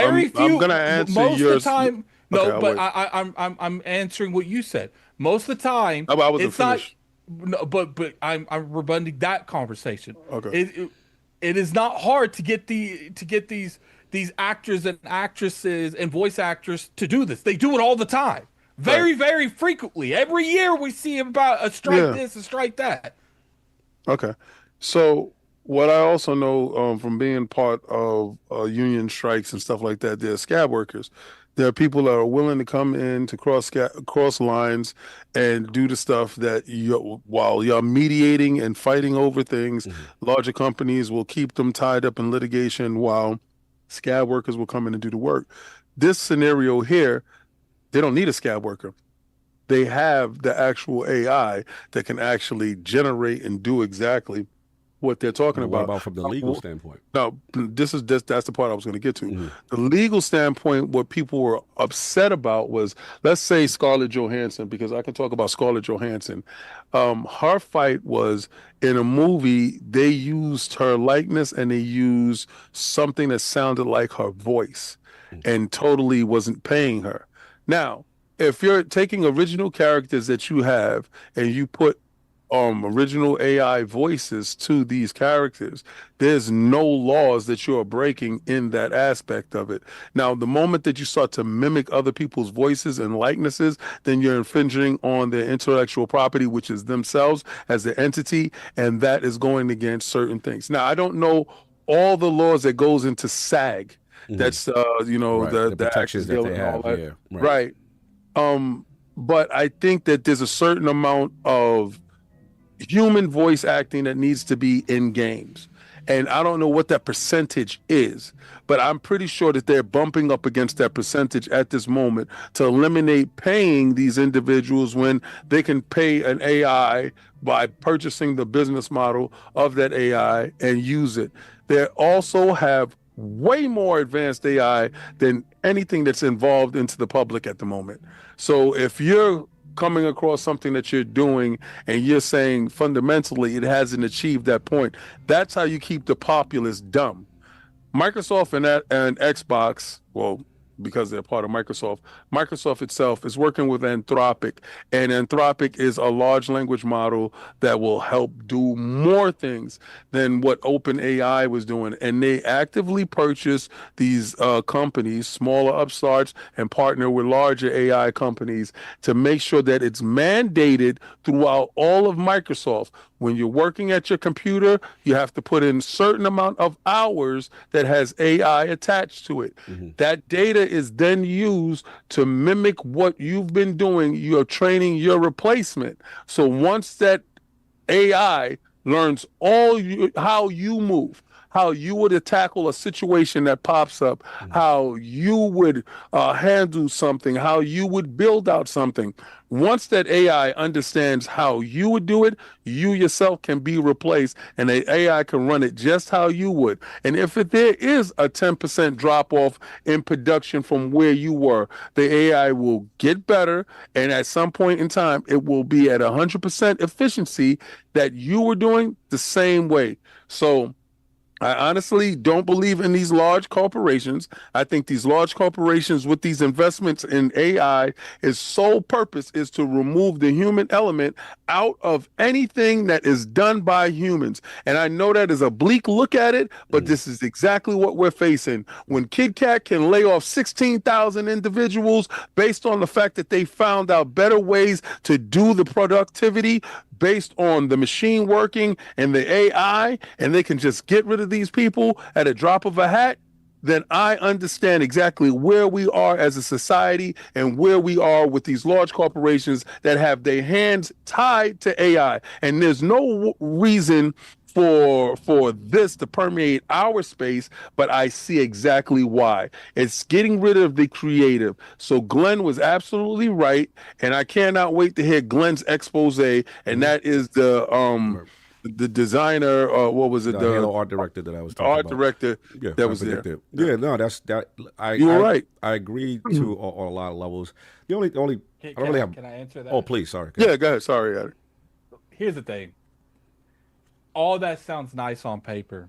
Yeah. But you know what else sounded nice on paper? Mark Zuckerberg going up on stage showing his new AI glasses and that stuff blew up the in his application, face. right? The application, and that's what I was going to get at in terms of And he said he tried it all the day before. Right. King is right. It's right. They are going to try to do this. Oh no, definitely try. They They're are trying, already definitely. in place to do these things, right? The key comes down to the legal ramifications, how strong that is to combat, and then in conjunction with the efficacy, because we can replace all we want, but if they're not working, or we have issues with, even when I did the Waymo car in in San Francisco, that's the self-driving car, driverless car. I did it, whatever, and then you have situations where they still, obviously things will advance. I get that, but right now, like, they don't go over bridges. They only in a certain section. Also, like, there was a situation where they were all in a parking lot together, miscommunicating. When you have misfunction, and you inherent together in the parking lot, not again. So that's where the regulation comes in, because the corporations are going to want it. King's right. Corporations are going to do everything they can. I don't think we've to ever remove on jobs. that. Where I agree with both of y'all, right? Where I agree is that now it comes to the efficacy, because you're entrusting all of these things to be Skynet level of power, fly planes, do this, and the minute you have catastrophe, and also you don't have safeguards. Because let's be honest, Terminator is right. When Skynet became sentient, Skynet is going to decide what it wants to do, and then it can get dangerous. So that's where the legality step comes in, right? But all this is good stuff to talk about. But where I got to get my 2% right, my balls off, okay, gave me about 2%, was that I told everyone last, ILP, when I heard Glenn, what's the gentleman's name? Glenn Israel scream out. He was talking so. They're taking the rights away. You fight for what you got to do. It was very dark. He couldn't wait to talk when the time was right. And I said, that screams AI mandate to me. And this, to me now, this new report seems to validate it. And it was very cryptic, that farewell he gave. And yeah, when it pertains to Halo, I just think that this is, I hate to put one person's name on it, but I have to do it for the sake of, jokes. This is the eye of Satya in the AI investment right now, as far as I'm concerned. Yep. You know what I'm saying? The shareholder, this is what it is. It's like, bro, we gave you the ABK. That's cool. You know what I'm saying? You go on multi-platform. Great, because we don't believe in any exclusive stuff. Let's get this bread. Also, this is the play we want to be first. This is the new internet. We are not missing out on this. We are going to invest all of this into that. And, you go and use it. You go on Copilot. You go on do Cortana. You go. And if you don't, you got that new update on your Xbox ROG with the Copilot, but right? And I actually activated to see what it do. Like, you go use it. So at the end of the day, this is where now, because again, there's one aspect. Look, I admit, yes, I'm a techie. I love the things to be efficient. There's going to be things that are going to streamline. There's going to be things that's, oh man, this is so cool. Look how easier I got the code. Look how easy I was able to make backgrounds now. There's going to be some positive aspects. I'm not going to put complete all doom and gloom as far as that. But when it comes to the creative, the artiste, and then more importantly, the soul, right? And we talk about the soul of a project that, let's be honest, that they've kind of already lost their way at pre-AI. You know what I'm saying? So now this is a big thing. People are going to look at this, you know, these tooling and this thing. I'm actually extremely worried about that. Yeah, because that's my concern about the game. Like, this is the franchise that is literally you would not be into gaming if Halo was not successful. So now we're flirting with the soul of what the essence of what you are, what made you, right? So that's the part I agree with that. I'm a little nervous about that. You know, how these mandates, everything they could have choose to do, they chose. Halo is already like barely hanging on, and they Right. you know, let's put AI on the next one. Let's slap- give it more issues. Slaps, man. Like, how does that work? I'm not trying to be doom and gloom, but yes, my eye is open, my eyebrows up. I am concerned. And here's when it comes to this, I'm totally against it. But I feel that. My concern for the short term, I'm not worried about the rumored projects of next year as much as far as the, you know, multiplayer. It's like, okay, you know, it's multiplayer, whatever. Remake, you already got an existing, that to me is like Mass Effect trilogy. Okay, you're just remaking a trilogy of existing thing. Okay, fine. You know, you're doing a multiplayer. Okay, you know, what you gonna have a voice. I know, what is it, the game, the finals or whatever. I don't know. Now, where I am concerned is whatever this Halo 7 is, right? Whatever Halo 7 is, where it's like voice actors, artistes, you know, real soul and making this thing. And here's the other thing, you know, we talked about, like I said, the rumor. I don't know the status of what's his name, Steve Downs. I know Steve Downs. Like, I don't want to put doom and gloom, but you know what I'm saying. I'm just throwing it out there. I don't know what the status is. It's not doom and gloom. Right. I just don't know what the status. So that you got that. Now, Pierre Hines, right? Resume, save Master Chief Collection, right? But also, remember what saved Infinite from Craig Face? They had to bring the soul back. They had to bring Joseph Staten, remember? Staten got that thing across the finish line and saved Craig Face and to make it a solid product. He's not there. Now we got Israel, you know what I'm saying? Like, I am worried when you keep losing these visionaries who are literally the soul of what made these things great, to say, co-pilot, press the tool. You know what I'm saying? Like, that is a concern to me. So again, I am going to go into the situation. You know, now as far as pipeline, maybe that improves for a multiplayer game. Yeah, now you get content out consistent. Cool. You know what I'm saying? But as far as a full next iteration, sequel, ground up whole game, yeah, I got my eye open. So yeah, this is something to watch.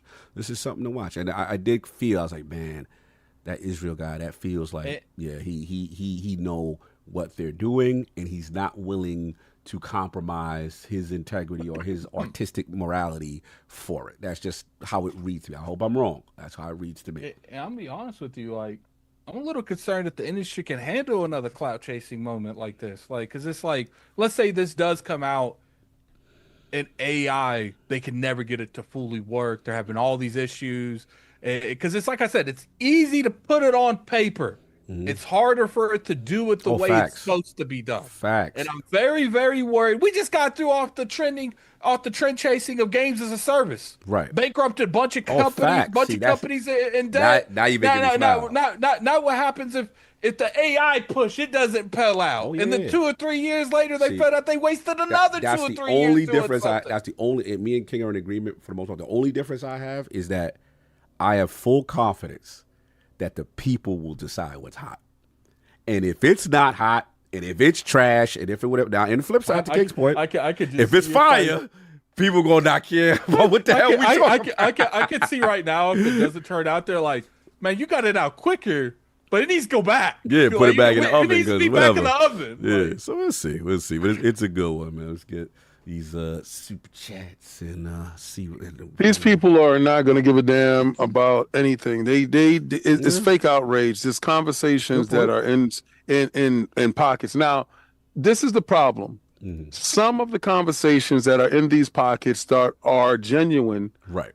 And there's some of you that are genuine with your concerns when it comes to this stuff. Yeah. I'm not even talking about no console war and stuff. I don't give a damn about that. What I'm talking about fundamentally as a fabric of our society, this AI is going to erode and destroy everything that we hold dear. And if y'all continue watching it without actually just stop the console part of it, right? Get out of that part and get to the part where you're going to be really outraged with what's going on as a whole.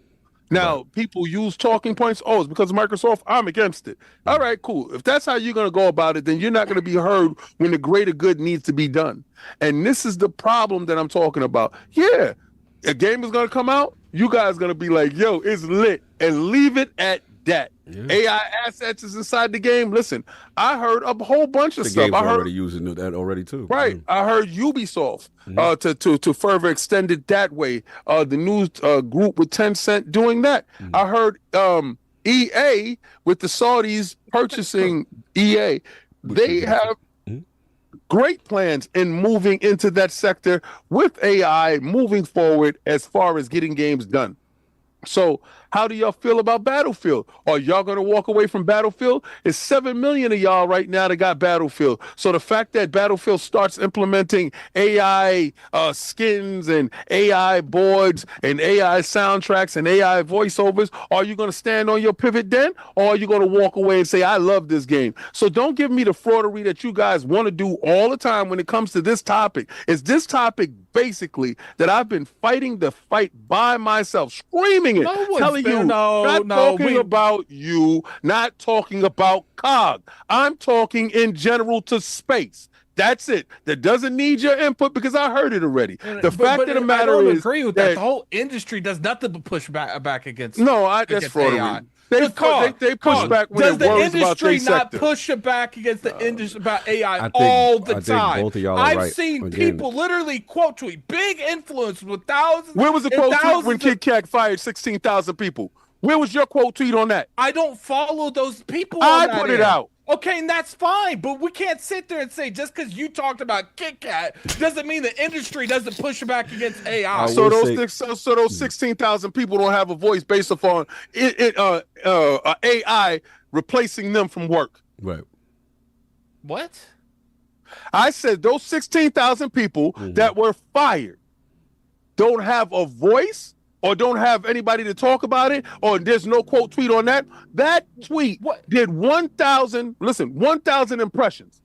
I put up something stupid, some console warring crap that got over 20 to 40,000 views. Right.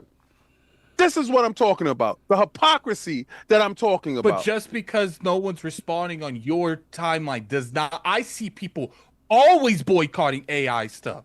I saw extremely popular Twitch streamers refuse. Oh, you can get mad just because I don't agree with you? No, I'm saying that as far as me ringing the bell, I'm just done about this conversation about this piece right here. I already said my piece. All right, and I hear it.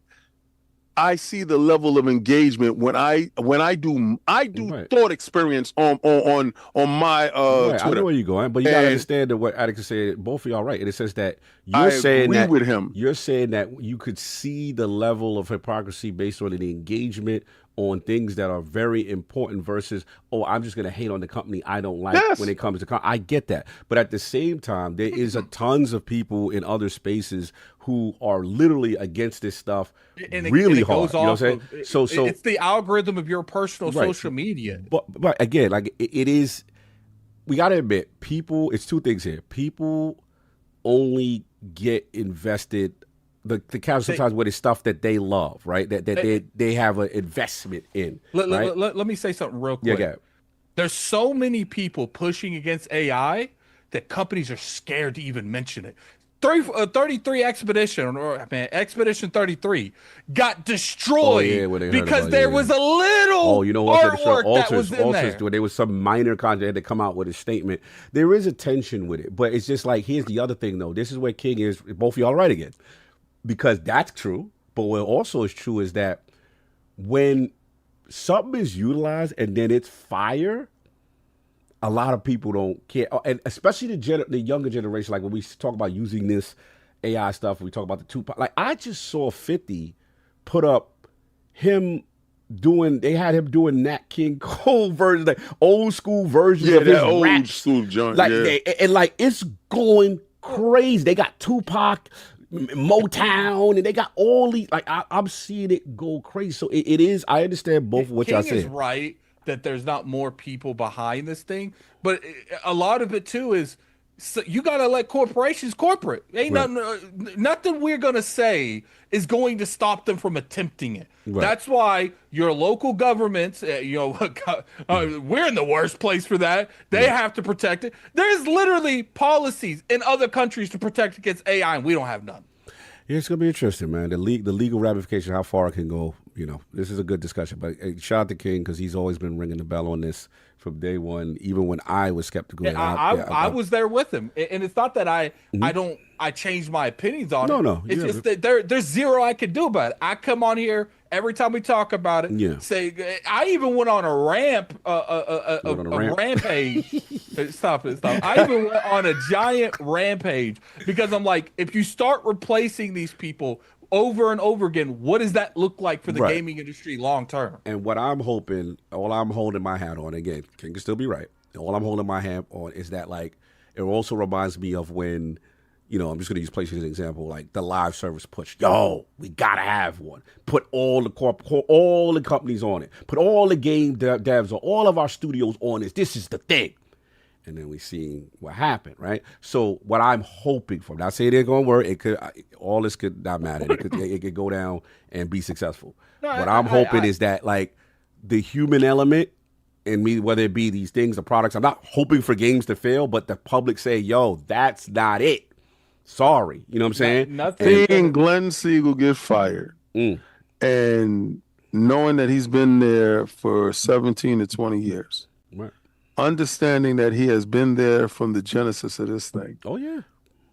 Knowing that how easily he was let go. Yeah. Seeing another CEO, the creative that made Assassin's Creed get pushed out. Oh, yeah. That was crazy. I did peep that. He was like, he had to put the statement out, I was pushed out. I didn't leave. I did not the Ubisoft, the Assassin's Creed creator. Yeah. It's old guard. It's getting rid of the old guard who's not complicit with utilizing any of that new tech, for sure. You guys have to understand, it is far worse than what we are led to believe. Right. And the fact that the conversations are so quiet on those big things happening and more about, because we've been stared, how many number of units did it sold? Or you're focusing your attention on the wrong stuff. The wrong stuff. I always say that all the time. And this is the big one. This is our big one. And the fight started last year. Yeah. But y'all were too worried about how much is sold here and how. Listen, as much money as these guys is saving on Game Pass, as far as all these people that's being fired, how all that stuff profited is being is. Yeah. Right. It's being automated, and AI is doing this, and the cloud is this, and the cloud is that. It's at the detriment of a human worker. That's all I'm saying. No, I get you. Well, I don't think no one's disagreeing with you. I think the space between a lot of people is just like, once a company spends the amount of money and the amount of investment, all these companies into AI, the only thing stopping it is if it fails. Nothing's gonna stop it unless it fails or there's some form of policy protection against it. Right. Well, because once you put, especially Microsoft, if you want what billions of dollars towards it, they're not gonna stop it on their own. I can assure you that right now. Right. The only thing that's gonna stop is if it can't be done, if it's done and it's not the results that they wanted, or if there's public relations backlash, some form of government government protection set in place to protect against it. Look, it's a good comment, man. Great shout out to King on this one. That was fire, worth talking about. All that good stuff. We are going to get just a few super chats, ain't that much, and then we wrap. We got like two more. I got one last topic there, the EA joint. But looks like we got Hollywood Rules 2673 with the $5 super chat. Sorry I'm late. Jet's doing jet things. Oh man, yeah. no win. Happy Sunday to my New York City, West Virginia cousins. Welcome back, Saul. Wishing my favorite pod a great show. Salute, General King. Salute to you, brother. You already know. Stop bringing that up. Yeah, the Jets, man. Aaron Glenn. No. Oh man, I don't. I was pulling for him. I can't hear. I can't hear it. No, I feel it because he's a Jet. Like I know that pain. I got okay. Fair enough. Can't hear it. Hollywood Rules follows Halo folks. Copy your neighbors at ABK and ask what it takes to support a full games as a service. Happy Asus Xbox blessed us. AliX owners with new updates as well. Salute. Yeah, I did hear that. Just shout out to the One Pump Man with the $5 super chat. In my opinion, it would be pretty cool if a ChatGPT AI controls the Covenant against you and adapts to how you're attacking it, like Metal Gear Solid 5, but better. But I mean, remember AI got introduced to Halo, but it's like, oh, remember the enemy AI is the greatest we've ever seen. Then when they rolled out, I said, why is he avoiding me throwing grenades at him? Remember that? That was a breakthrough. Be careful. It's going to be interesting if something's fire. Going to be a breakthrough too late. Going to be a job breaking through. A lot of stuff breaking through. Like you breaking through that storefront to get some food because you can't feed your family based upon AI done took over everything. I feel you. Look, last one, and then we up out of here. And this is King's topic. Battlefield 6 sales and some EA little influence there, man. So yeah, first of all, shout out to I believe these stats are coming from, I could pronounce their name, Alenia Insight? I always pronounce it. So this is coming from them. They're saying, yes, Battlefield 6 is a smash hit, 6.5 million sold.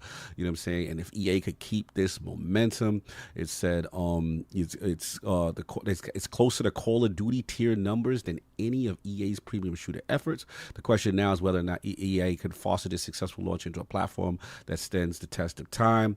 They said Battlefield 6 is a PC-first audience, but there's plenty of engagement on console. Steam accounts for 56% of the copies sold through the consumers. And then PS5 is 23%, 1.5 million. And then Xbox Series consoles, 19.6, 1.2 million.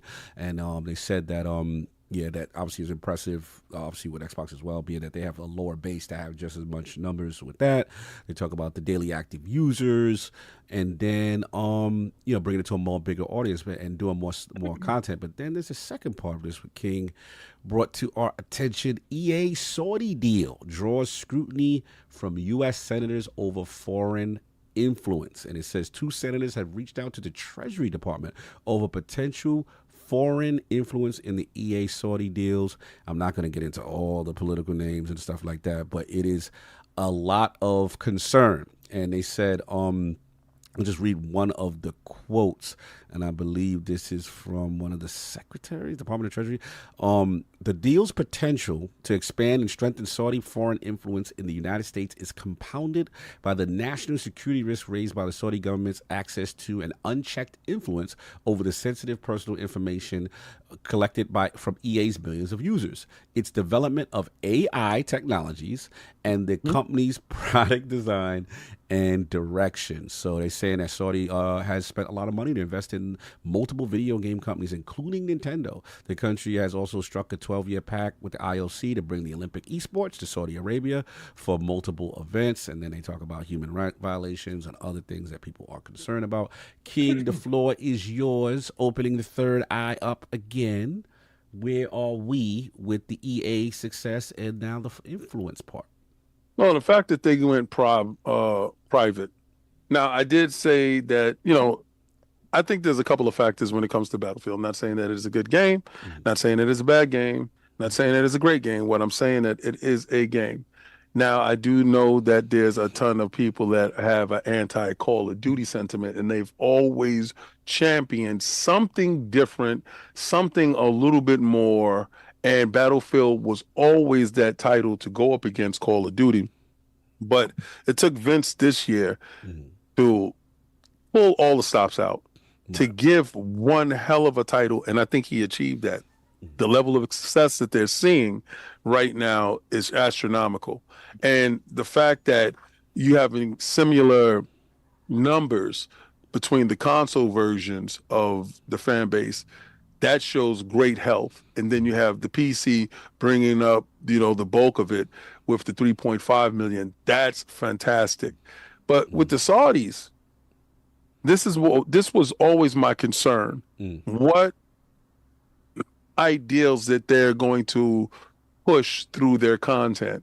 What type of titles are we going to see? This can fundamentally change at a drop of a hat, where if at any point they have different agendas based upon the game, does the U.S. forces or the forces for the Allied turned into the actual bad guys?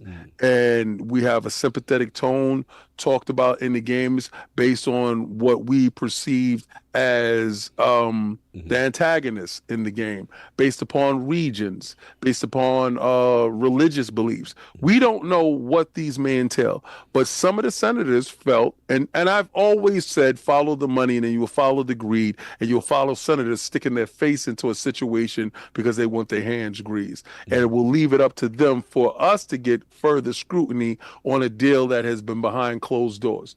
Microsoft deal was for front and center for the people to see. And now we got a chance to see this hopefully be pulled into court and be dissected, and to see where all the ties and where all the money is coming from. Because if you have foreign entities investing into our ecosystem, we want to know who's investing and what are these agendas. And I think that the senators focusing on the money, which I read will bring 55 billion, will bring everybody out. Everybody wants their hands greased. This allows us as the gaming public and the public with interest to get a chance to see what was the details behind such sales, and if there's anything that we can put to safeguard us from any type of propaganda that will be implemented in these games, because they do have an extensive roadmap going forward. Fair enough, fair enough. A lot of bars.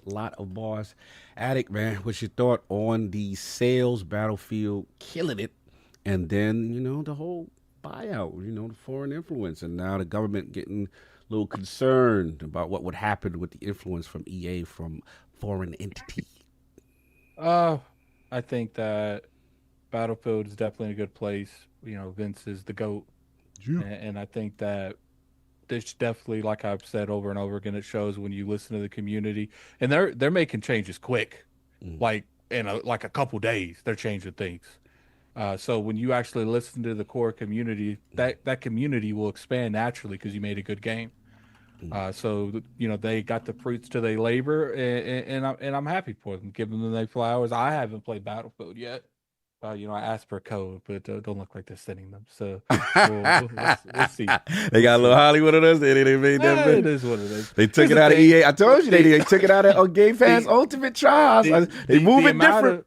The amount of stuff that we're doing, I didn't have time to play it anyway. Yeah, you real talk. We didn't have time to play. I would have definitely made time for that. So I got to make time with that. I knew we were. I was like, I'm buying it. I was like, I already know this.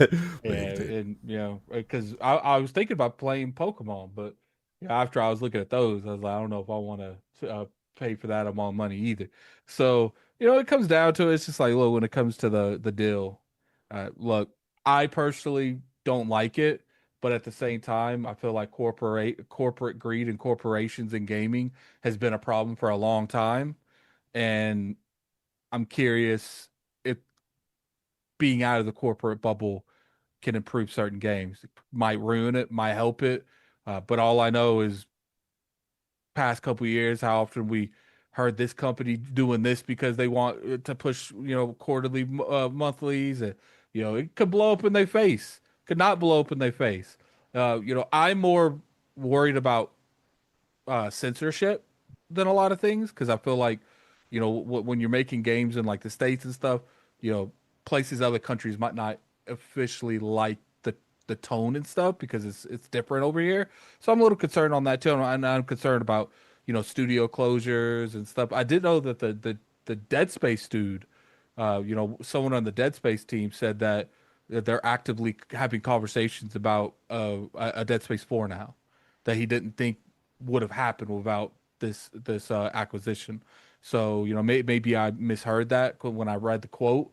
But if that is true, you know, stuff like that, you know, at least we get some positives. Because like I said, I don't know what the future holds for this deal, but I do know that corporations have been ruining gaming for a while.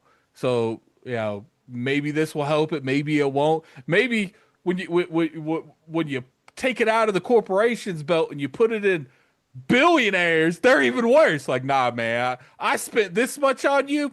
I'm gonna need a little bit more on the top. Come on, I'm gonna need a little bit more on the top. This ain't enough for me, man. So, I think we need more information and we need more time to see the consequences or whatever the outcome of this is. Gonna be interesting. Yeah, good topic, King. Look, start with the first part, the battlefield part. Shout out to Vince. I agree to go. He put his hand to it, and now look, the sales, they have arrived to challenge for the throne. They are here to challenge for the Call of Duty throne. That type of start. Now we gotta see if they maintain it, because this live service thing is a marathon, not a sprint. But right now, they outside. They are here. They got their flag in the ground, and it's up for Call of Duty. They're going to have to, come with it. Now, I still predict Call of Duty will still outsell them this year, but now the fight's on, and we'll see. Now, I do worry with the annualization talk already, but I know they got the multiple studio pipeline, Battlefield Studios, whatever it's called. As far as the sales, Steam, just to show you how dominant Steam is right now, like, Steam PC is here, y'all. Like, I mean, it's been here, but it's just like, 56%. Like, again, I'm not saying consoles are dead. I'm just saying, I'm not used to PC just doing what PC numbers is doing right now. People are more in the PC bag, and I gotta give Xbox a little some bars. You know what I'm saying? Some little props. Like, they got the smallest base, and they right there neck and neck with PlayStation sales for the obviously for the narrative that people say that they don't buy games. Oh, we just shoot 'em up, bang bang box. No, I've always said that. The people that do play on Xbox, they play games when it's on Game Pass, and that is the outcome of having a subscription service. You got to be stupid to buy a game if you get it in a subscription service you pay monthly for. Shoot 'em up, bang bang is outside. That's all I wanted to say. You know what I'm saying? So I thought that was it. Now, as far as the other part, the foreign concern, the political stuff, I just hope with the political stuff, the people who are involved that are showing concern, I hope it's not political grandstanding. I do hope it actually has a purpose, because sometimes when politics get in the game, it's getting on my nerves. I did not like in the ABK situation. I thought there was a lot of grandstanding, and like, I care about the developer and the actual consumer. So if it's about really protecting creative control, then yes, I am about that. I am about, because one thing, even though I am Lord Acquisition, you got the right to sell your company to whoever you want. I get that. I would just worry about whoever you sell to not allowing you to produce the game you want based on their own ideology. Like, I'm not for that. Now, my whole concern with the EA part is, look, where I draw the line as a developer, if you're a developer, is if you can't create what you want to create. And I'm going to be real, though. Like, I am worried about a new EA, and let's say you're Respawn, or let's say you're Joseph Ferris's studio. What was it? Haze Light, right? Making a split fiction kind of game. I'm worried about, what is it? The EA Originals. They had my man on, what is it? Tales of Cassera, Abubakar. Like, Abubakar. Like, are these games going to be able to exist under this new EA, who's, about giving blockbuster kind of vibes, and again, if you have certain ideologies and certain things that your new owners are against, are you able to do those things?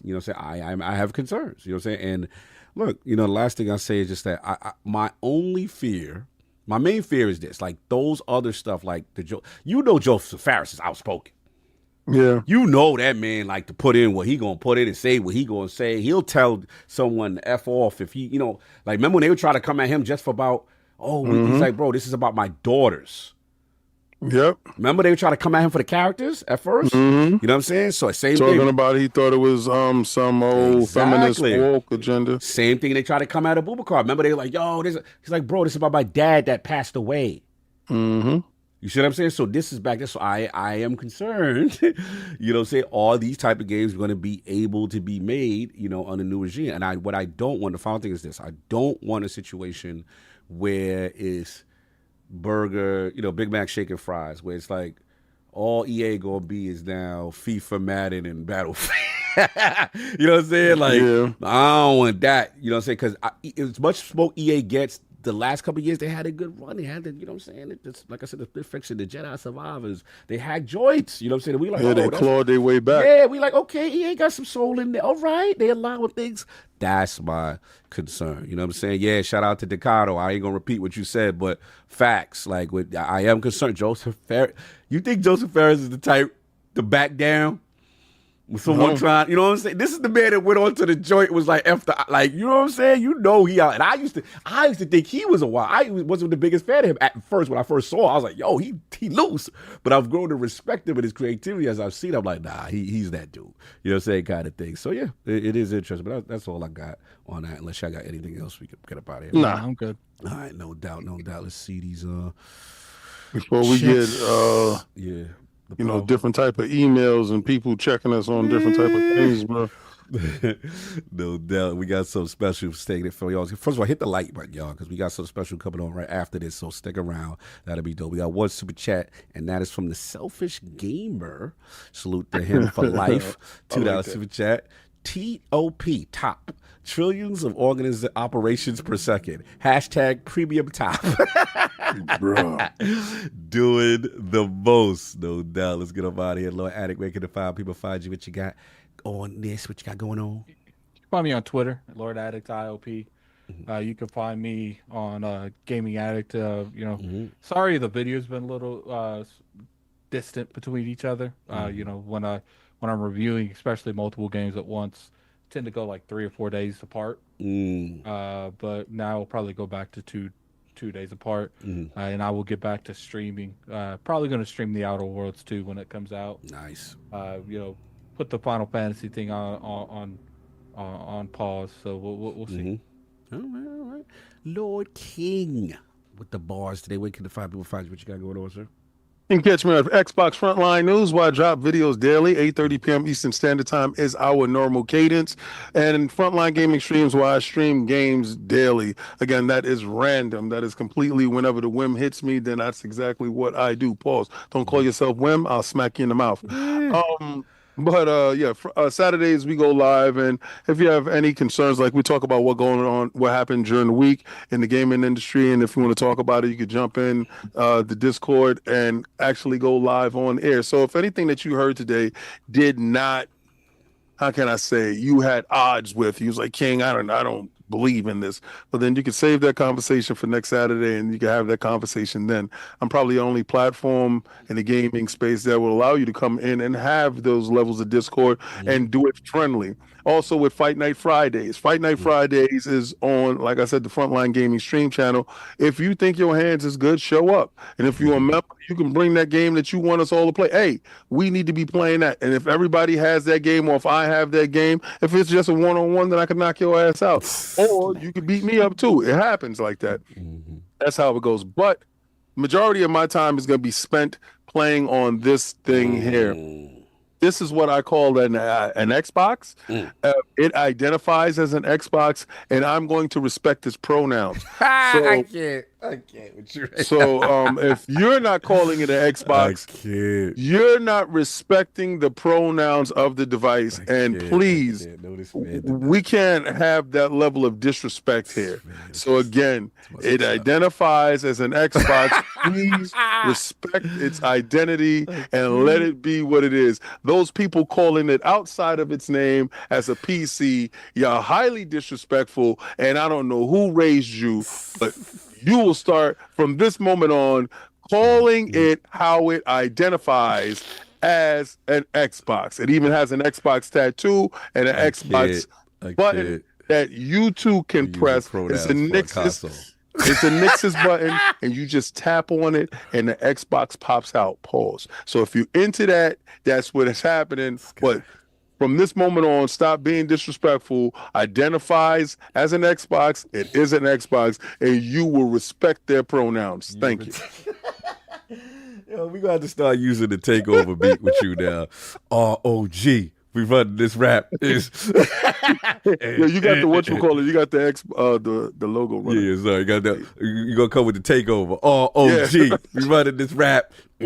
They mad that it identifies as an Xbox. Y'all wanted it to identify as something else. It was born an Xbox. It identifies as an Xbox. Man, this is wild. But yeah, because hit the like. I was going to tell you that. I don't stress, but y'all ain't been hitting the like button lately. And I've been bothered by that. So hit Because they don't like us. Hit that like button. Y'all be in here, y'all watching, y'all subscribing, but hit that like button. They don't like us. We gotta give y'all premium content, man. So I got to be a little bit better about letting that like button go down. But I appreciate it. For y'all still here, please stick around. We got a very, very special interview that I'm very proud of at Tokyo Game Show that is scheduled right after, right, Attic? We queued up, you know what I'm saying? And I want y'all to stick around. It's really cool and stuff like that. But yeah, we got more content for y'all. Stay tuned. This next week is crazy. We got a ton of stuff for you guys. Stuff you guys don't know about. Don't even know about it. It's gonna be lit. So that's all I got. Anything else, y'all, before we get up out of here? No, we good. You guys over there now. All right, peace.